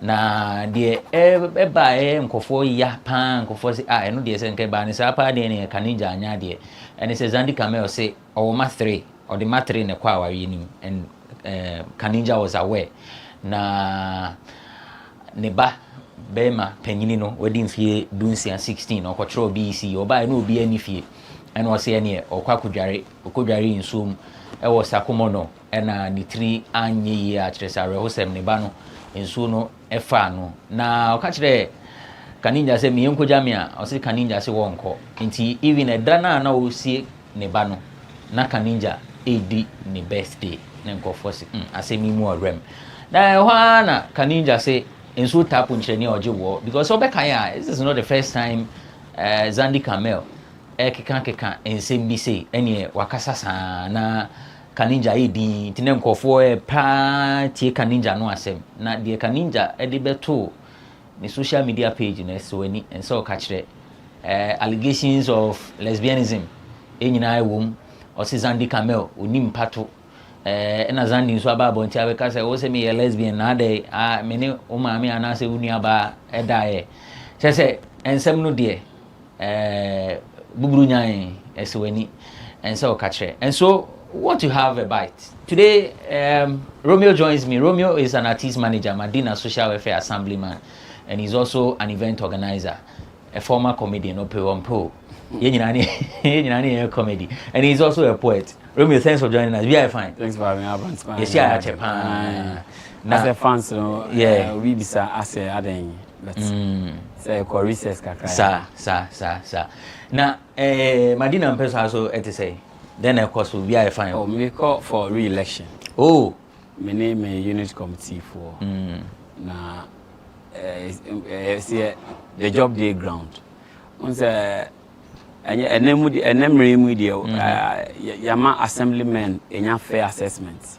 Cause we wana unye juma yebe hu ti no nanka ye voti mo obi a onenam ho na MP4 na ye juma no na assemblyman ne nam ho election be so no atata posters by no because of the BI grooming the fire with leadership with ladder no in himself you talk about more you owe your people something some social support some communal stripes no na over the period the month on the chairman sanamaye to make for re-election oh Medina na second coming fan form the second coming yes so about one year 19th December 19th so wow to about Medina Estates Medina is the local government Prince of Peace Gospel Grace Outreach our Medina New Road Estates zone mina ultimate to about emame yate Zandi Camel sense me what bia fine said my bonnet toffin ni the old was one to form near what is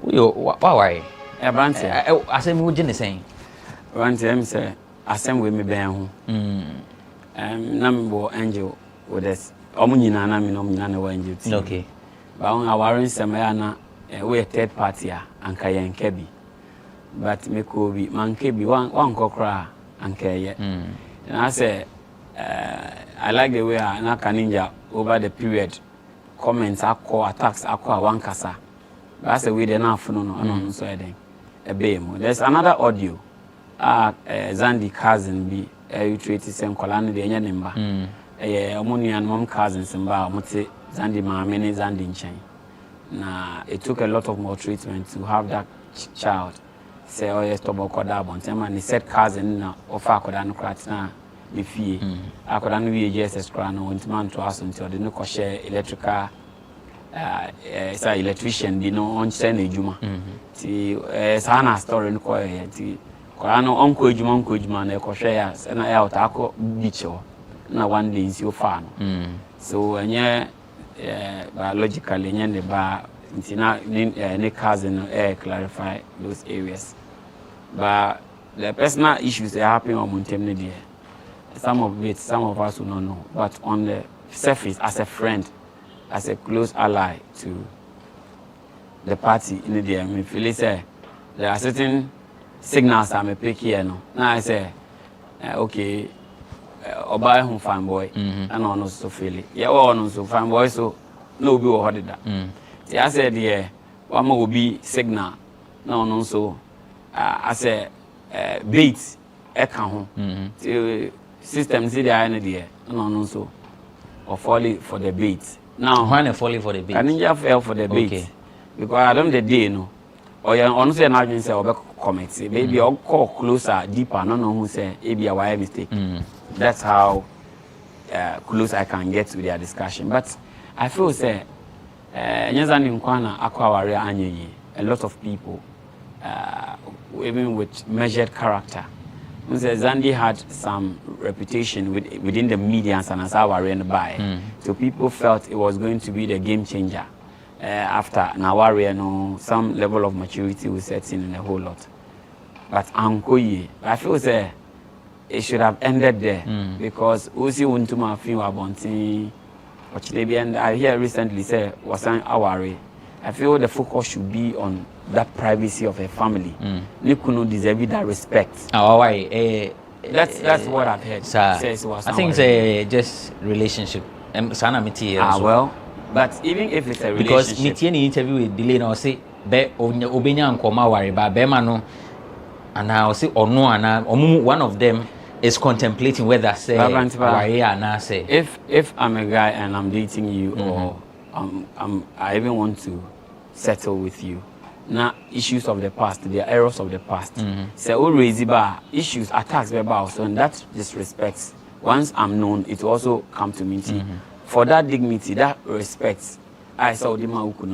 You need to buy yourself from discussing your failed marriage or saying towing certain lines. I be provoke thought and abe hit at you because guy in the afternoon, and there are a lot of things that he has held back because in society, people listen to the story of women more than men. And since Obanya can, now the other can, now I said the audience and find so guy was suffer attacks on social media because they are followers of Zandi at TV and they're not boy and they're not quote unquote because you're Jimmy for Abra beaten baby crowd being needed in that town.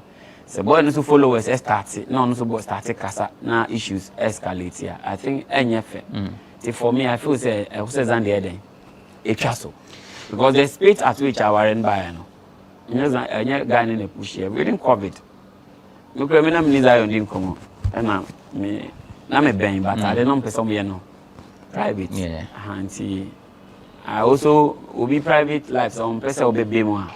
But guys, I know to an extent how certain things panned out and how a guy also raising issues. So it has to do with clarifying it from his angle. But also I can say on Kasabim, but that thought-provoking interview with delay, that was what pushed him to even punch delay in the process. Because at the end of the day, we are sister Penina say BBAC. And your interview, we are all within the industry. There's a lot of which we need to be very sensitive about certain issues. Yes, you have followership and you have trends, but we should know some issues. And Ibisa delays who are right to ask, but also the right, reserved right to respond. So I feel it still comes back to Zandi. Responding to it, provoking thoughts, pushing the guy to come and say a lot. It looks like you're looking for the guy's attention, even after saying so much. Because the whole of we are saying in a guy number Casado. So whether that's our kind of crew, one kind of crew, her side of the story is like the story of the hunter. A one kind of story, and the hunter and the story in a true. So they be a hunter no Edim Kunim in the story. But yes, what I say. Yen say na Kaninja and Kasai. For those who nim Kaninja, and Kaninja no a sports presenter with Angel FM and Angel TV and Zandi Kamel also an actress. And so na on Kasai until this interview. And so na enkofu people so moti ni oka ni obeka fa ho. One thing that me hu ni say me observe and say obeka need the and also get allegations and insults. People are coming at him. Say, oh, one can ye. Sisi and so kasi so tapu ni ojo because na ashen so.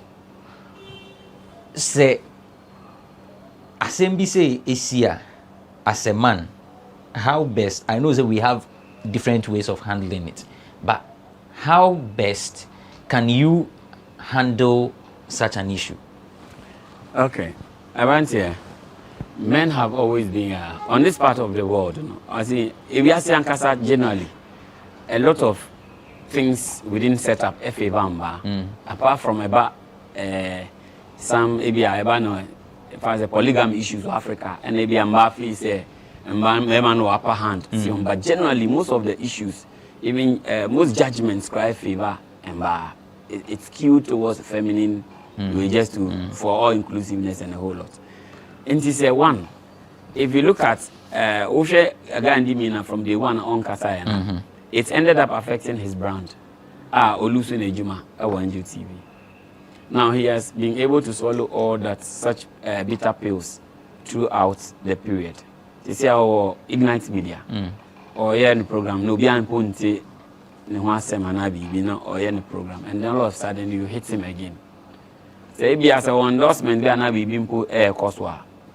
His silence is affecting him, and maybe you also enjoy it here. So if he also starts coming at you and you all start losing, then we'll be able to say it's high time to end it, because there are limitations to what we can take and what we cannot. And for me, so Ubisam says me Bema issue may handle the same. It depends on the woman I'm involved with. If the woman is a mature woman, even if some level of immaturity or banana fan, or comments will be make here, but there are some comments will be make here. You need to come out to clarify for tomorrow's sake, because the media never forgets. bibi obi be kan to social media no wo ho sisi afebo ye be uliaba as receipt amount ti wo kan bibi na say bi anya me da I reserve the right to respond, to clarify. Say what you be a puli dia ye be puli me some response. Zandi behavior no, would you say asem na hye no akono ho, because how she anticipated say aware ne be no nyesa na ye enti na ama okasa in that manner, and now say as people are saying say it's a sign of immaturity, you think that that's how it is, and a combination of both? For me, there's an iota of immaturity in there, but then I see a woman who feels scorned, like when say oba odo, na say disappointment biba, and I say be the wa na ho or the way teasing in down for or the way tranquil form poor, because after my warrior no. It was all over social media. I see people body shame her into catch girls and they say, now this is someone who took you out of shame, quote unquote, because that's how you said you put it. Since at the end of the day, she prides herself in being Mrs. Mensah. Now all of a sudden now it's going to break off her. That pain is understandable. And right from the beginning, mba didro na be kasa. But for me, I feel as a police issue, so be established. And will be boasum, not immediately reaction to stab him. I don't the day a bit about self-defense. But say uko fie na ukofasi kana oba. Wajun na be. See beginning na say more kind no. She could be pardoned say or ya no fresh into but after that akoda also in a relationship or new relationship I proud of no. I feel say any mature person would say delay Mr. Mimpese make come because maybe I'm one manage. You know, I'm just praying say odofo fra menye Yakopon be madum le bia akose de me pe no say the dachin bi nso metimi you betimi abom brewa ni kokra abom. It ends there. But when you open the can of worms, na say stench eba, you don't blame the stench. It was based on your reaction. And I feel Kaninja did not even come out well to me. Because now I was also explaining certain things. But when a man has ever shared something with a woman before, it's weak on the man's side to even narrate certain details. And see, from that angle, and I feel say maybe he also thought about it, say it's not necessary to go maybe at the lane or call. But he only came in because as a too much. And Zandi person said within that frame, no, you see 300,000 Ghana cedis. Oh, 30,000. 30,000. Yeah. Say that's 300 million. For investment, number one, Grofosika Kaho Ashe. Ebi Uzias, overcoming, it requires 100,000 plus in Yama Ashe. And see it as life experience and move on. But when you are better as a scanner, we using a hano. Go for matter of fear to abo, Safuabo, Mema, Tokasa, Mom, a man, some man, I do every ever. Sadly, Nankusiaga, Monka. In the only first person, be beside an atom. For me, from the beginning, they say they are anti, and I feel sad normal. But in the subsequent comments, it tells us she's bitter and she's also highlighting some immaturity. Say, who know did my temper, me makamagi. Say the who will be the only to me come again. Me so makamagi. Quickly, in less than a minute, as same way, ne pomesi branding the hen. Obekase more on Casabio. In case Obekase biwa, a maka ninja infino, and answer or no so on hit back. I depend on issue of it, touch it. So, issue of a kabak and I sensitive to Kaninja brand and an ebusi and a BBA. They reserve the right to keep quiet. But say a BB a affected not also dream home, maybe will be advising because definitely BBC are also SCK for advice. Yeah. TBA even so out on crime, sure so be the and answer say William Enja Manenka. Hate it because we be delay when he put a man a day. Because none so share information, I also get information about delay. I say, oh, come. But in Crawford now the auto tour man, I say, oh, they are trendy, and you mean now the better trendy, and also it's a delay. The sure say any delay can the interviewer and answer on the host now. Ebia obi kakaninja infi anka onfi because ebia no ni nipa no say wa brand one anka we interview we na oni ho asem bia be da hit and so it means say on say industry won obi info obi ni mo obi that's how so until sometimes obi asem ba yin so nka na yen hwe diplomacy bre because obi aware egu na o say a brewer niji baby ochina wo dey be see be west if you show am nyina afim but see they are okay.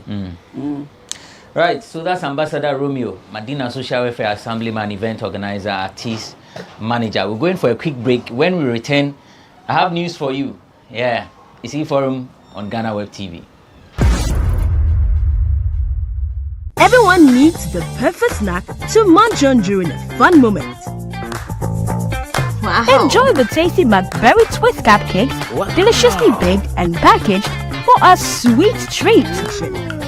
Premium quality cakes baked with love for all, enriched in butter and milk. Yummy.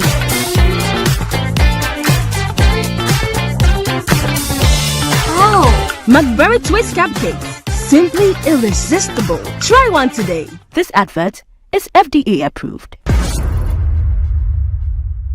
Thanks for staying with us. You're still watching E-Forum on GhanaWeb TV. My name is Abrantipa. I'm doing this with McDonald Dane, our Sari aka Ambassador Romeo, Madina Social Welfare Assemblyman, artist, manager, and an event organizer. So I told you I have news for you, yeah? The GhanaWeb Excellence Awards is back, and the nominees have been released or unveiled. And so there is a process for the voting. I'll take you through it quickly. 4 steps and also. So step 1, you visit www.GhanaWebExcellenceAwards.com. Step 2, you click on the vote bar. Step 3, select your preferred category. Step 4, you cast your vote and wait for confirmation. So this year's edition is the women's edition. Emma omobo omohomodin ewo Ghana ha say na yeyi wo mo a yebebo mo abaso eno no eye Ghana fo a na yi wo mo na GhanaWeb Excellence Awards Board no mo tena ase ehu se ampa nominees no a enkofo file no omo ese efata and omo ye shortlisting no. So now the list is out.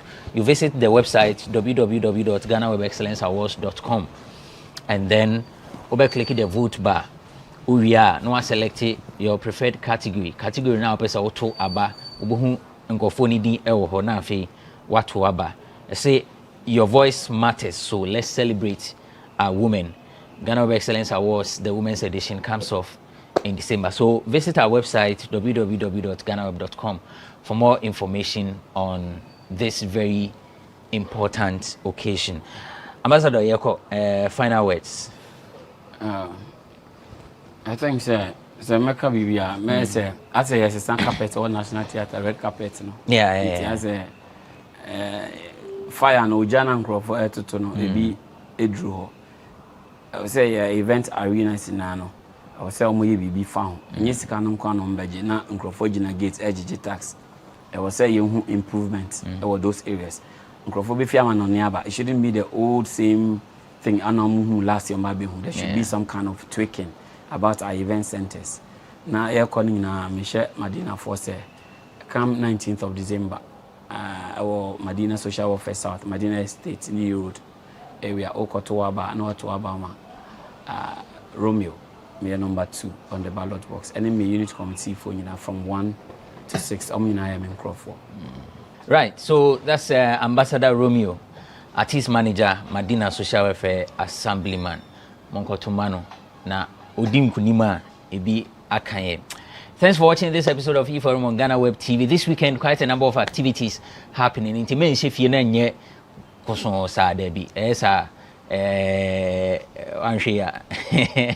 See, amount for depressed near the. So all I'm saying is this weekend, the number of activities happening in Accra and other parts of the country. In Serwaa, Accra, say the Ghana DJ Awards It's happening at Grand Arena on Saturday 25th in the Accra International Conference Center.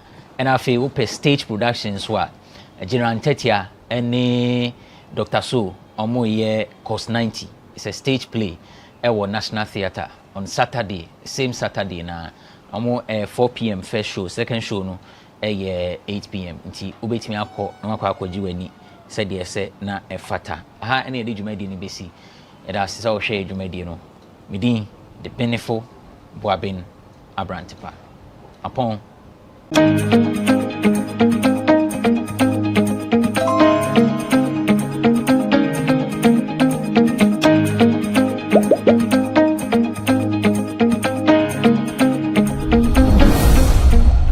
a round of applause. I have to make sure that I get his title right, otherwise I'll be unemployed for the next few years. Pardon me.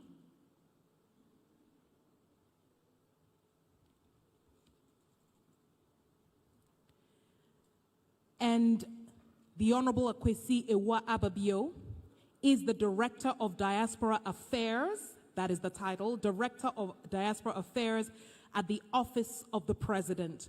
So for those of you who want anything, need anything, know or want to share anything with regards to the diaspora, if this man doesn't sign on that document, it's only just a dream. Thank you very much, Honorable Ababio, for joining us. Mr. Cam Howard, kindly join us for this wonderful conversation.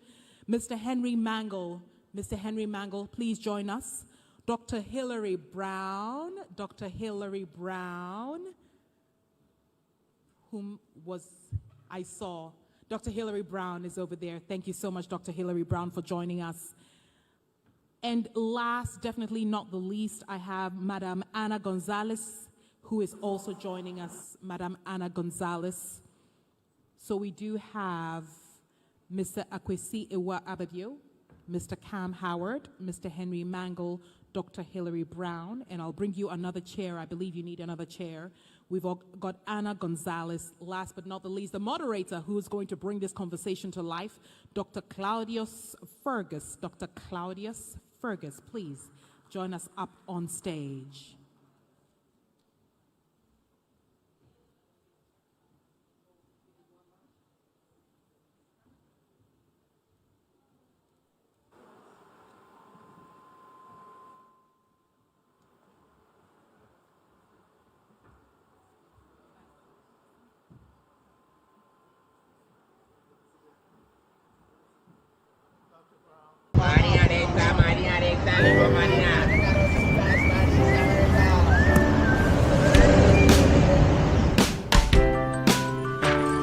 I want you so bad, I'll fuck like I want you. I wanna say yes, I can't resist. I want you. Ooh, I want you, alpha cracker. I want you so bad, alpha cracker. Have a goodness rich in milk and butter in Alpha Cracker. Yummy and deliciously crunchy. But I can't resist you. Alpha Crackers, simply irresistible. This advert is FDA approved.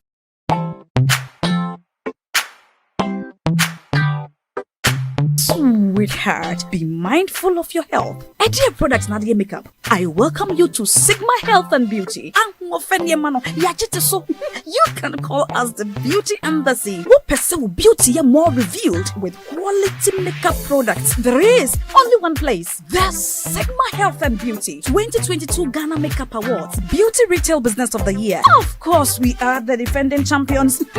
World-class makeup brands and Quaniet on, you name it. Maybelline, Dark and Lovely. House Rose of Tara, and many more. Your professionalism in the beauty industry is unmatchable. Oba Wofefo, Brami ensure the proper way of applying our products. Sigma Health and Beauty, Yewa Accra, Makola, Georgina Stores, and Rollins Park, Gate 4. Fryer in 0248 138 596 and 0201 408 18. It is not wrong, Mr. Speaker, if the economic management team cannot control dollar. We all need to come together to see how we can control the dollar. It's not by restricting import.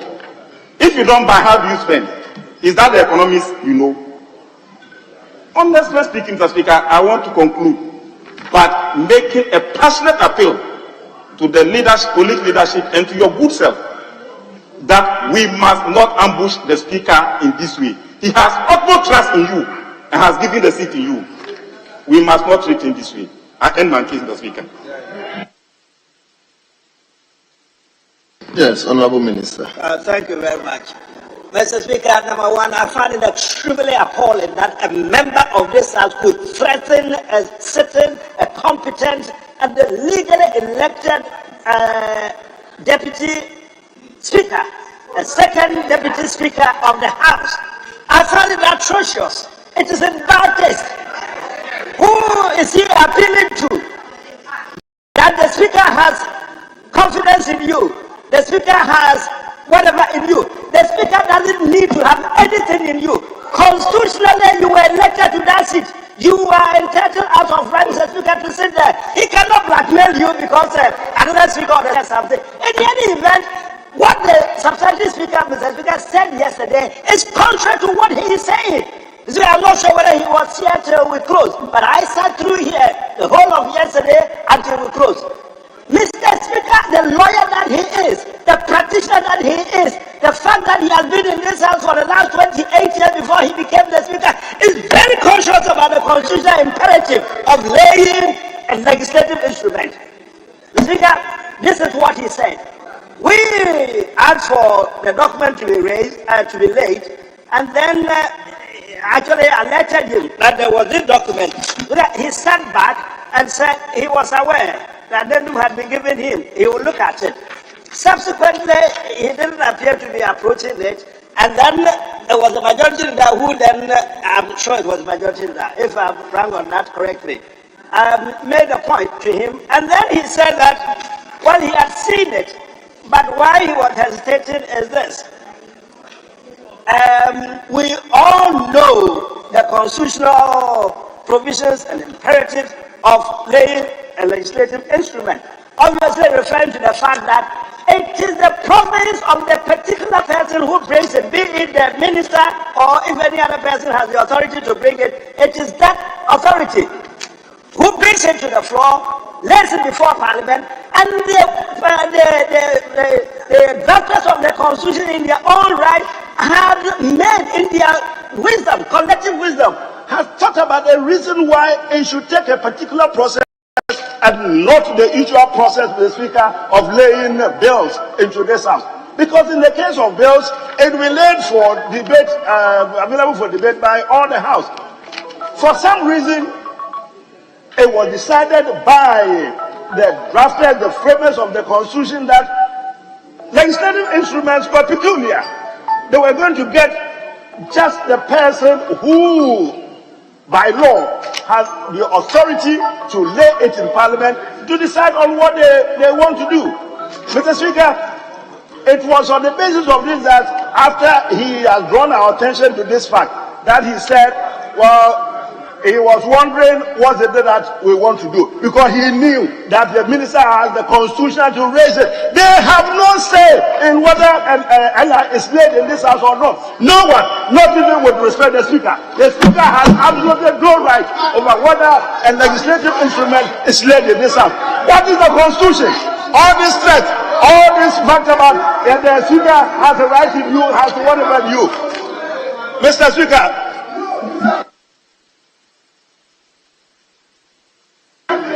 Honorable members, but I haven't called you. You will get the opportunity. Please allow him. Honorable Podo, just resume your seat.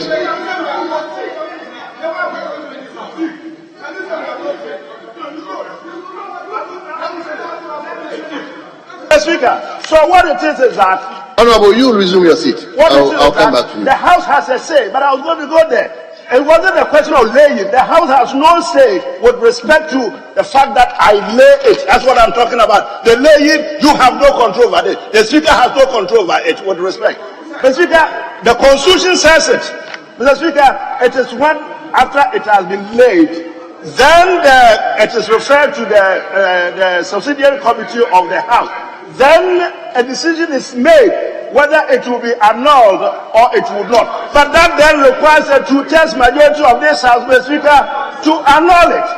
So the House has developed a convention which originally, Mr. Speaker, wasn't meant for this sort of allies, for CIs, for the parliamentary and the election things. Mr. Speaker, that was developed for there to be what they call a pre-laying contact with the House. Mr. Speaker, when fortunately, Mr. Speaker, you yourself were sitting in the chair the other day. When the matter came up, you suggested that we go for this pre-laying, Mr. Speaker, meeting. Mr. Speaker, I went there at 9 o'clock. I sat there and waited till about 11 o'clock when my colleagues came to the meeting. Mr. Speaker, we stayed there for about 5 hours to go through the document that I presented. Mr. Speaker, they were all there. While the members on the other side, Mr. Speaker, they were all there. In the end, they made the corrections, even though constitutionally they are not entitled to that. But we agreed that they should make the corrections. We went through. In the end, the chairperson, the chairman, Mr. Speaker, of that committee reported to his colleagues. And I know the report that he sent to his colleagues. They have told me, the leadership and all of them have told me what is that reported. That it was not against any law. Still, the minority says there's a problem. It is revolting for them to suggest that they are here to represent the good people of Ghana. You think we are here to represent the bad people of whatever country? What the hell are you talking about? We, Mr. Speaker, have all been... I withdraw that. In deference to my colleagues, Mr. Speaker, I withdraw that. Mr. Speaker, but we have all been voted for to represent the good people of this country. We, as executive, take the view that it is in the interest of the country that we bring this. If we lay it, and in the end, Mr. Speaker, in the end, the House by a two-thirds majority wants to annul it, so be it. But it doesn't sit in the mouth of any particular person here to say that they would not allow us, Mr. Speaker, to do what we tend to do. And Mr. Speaker... Minister, thank you. Thank you. Mr. Speaker, on another matter, this debate... Honorable, why? No, Honorable, no. You get the opportunity to speak. Why?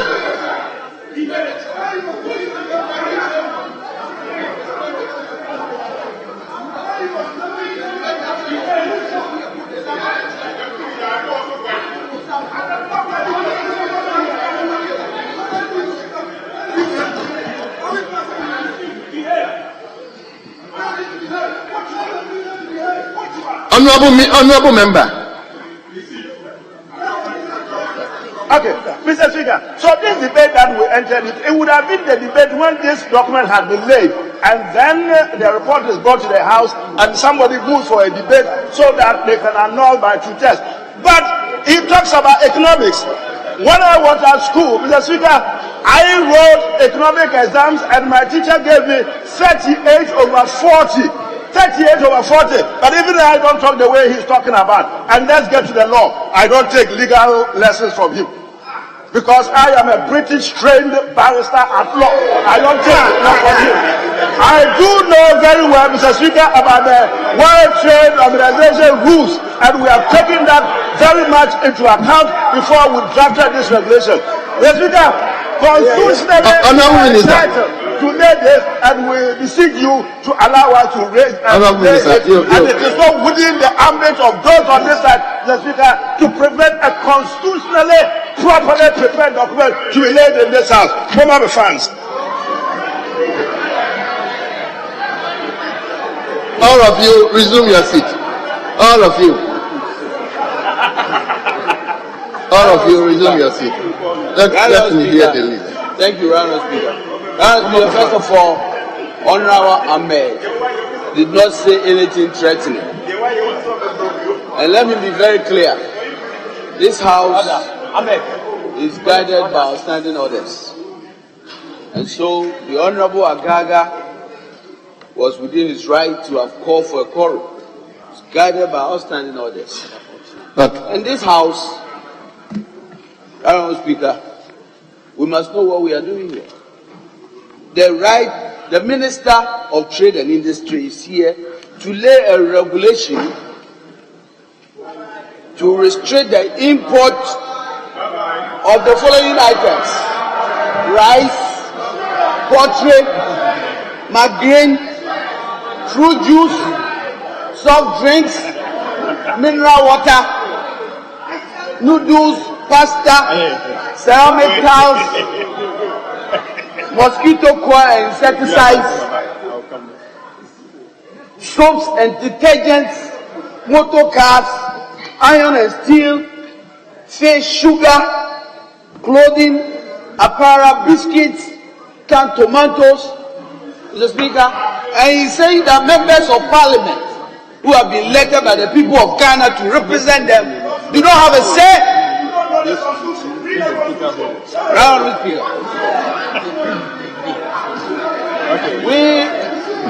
We clearly understand the challenge we are facing. This is exactly why the Minister of Finance, was very clear that we are being consumed by our import bill. This is exactly why this government came up with a policy of one district, one factory, planting for food and jobs. In this budget, it is very clear. For example, and I gave the example of how much we spent on 1D1F. Over 6 billion Ghana cedis. It's very, very clear that that policy has failed. But what we are saying is that, right on the Speaker, we need to really be sure that we have the capacity within this country. I gave a statistics. As we speak, we can only produce about 46% of the rice we eat, we consume. We can only produce less than 30% of the tomatoes we eat. And so many of the lists we are talking about. If the minister is addressing an issue such as this, we must have an input. Right now, Speaker, what is the capacity to address this in the next 6 months, for example? We don't have. So the honorable minister is so wrong to have argued that this House and the members who represent the people Honorable member, do not have a say. Honorable member, well noted. But it's important we note, right now, Speaker, please. It's important we state that we have serious concerns about these regulations. I'll read you one of them. This minister should be given the power to decide that tomorrow morning, I don't feel good, your license is cancelled. We should give him that power and read your document, and we don't accept it. Is it a question that you will not accept it? Yeah, Honorable. Speaker, let me begin by commending the majority leader and the minority leader who have shown leadership on this same matter. I had seen the leader of the House, very typical of him, signaling the minority leader on same matter. I know they stepped out a number of times, and our leader has done significant amendment to the said document to be laid. I want to appeal to colleagues that we should be calm about this. It's about our country. And Deputy Leader, I see how emotional you are. We appreciate this matter, subject matter. It's a very important subject matter. Importation and restriction, extremely important. And hence, Speaker, I want to appeal to your high office. Let's defer this matter, any further discussion on this matter, to our respected leaders to do what they have to do, and so that at the appropriate time we can action on it. And therefore, I'm appealing to you for us to defer further discussion, and we can continue for the two members who are earmarked to conclude the debate for today.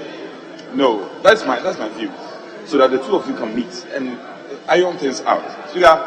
So I plead with you. And further, let me appeal to the Honorable Yusuf, my good friend. Yusuf, please. It's okay. You can talk. Sit down. Let me talk. So listen to me. Listen. I'm saying the two leaders. I am calling for the two leaders to meet on this matter. Please. So let's defer further discussion. Honorable Majority Whip. And that the leaders can show us the way. We have confidence in them. These two leaders are trusted and respected leaders of this house, so that they can show us the way. Please, with all respect.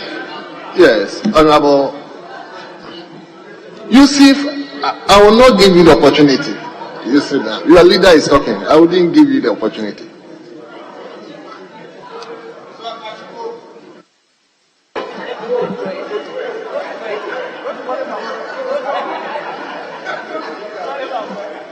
Mr. Speaker, clearly there are issues. Mr. Speaker, the application before you is coming from Order 48 as to whether this House has enough members to continue business. Mr. Speaker, you have no rule on that. Mr. Speaker, secondly, the application before you is for you to allow the minister to lay a regulation. Mr. Speaker, since yesterday I've engaged the majority leader on the subject matter. He has proposed a number of amendments. The amendments are yet to be incorporated into the document. Mr. Speaker, on that basis, the amendment that he has incorporated is not yet officially before you. We cannot assume that that has already been incorporated here. Mr. Speaker, this is a regulation that is going to concentrate excessive powers, executive powers, into the hands of one man and a committee. Mr. Speaker, I have serious concerns with it. My concern emanates from the fact that history must guide us as a house or as a country. Import licenses are not new in this economy. In fact, in 1967, a commission of inquiry was constituted by the government then, Justice Olelu's committee, was constituted on the same subject matter. How irregular it was. How unfortunately that particular import licenses or permit was abused. So Speaker, that should guide us. 50 years plus, import licenses are coming back. So Speaker, we should be careful. We are not doing this because of Honorable K.T. Hammond. No. We are doing this because of history. History must guide us. We can't continue on the same path. It was once abused, it was removed, and we should be careful not to repeat the mistake. So Speaker, my position is that let us stand this down, do further consultation. You can see from the mood of the House, if care is not taken, this regulation will prevent us from doing businesses that will help us to get the budget approved. And I think that is more important. So Speaker, as we speak, I've seen other paper addendum 2 that is supposed to lay before us budget bills that accompanied the budget.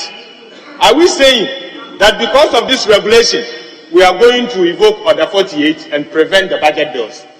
What is the priority of this government? What is your priority? Is your priority to get the budget through, or the priority is to get import permits? So Speaker, you choose. What is your priority? And advise us appropriately. So Speaker, import licenses is something we should be careful about. It has nothing to do with my uncle, the Honorable K.T. Hammond. It has nothing to do with your uncle. It has to do Well, leader. with the past. Thank you. Leader, well. Respectful leader, let me come to you. Mr. Speaker, thank you very much. Mr. Speaker, I had stepped out a bit And upon my return to the House, I cited the regulations that the minister wanted to present to the House. I went through and I listened to colleagues who also commented. So yesterday, I started engaging, and I had about 2 meetings with the minority leader, also the chairman of the subsidiary legislation committee. And this morning, early this morning, around 8 o'clock, I was in my office and had engagement with the minority leader and other, in fact, the chairman on the Committee of Trade and Industry was also there with me.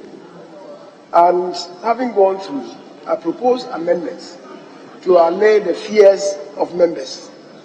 Subsequently, I shared with the minority leader, the chairman of the subsidiary legislation committee, and other members of the House who have something to do with these regulations.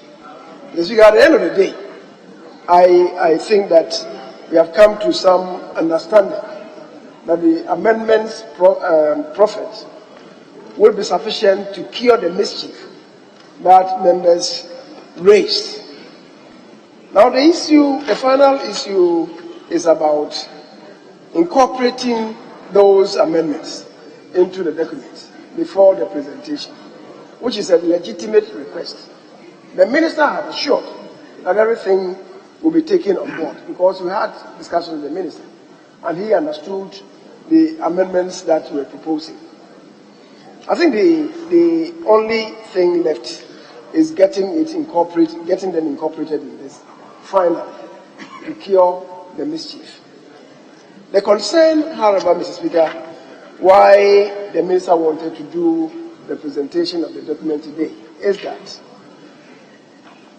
if we do not do it today, we'll be left with just 15 sitting days.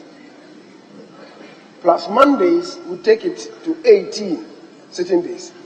Which then will mean that we require 3 additional sitting days.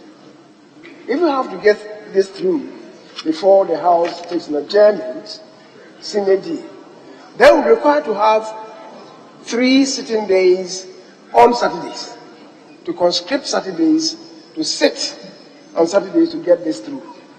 Mr. Speaker, that is the challenge. And that is why we're appealing to colleagues.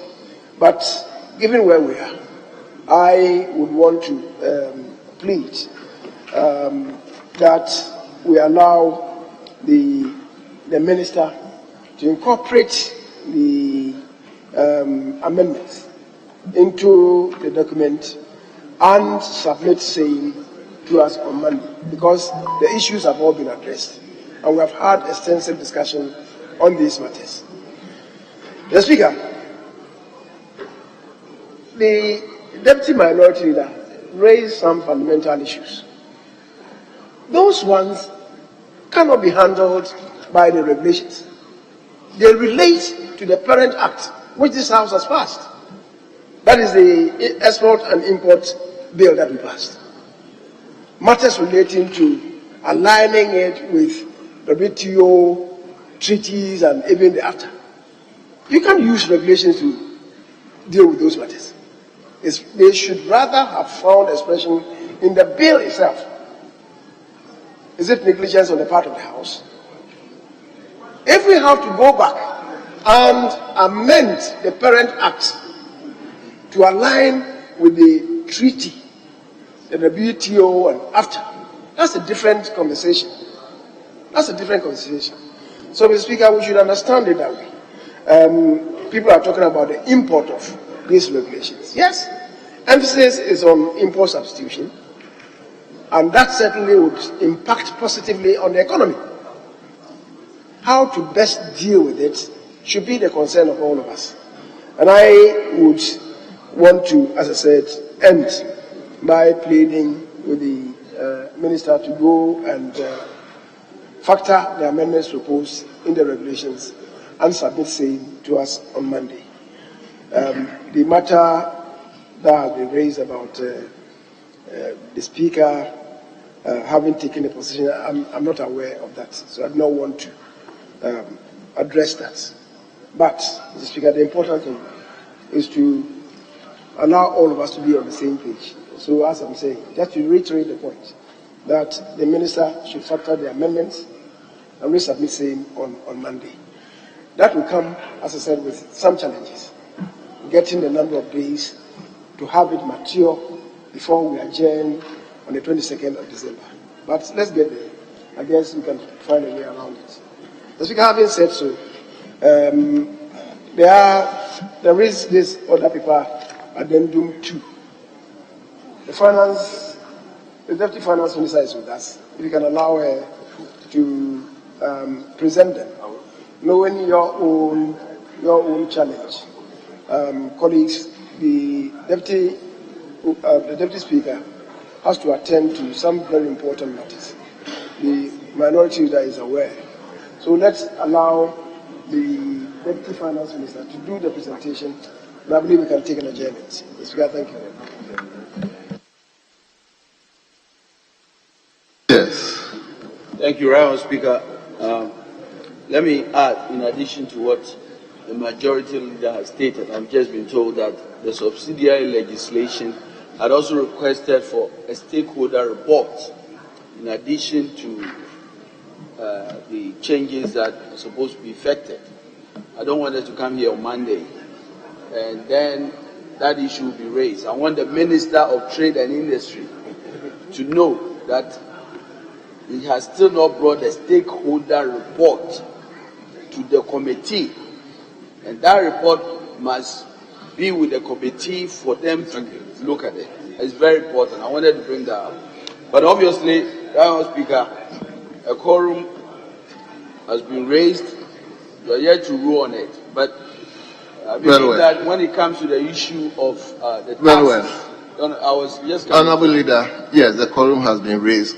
Let me cause the bell to be rung, and the quorum is according to my time. You know that. So I'll cause the bell to be rung. But meanwhile, whilst we are ringing the bell, waiting for 10 minutes, I will lay these bills. So,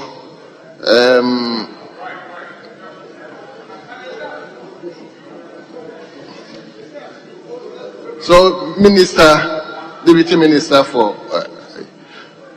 so let the bell be rung. But while they are ringing, Deputy Minister, you can lay the papers.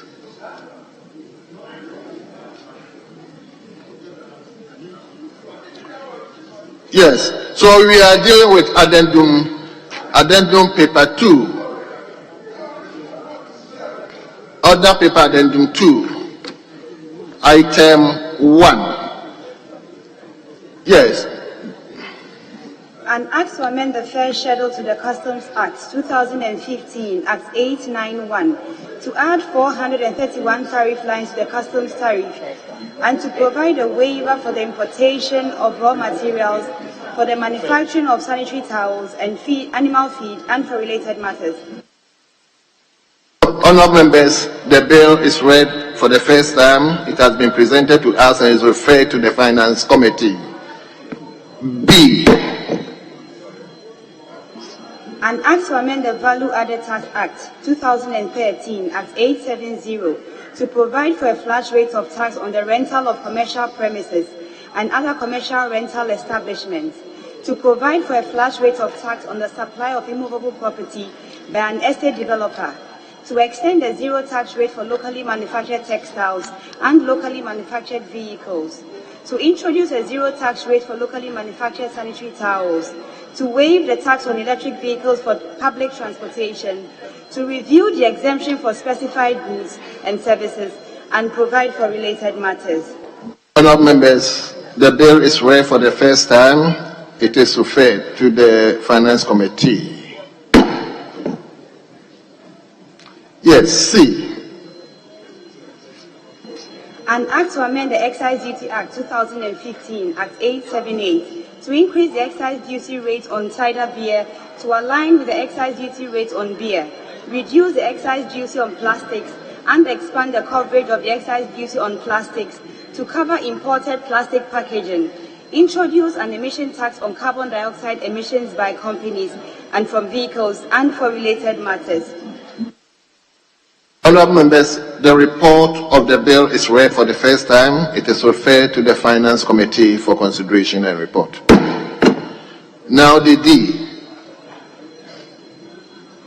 An act to amend the Stamp Duty Act 2005 Act 689 to provide for an increase in the rates of stamp duties and for related matters. Honourable members, the report of the bill is read for the first time. It is referred to the Finance Committee for consideration and report. Honourable members, I will proceed to adjourn the House to Monday, 10 o'clock in the forenoon. 10 o'clock in the forenoon on Monday. The House stands adjourned.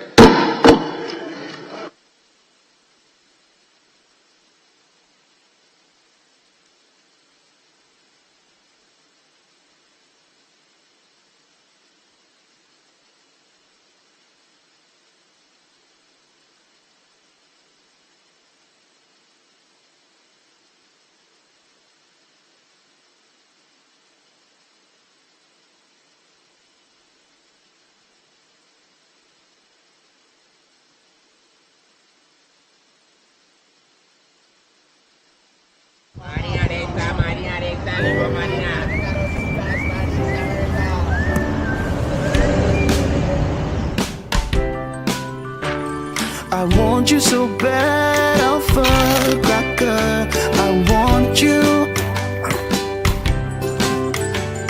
I wanna say yes, I can't resist. I want you. Ooh, I want you, Alpha Cracker. I want you so bad, Alpha Cracker. Have a goodness rich in milk and butter in Alpha Cracker. Yummy and deliciously crunchy. But I can't resist you. Alpha Crackers, simply irresistible. This advert is FDA approved.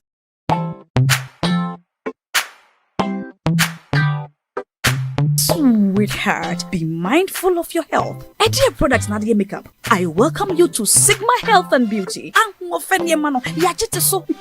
can call us the Beauty Embassy. We pursue beauty more revealed with quality makeup products. There is only one place. The Sigma Health and Beauty 2022 Ghana Makeup Awards Beauty Retail Business of the Year. Of course, we are the defending champions. World-class makeup brands and Kwanyet on, you name it. Maybelline, Dark and Lovely, House of Tara, and many more. Your professionalism in the beauty industry is unmatchable. Bramientra the proper way of applying our products. Sigma Health and Beauty, Yewa Accra, Makola, Georgina Stores, and Rollins Park, Gate 4. Fryer 0248 138 596 and 0201 408 186. Or visit our online shop at www.beautyavenuegh.com. Sigma, your beauty, our joy. Luckiest, luck is everywhere, for everyone, yeah. Luckiest, stars everyone to us. How to play and win online. Step 1. Go to the URL or website www.theluckiestafrica.com. Step 2. Click on Ready to Play and register. Step 3. Fill out your valid details to register. Step 4.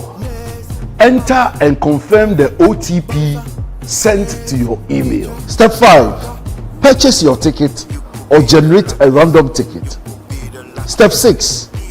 Enter the ticket amount you want to buy. Step 7. Follow the steps to buy tickets for yourself or someone. Step 8. Confirm your ticket and choose your payment option. Step 9. Follow the steps to make payment. Step 10. Verify your phone number. I am Mr. Goodluck and I'm on a mission to spread luck all around. Yes, Papa, driver, bouncer, friends, teacher, banker. Star 712 hash. you could be the luckiest. Everyone needs the perfect snack to munch on during a fun moment. Wow. Enjoy the tasty McBerry Twist cupcakes, deliciously baked and packaged for a sweet treat. Premium quality cakes baked with love for all, enriched in butter and milk. Yummy.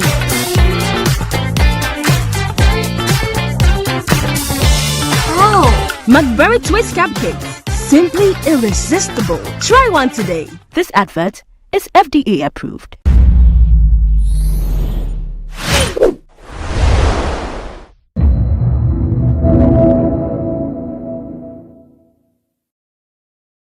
A round of applause. I have to make sure that I get his title right, otherwise I'll be unemployed for the next few years. Pardon me.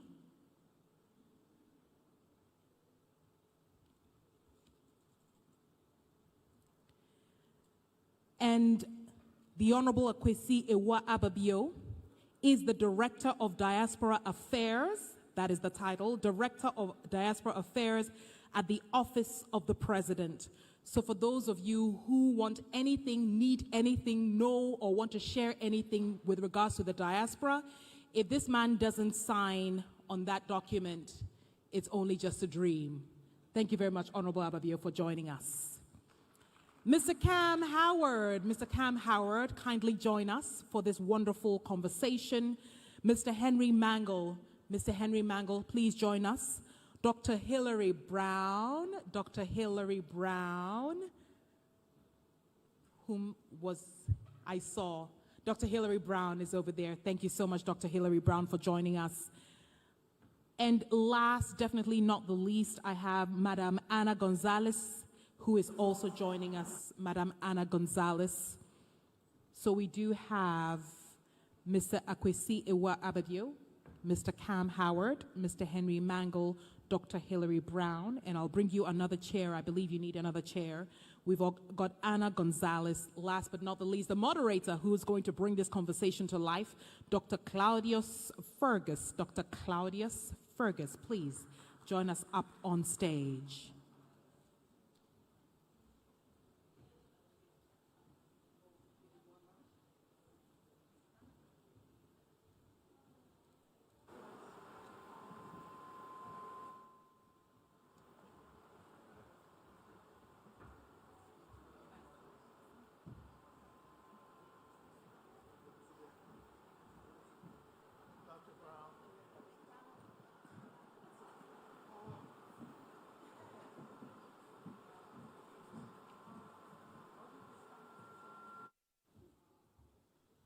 Yes, time is really moving fast. I did not even realize that our facilitator had stepped down. You have your program before you, so you know the title of this panel. Greetings to everyone, brothers and sisters. I am here as chairman of the National Reparations Commission of Trinidad and Tobago. And as you would be aware, the conference so far has been building up to this panel. So this is the climax of the conference. We have had a number of proposals before, and I want to suggest to the organizing committee that a team be set up tasked with the responsibility of extracting the recommendations proposed so far with the achievements, the successes, and even some of the criticisms over the past 3 days. So that's a request and a recommendation.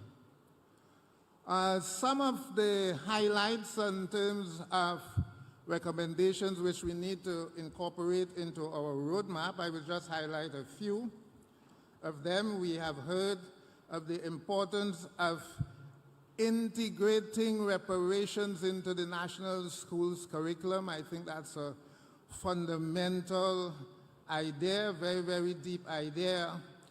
We have heard of the importance of working with our artistic community, and that would include, of course, our songwriters and singers, our dancers, our film producers, and I would want to emphasize, because of the significance of youth that we have heard about, the social media, which is mainly driven by youth in terms of content creation. We need to mobilize them as well. There was also a call for activist intellectuals to ground with the grassroots, and particularly the youths. There was an appeal whether decisions taken here at this conference, whatever decisions are taken, should be actionable and deliverable. I think Dr. Chen made that proposal and emphasized it from time to time. And finally, a call was made, or references, in fact, were made to the problem of language and decolonizing the language. I want to go a little step further and propose, instead of decolonizing, we should be talking more about exorcising, because what you would be doing is still decolonizing the colonizer's language. And so we have to think very seriously about really making African languages the lingua franca of conferences such as these over a period of time. And it does not make sense that we have the major colonizers, 5 or 6 of them, and those languages are the languages that have become official languages of almost every region, or all of the regions in Africa. If an African language is developed as a lingua franca and official language for at least each region in Africa, there would be a sort of impetus and momentum in the Caribbean and other diasporas to also teach those languages in the schools, which will also help to bring a certain sense of pride and liberation to us as well. We have mentioned Haiti from time to time. I see Haiti as the mother of African emancipation in the Western Hemisphere. And I want to throw out a suggestion that perhaps the case of Haiti be made a priority in the reparations movement going forward. Haiti, I'm not going over the details because we have heard of what France did to Haiti. But when Jean-Baptiste Aristide returned to power in the early 2000s, he began the process of making a case for the return of the ransom. This wasn't exactly reparation, but the ransom that France had demanded of it, which it had paid from 1825 to 1947. Now that was the easiest case to win if that case was allowed to go forward. But we know that he was ousted with the conspiracy of the United States and France in particular, perhaps other European powers as well, because they knew the significance of Haiti succeeding in such a case, which would have a domino effect and would make it much more difficult for the other European powers to defend against reparations. So I want to say that we should come to the aid of Haiti, which would in a sense will be coming to the aid of our own cause in furthering the reparations movement. I'm sure my brother David would perhaps something he would want to say about that later. Without any further ado, because we are really stressed for time, I want to invite the members of my panel to make their presentations, and we would do so in the order in which they are seated. So we begin with one of our female intellectuals, and we end with another one. So Dr. Brown, you would introduce yourself, because I can introduce some, but I don't have even a brief bio for some, so I would not be partial in that. So you would just introduce yourself and go ahead with your presentation. If you would like to come towards the microphone, please feel free to do so.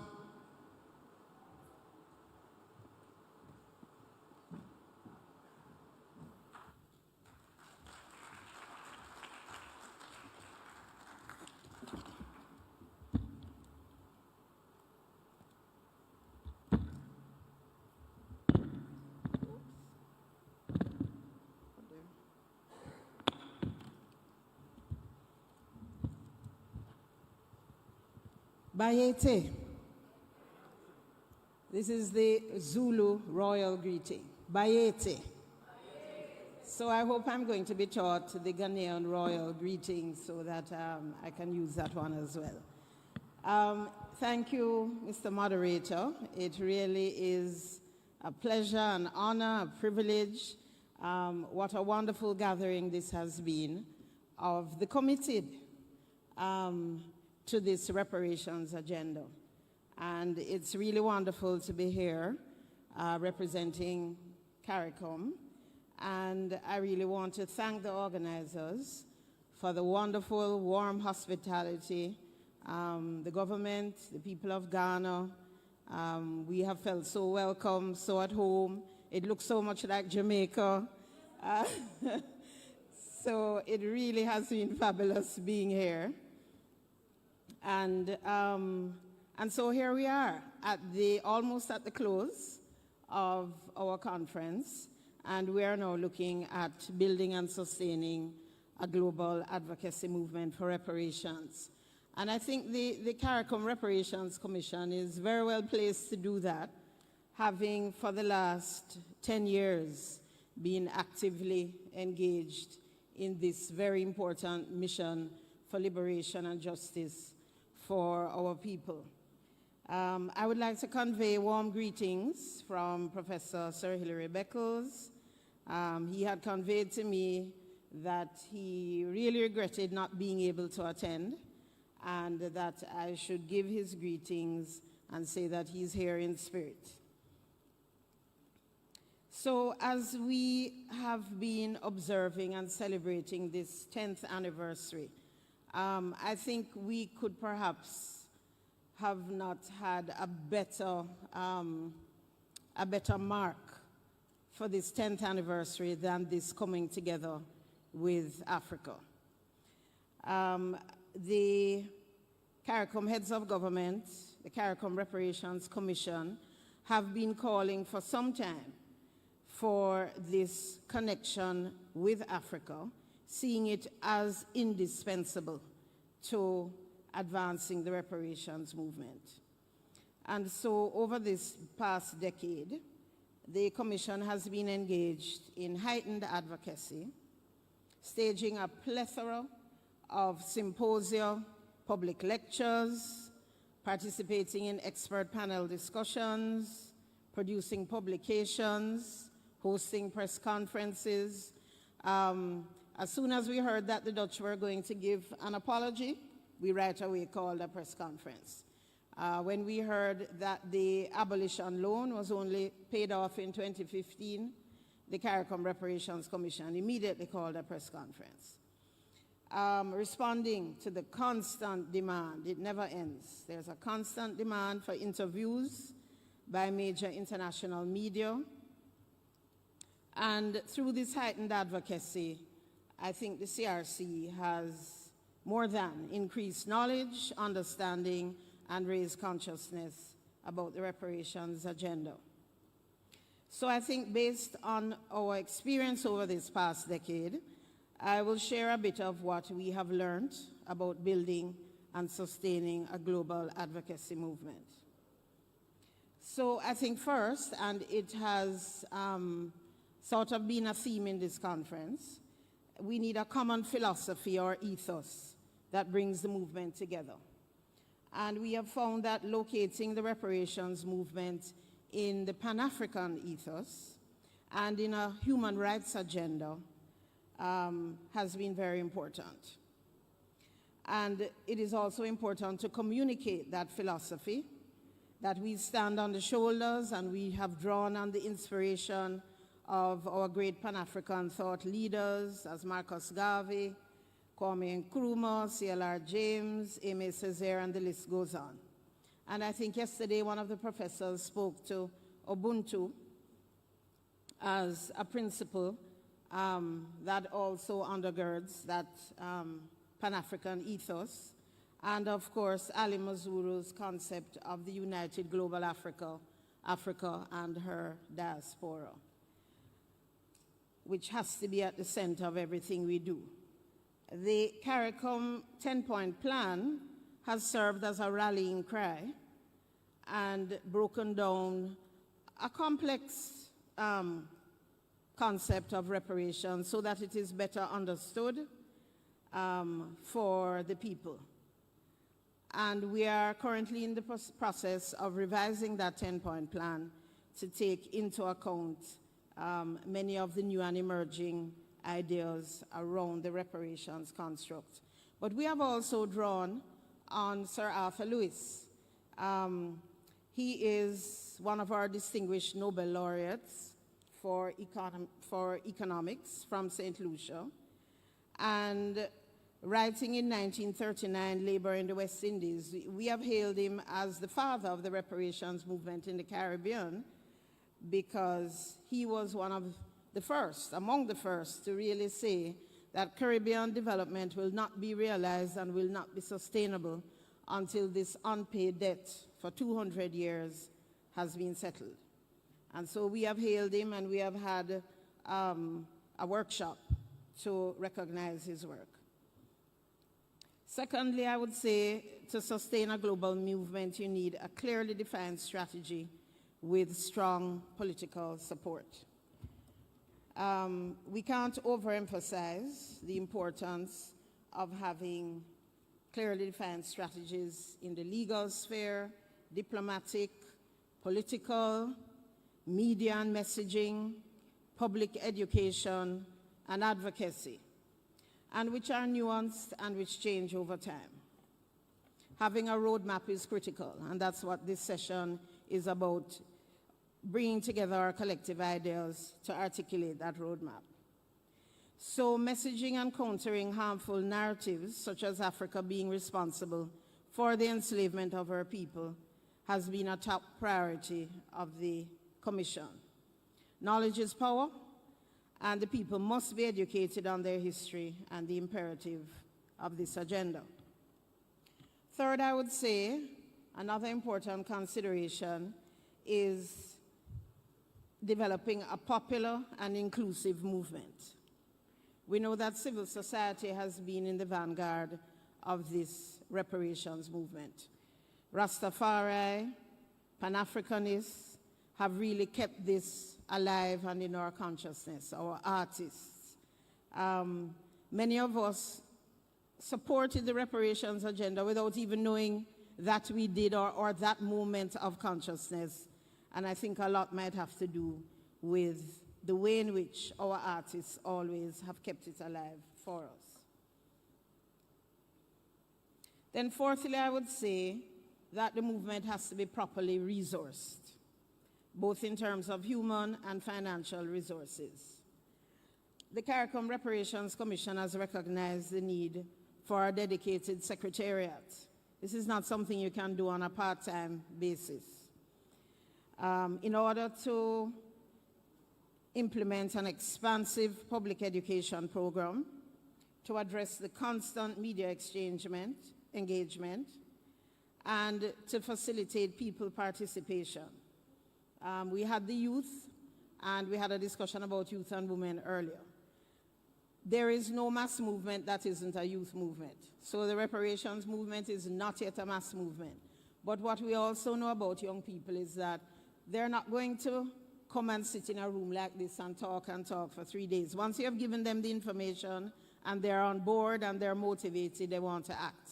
So you have to be able to have a program that engages them, and very often it needs resources. And so one of the things that the CRC is doing is developing a CRC stakeholder forum.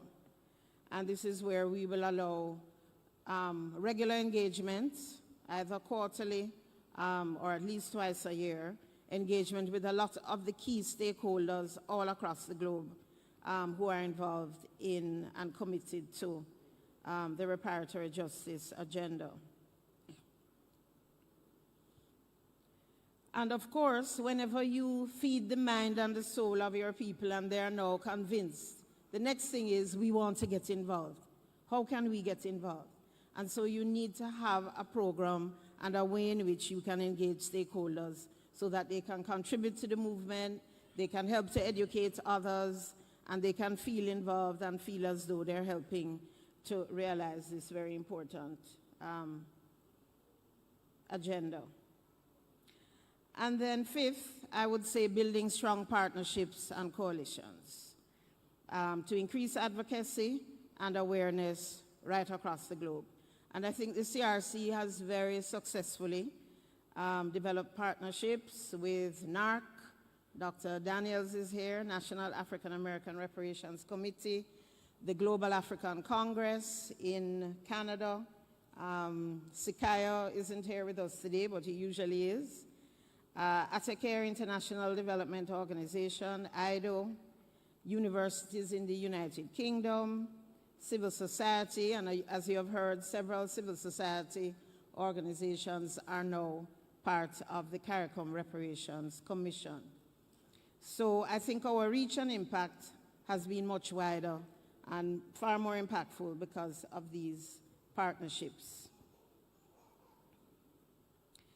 But before I close with a few recommendations, I wanted to highlight something that that we have embarked on because we have come to realize the importance of it.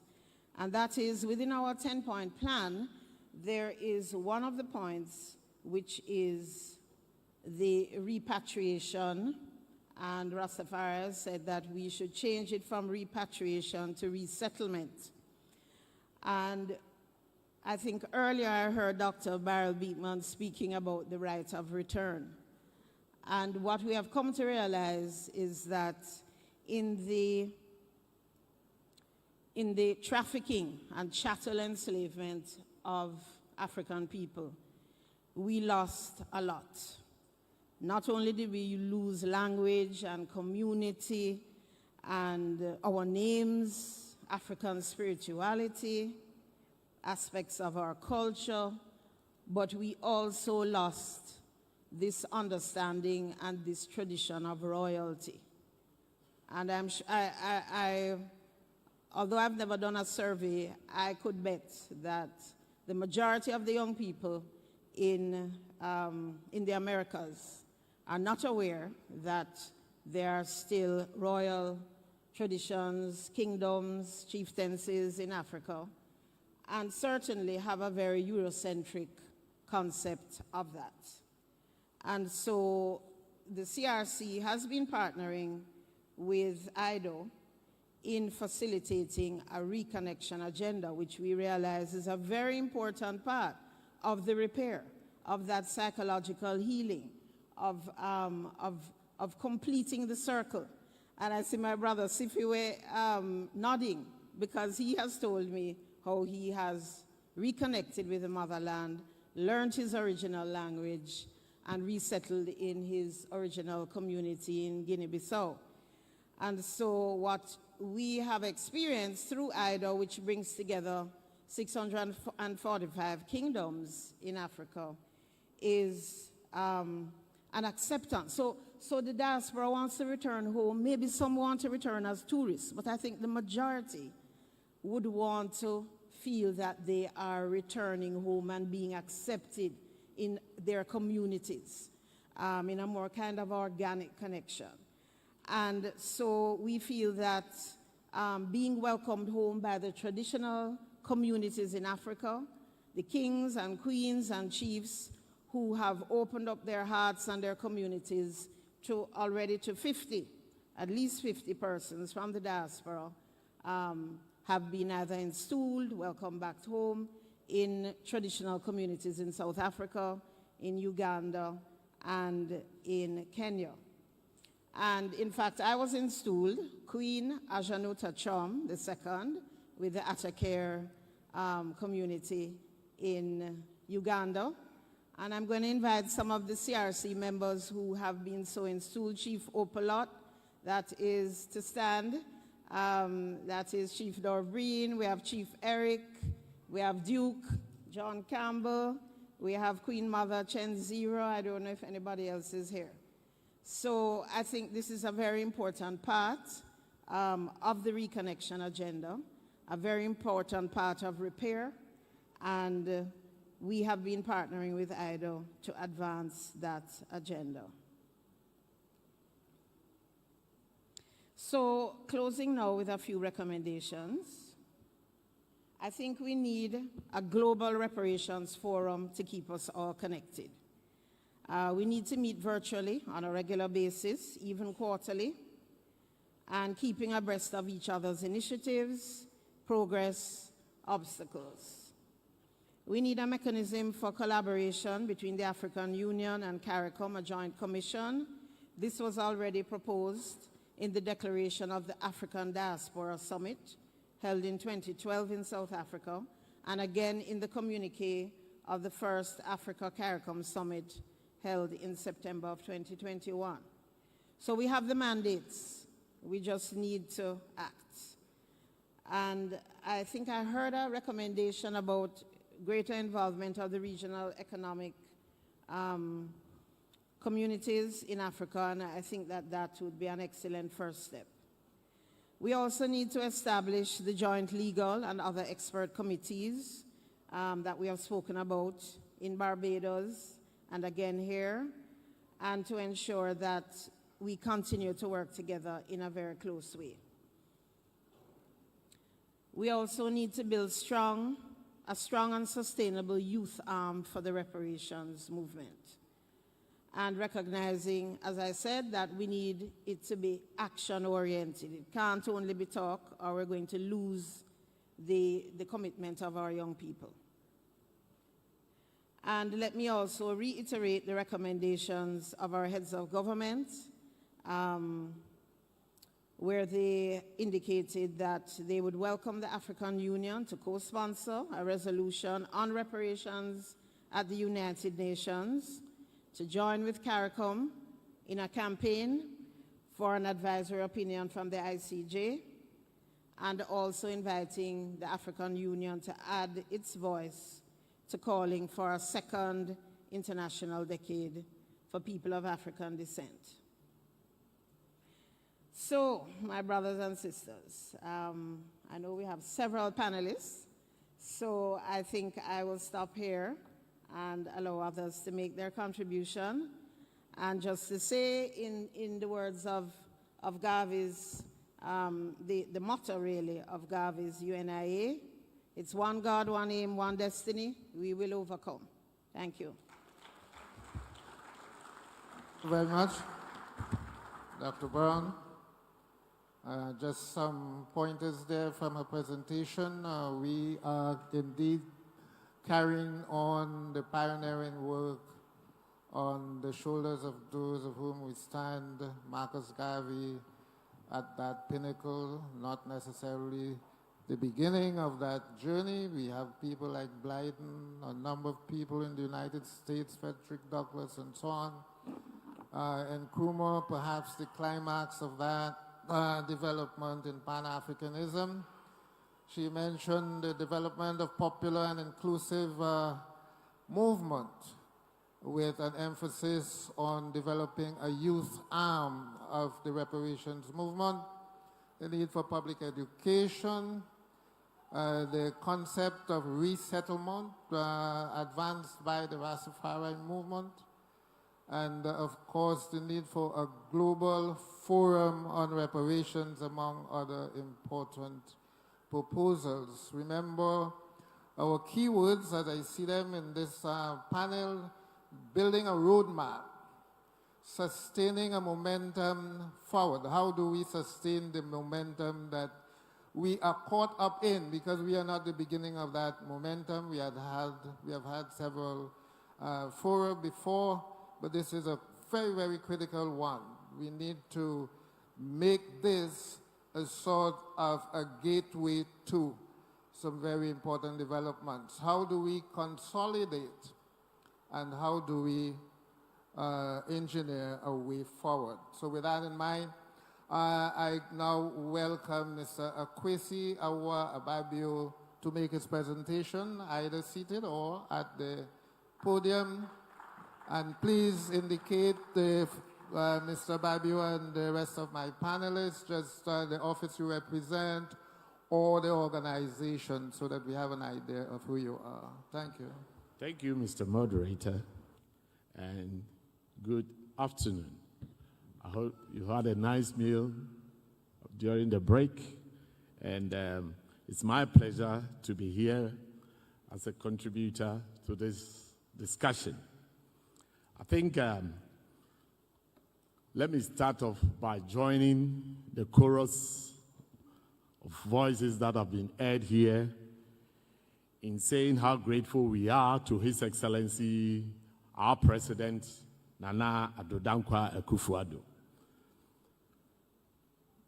the President of the Republic of Ghana, and the African Union for hosting this conference, and also our friends and sponsors, notably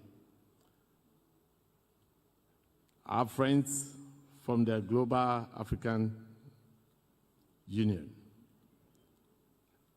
and also to the chairperson of the African Union, His Excellency Azali Assoumani, President of the Union of Comoros. We are very grateful for this opportunity because this is very much what our President, His Excellency Nana Addo Akufo-Addo, has been looking forward to, that we can bring together all the activists, all the voices, all the countries in Africa, in the curriculum, and in the Americas to deliberate on this issue that sits so close to his heart. No wonder in his speech he has taken time to say, among other things, that we needed to build a united front to advance the cause of justice and payment of reparation in Africa, and that the entire period of slavery meant that our progress economically and culturally and psychologically was stifled. We are where we are. We need to go forward.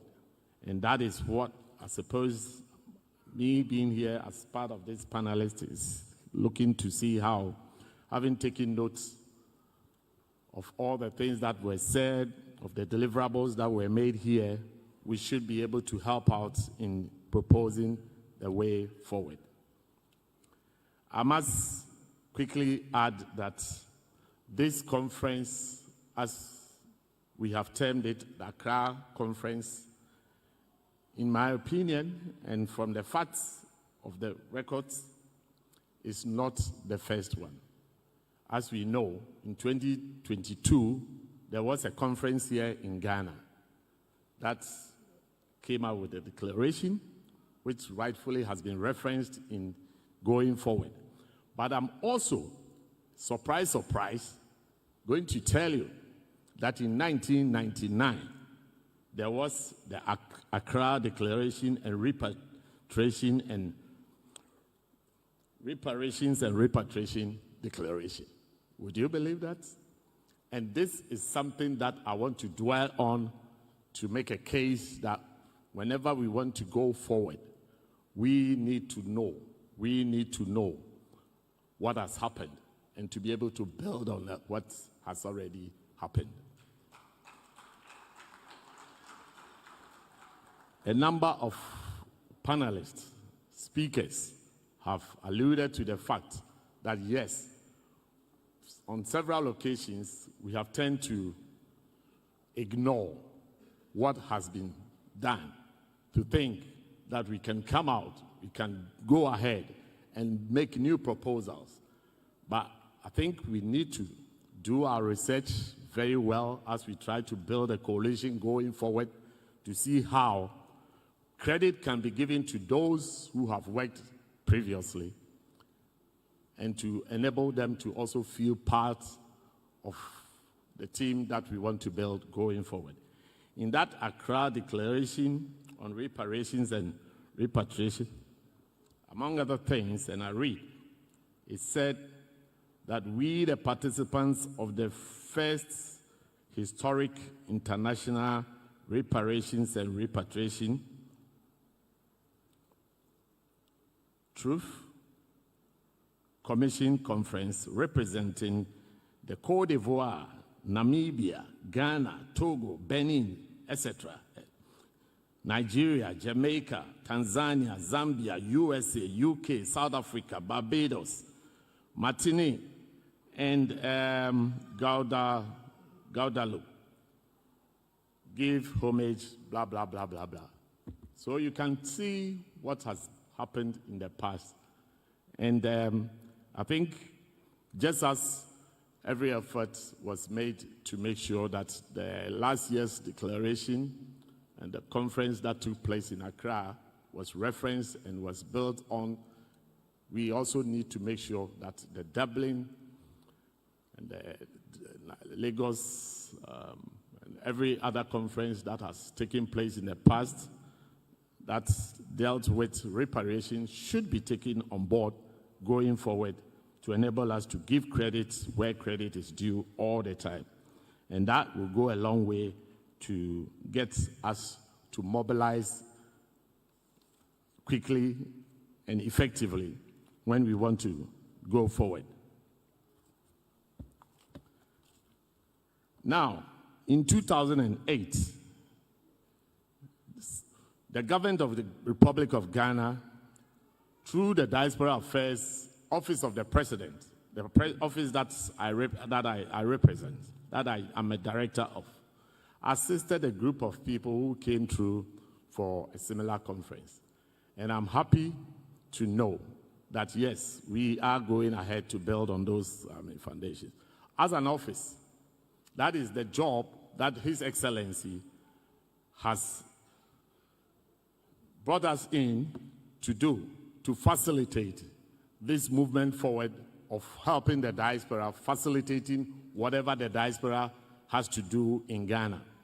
And I'm happy to say, within the short time that we have been part of government, we have led the Year of Return, and now the Beyond the Return initiative that is giving prominence to how we want to, make sure that the diaspora is part and parcel of our development for socio-economic development going forward.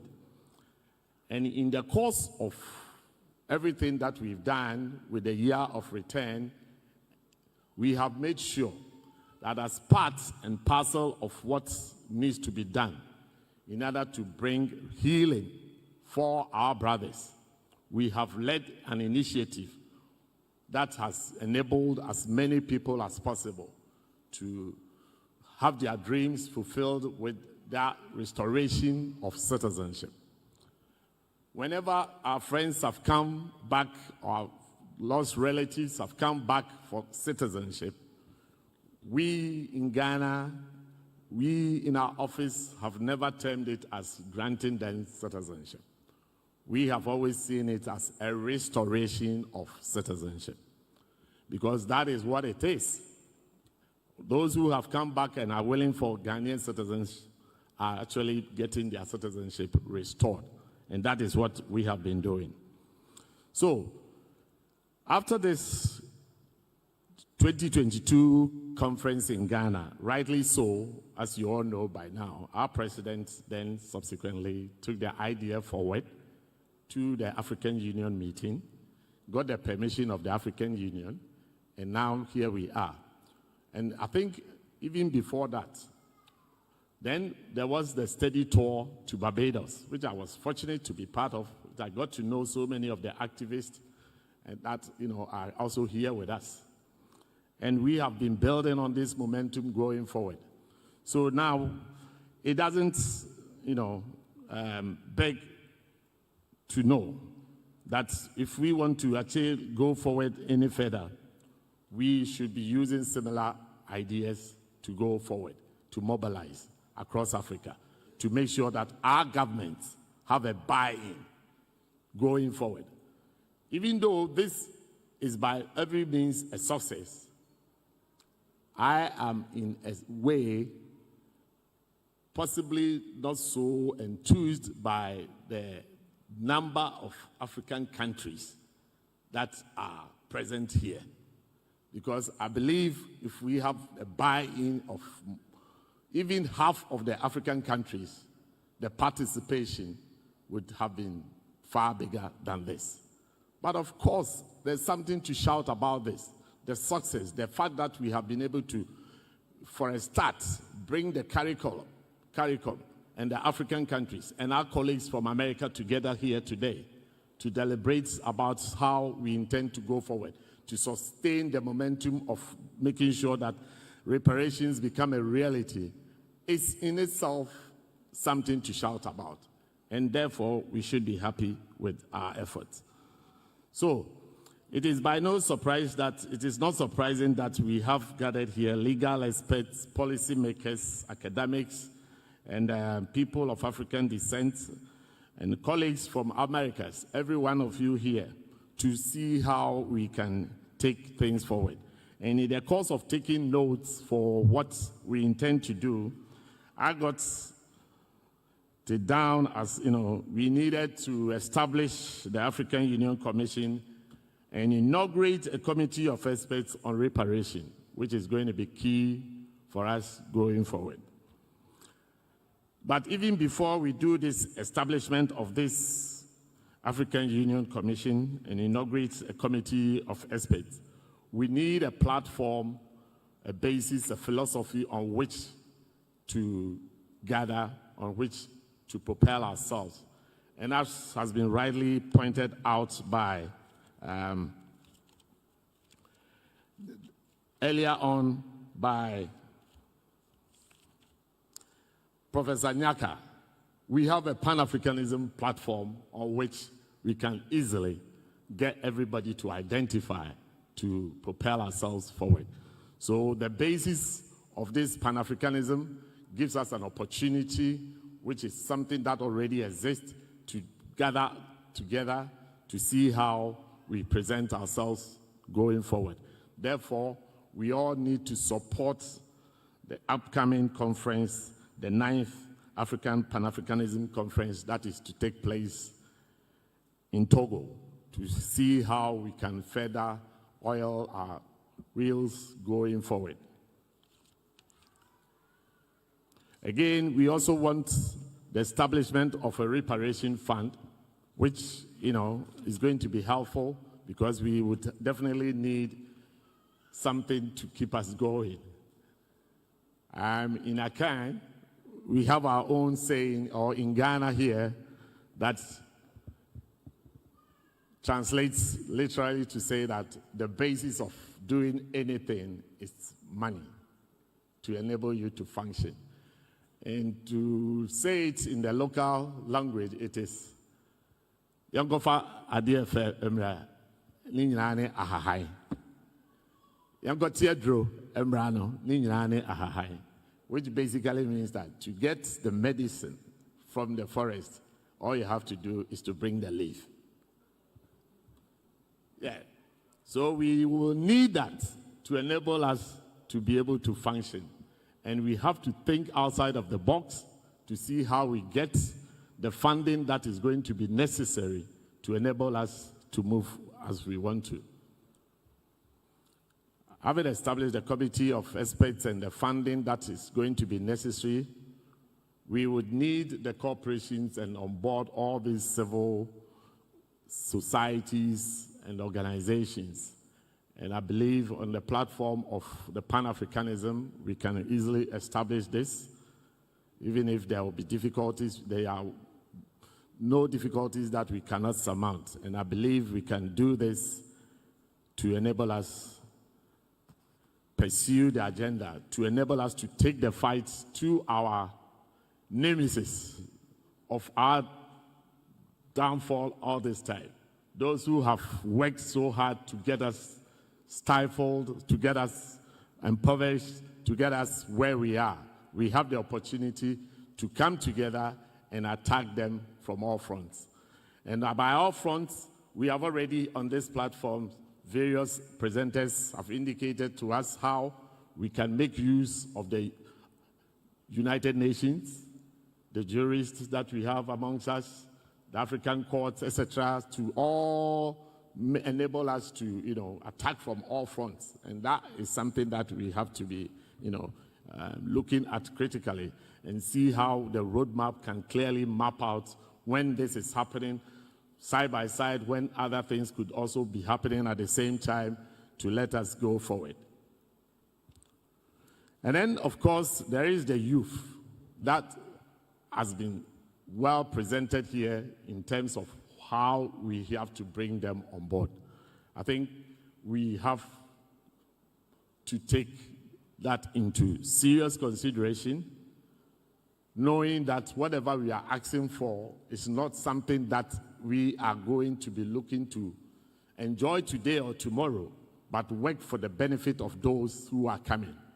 We really need to talk about this. Very often, in the layman's language and in the layman's opinion, whenever you've talked about reparation, even as I'm talking to my friends coming here every day this week, they think, oh, reparations, when are you going to get the money? How are you going to share it? That is the obvious thing that everybody thinks is going to happen. But that is not what, among other things. Of course, we would also take anything that comes like that.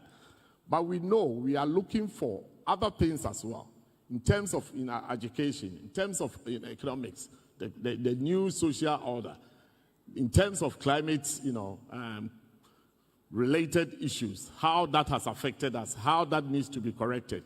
These are all areas that are of relevance to us. That has a very big bearing on the youth in the coming future that we need to talk about, that we need to get our colonizers, those who have perpetrated that harm to us all these years, to address, for which reason they have been able to develop their own environment so well that they think this is, very comfortable, and therefore they need to perpetuate it, and therefore they need to keep us where we are. They don't understand why our youth are crossing the deserts in search of those paradises that they have created, that have been created at our expense. This is what we need to address. This is what we need to work towards, to enable our youth to also have the benefit of doing this. Towards this initiative, there are so many things that have been listed that I guess is all going to be in our press release after this conference. But we look forward to it, and I can only reference some of them because they are of interest to me. The increased role that has to be played by our regional economic communities is very important. In Africa, in the Caribbean, we have all these economic blocks that should be a platform for further organization, reorganization, for further examination of what to do. That should also be another plank of what we can also use to advance this whole agenda. And that is something that we need to take into serious consideration. Then, of course, there is the key issue of how do we maintain the momentum going forward. The momentum that has to be maintained is not a small thing to deal with, because I believe previous initiatives have all had that problem of maintenance, sustaining the momentum. So it is not so much a case of if not now, when? But it is a case of at that time, what was the problem?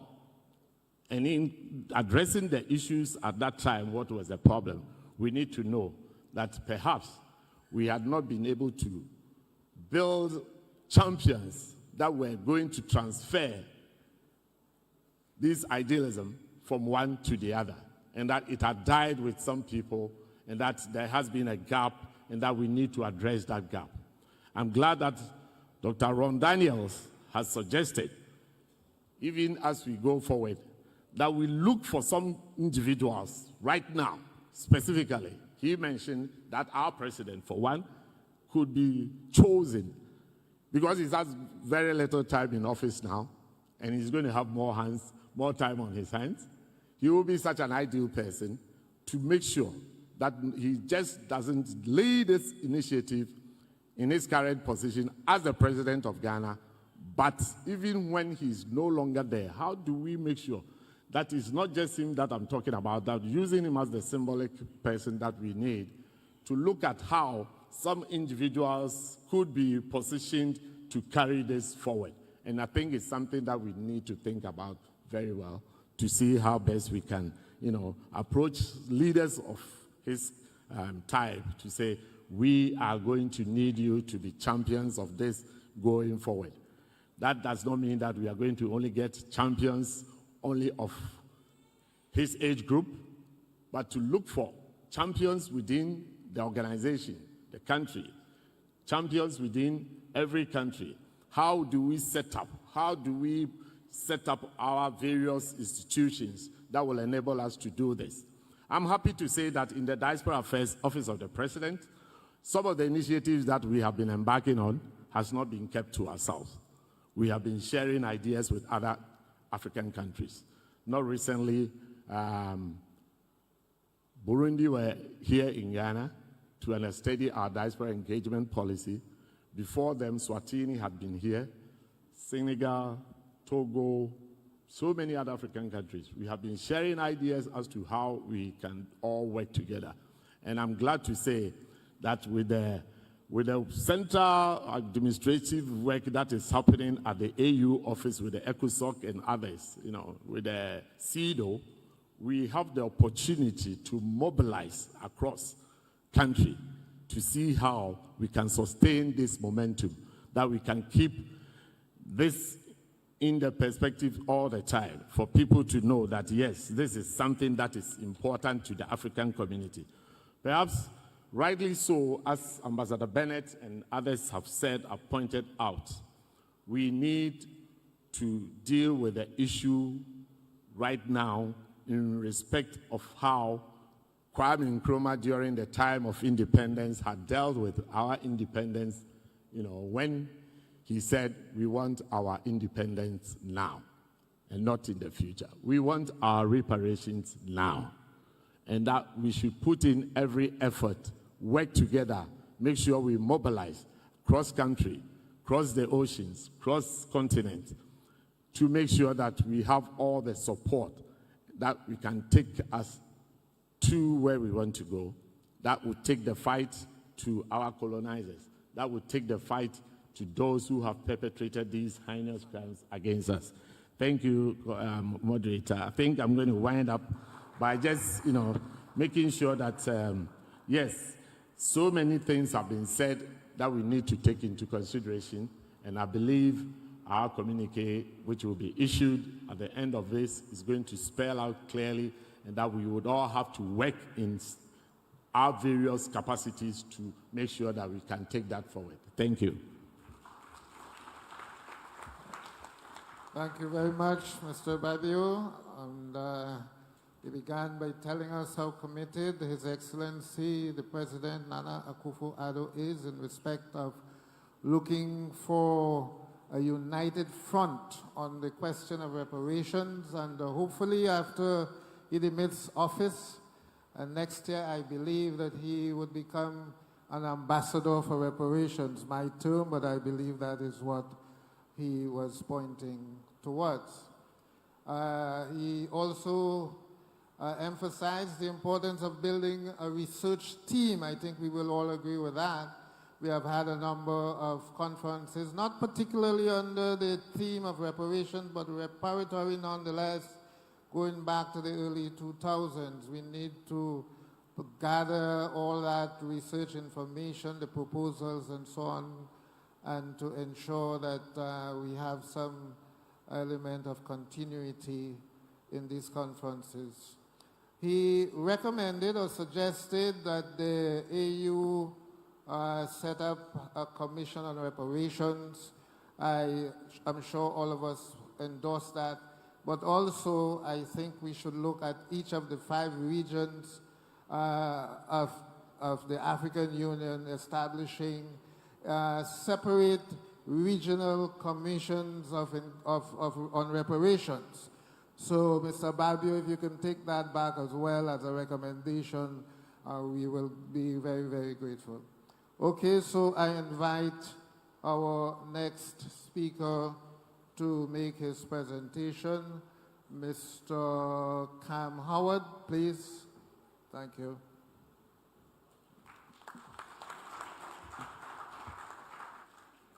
Thank you, Mr. Moderator. I too will join with everyone who came forward in thanking His Excellency President Adu for hosting this gathering. I want to acknowledge the many dignitaries and distinguished brothers and sisters who are here. And also I want to acknowledge and applaud the planners and each of the presenters of this powerful gathering and the interventions from the floor. I'm here representing NCOBRA, the National Coalition of Blacks for Reparations in America. I'm a 3-time elected national male co-chair. I'm here representing the National African American Reparations Commission that is convened by Dr. Ron Daniels, for which I'm a commissioner. I'm here representing Reparations United as the executive director of an organization that we started last year to move forward reparations in the United States in a united front. And I'm also here representing the Global Circle for Reparations and Healing, for which I, Dr. Daniels, and Dr. Marinia are co-conveners. And it's with that last formation that I'm speaking today. In focusing on global initiatives for reparatory justice, and in particular building and sustaining a global advocacy movement, I want to talk about the Global Circle for Reparations and Healing. In 2021, 23 organizations were selected by the John D. and Catherine T. MacArthur Foundation as part of its Equitable Recovery Grant Initiative. Believing in the utmost importance of capitalizing on this moment, the cohort of grantees began to meet regularly to develop strategies to amplify and support each other's work. From those gatherings, and in taking note of the increased activity in the movement, it was determined that a global reparations gathering should be held right here on the continent. In calling for this gathering, we further noted that there were significant gaps in this renewed energy for advocacy and political commitments. That discussions and debates, especially those within the African continent, were happening in silos. That the interventions that were occurring seemed half-hearted. The campaigns appeared uncoordinated. There seemed to be a lack of comprehensive strategy and agenda for reparations. That then was our assessment of the global movement. We began planning for that gathering, and as Dr. Daniels mentioned earlier, it was held here in Accra in August of 2022 under the title Advancing Justice, Reparations and Racial Healing Summit. That website, accrasummit.org, is still up if anybody wants to go. There's tremendous information about how that summit came about. While planning the Accra Reparations Summit, one of our cohort members received a fellowship at the Rockefeller Bellagio Center in Bellagio, Italy. That member selected a few partners from the MacArthur cohort along with a small group of other global reparations advocates to come to Bellagio to deepen conversations on the state of the global reparations movement. At the conclusion of the Bellagio gathering, we developed 13 key takeaways to inform our further work. However, in planning the Bellagio meeting, it was suggested and agreed that while in Italy, we would pay a visit to the Vatican, the Holy See, the seat of the global Catholic government. It was determined that we would submit a reparations presentment to the Holy See. And on a side note, we are asking the Permanent Forum of People of African Descent to adopt the reparations presentment motto as an official document for people of African descent that combines the weight of a criminal law presentment, a commerce law presentment, and an ecclesiastical law presentment. It indicates the crimes and offenses committed, the continued impact of those crimes and offenses, the debt due for those crimes and offenses, and the parties of those who have inherited the right to collect the debt on behalf of their ancestors for those crimes and offenses. It was determined that I would lead that action. Dr. Nola Aird of the Community Healing Network immediately offered to assist in drafting the presentment. In identifying the crimes of the Catholic Church, I lean heavily on a previous document that I wrote in 2017 on Pope Francis' visit to the United States, and the document shared with me by Sepiwe Baleka that also laid out the crimes and applicable international statutes in regards to total war, war crimes, and crimes against humanity. In essence, we charged the church in inaugurating the transatlantic chattelization wars on Africa, a term coined by Professor Chinwezu Ibekwe Chinwezu, whose name was mentioned earlier today as well. Sepiwe quoted earlier in this conference a section of the Edict of the Dum Diversas papal bull that ordered the Portuguese to go into Africa to invade, pillage, plunder, and submit the people to and their progeny to perpetual enslavement. We also charged the church with the crime of creating a global hierarchy based on the lie of a global racial hierarchy based on the lie of European superiority and African inferiority in telling of their racist Ham myth. As stated, we indicated the continued impact of those crimes on the entire African world and the reparatory debt that was due. We presented this document to the Secretary of the Dicastery of Culture. That presentment is on the Global Circle for Reparations and Healing website, gcrh.org. It is translated into Italian, English, Portuguese, Spanish, and French. As stated earlier, the languages that most people of the African world speak. We left Rome and prepared to meet here in Accra. The summit was co-hosted by the African Union Commission, the African Transitional Justice Legacy Fund, the African American Institute, and Global Black. It served as an opportunity to leverage on existing initiatives, to bring on board strategic conversations and explore the possibility of harnessing various interests and aspirations from around the globe.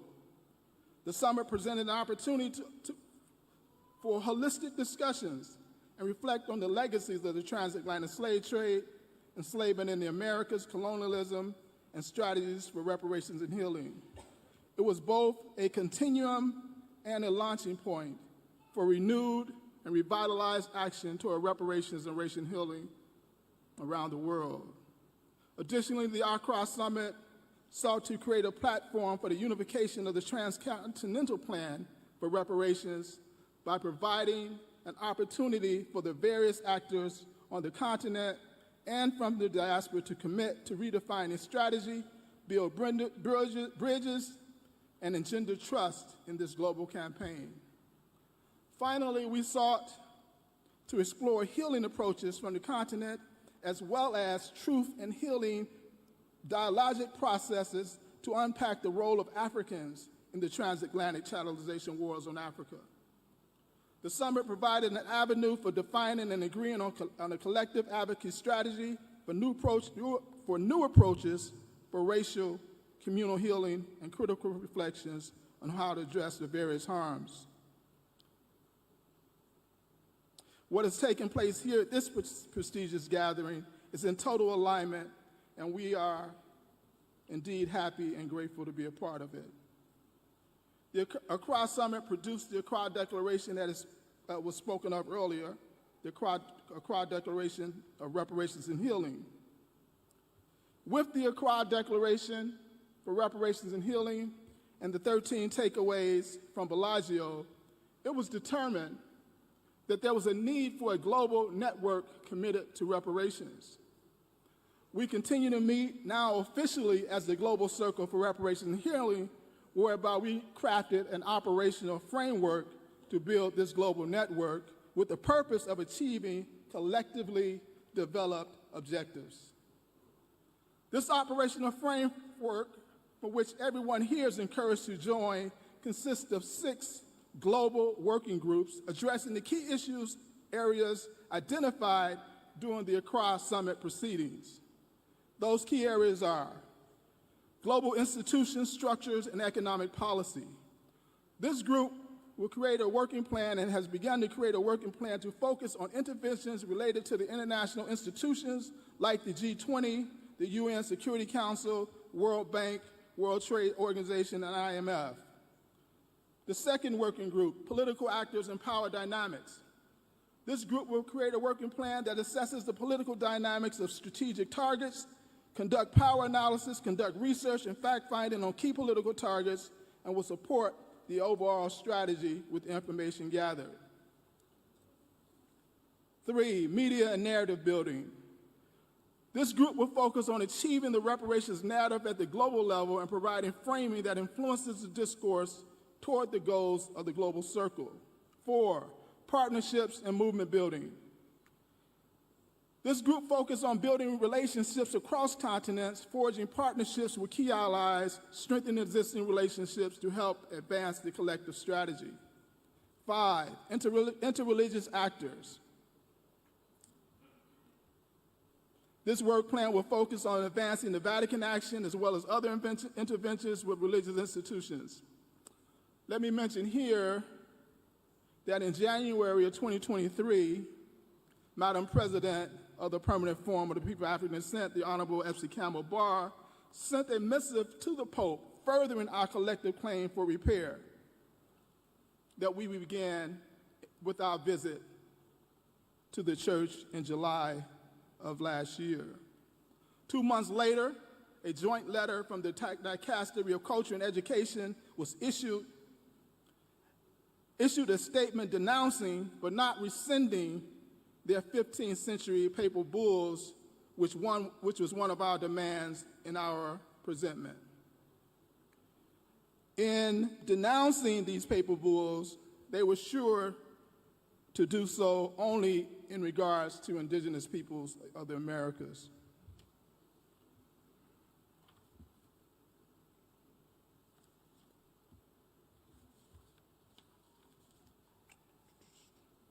Finally, the last working group is inter and intra-community healing.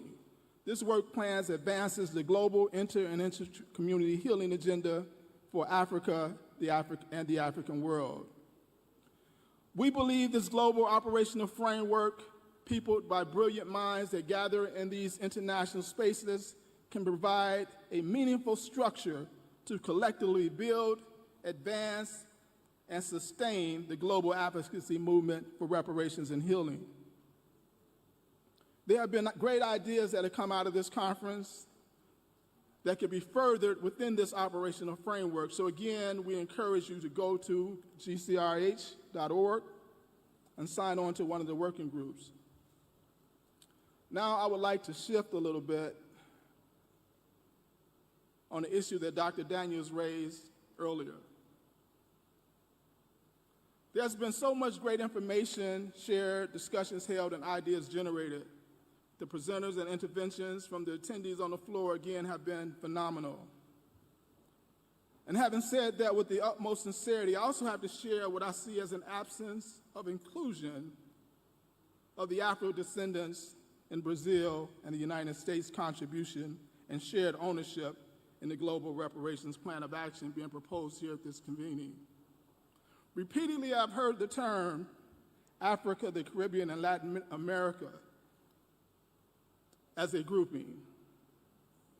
Why? Is it because those of us in Brazil and the United States are not sovereign states? Is it because we are minorities in a majority white settler colonial nation? For the record, although we may be minorities, we are not minor. In the case of Brazil, 100+ million Afro-descendants who now hold a slight majority, it would be the 6th largest nation of Africa.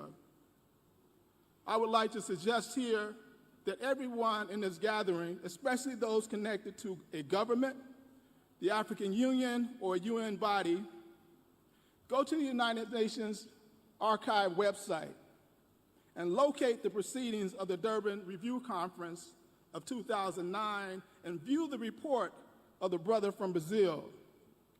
Review what that nation accomplished in just 8 years utilizing the Durban Declaration and Program of Action, almost immediately creating a cabinet-level position entitled the Secretary of Race, the first of its kind anywhere, crafting affirmative action in higher education from undergrad to postgraduate. Although they have not totally wiped away the gap, they have speedily begun to do so. They targeted economic development for nearly 3,000 Colombo groups, targeted economic development for indigenous groups, giving title to large tracts of land to the various Colombo populations, and they also introduced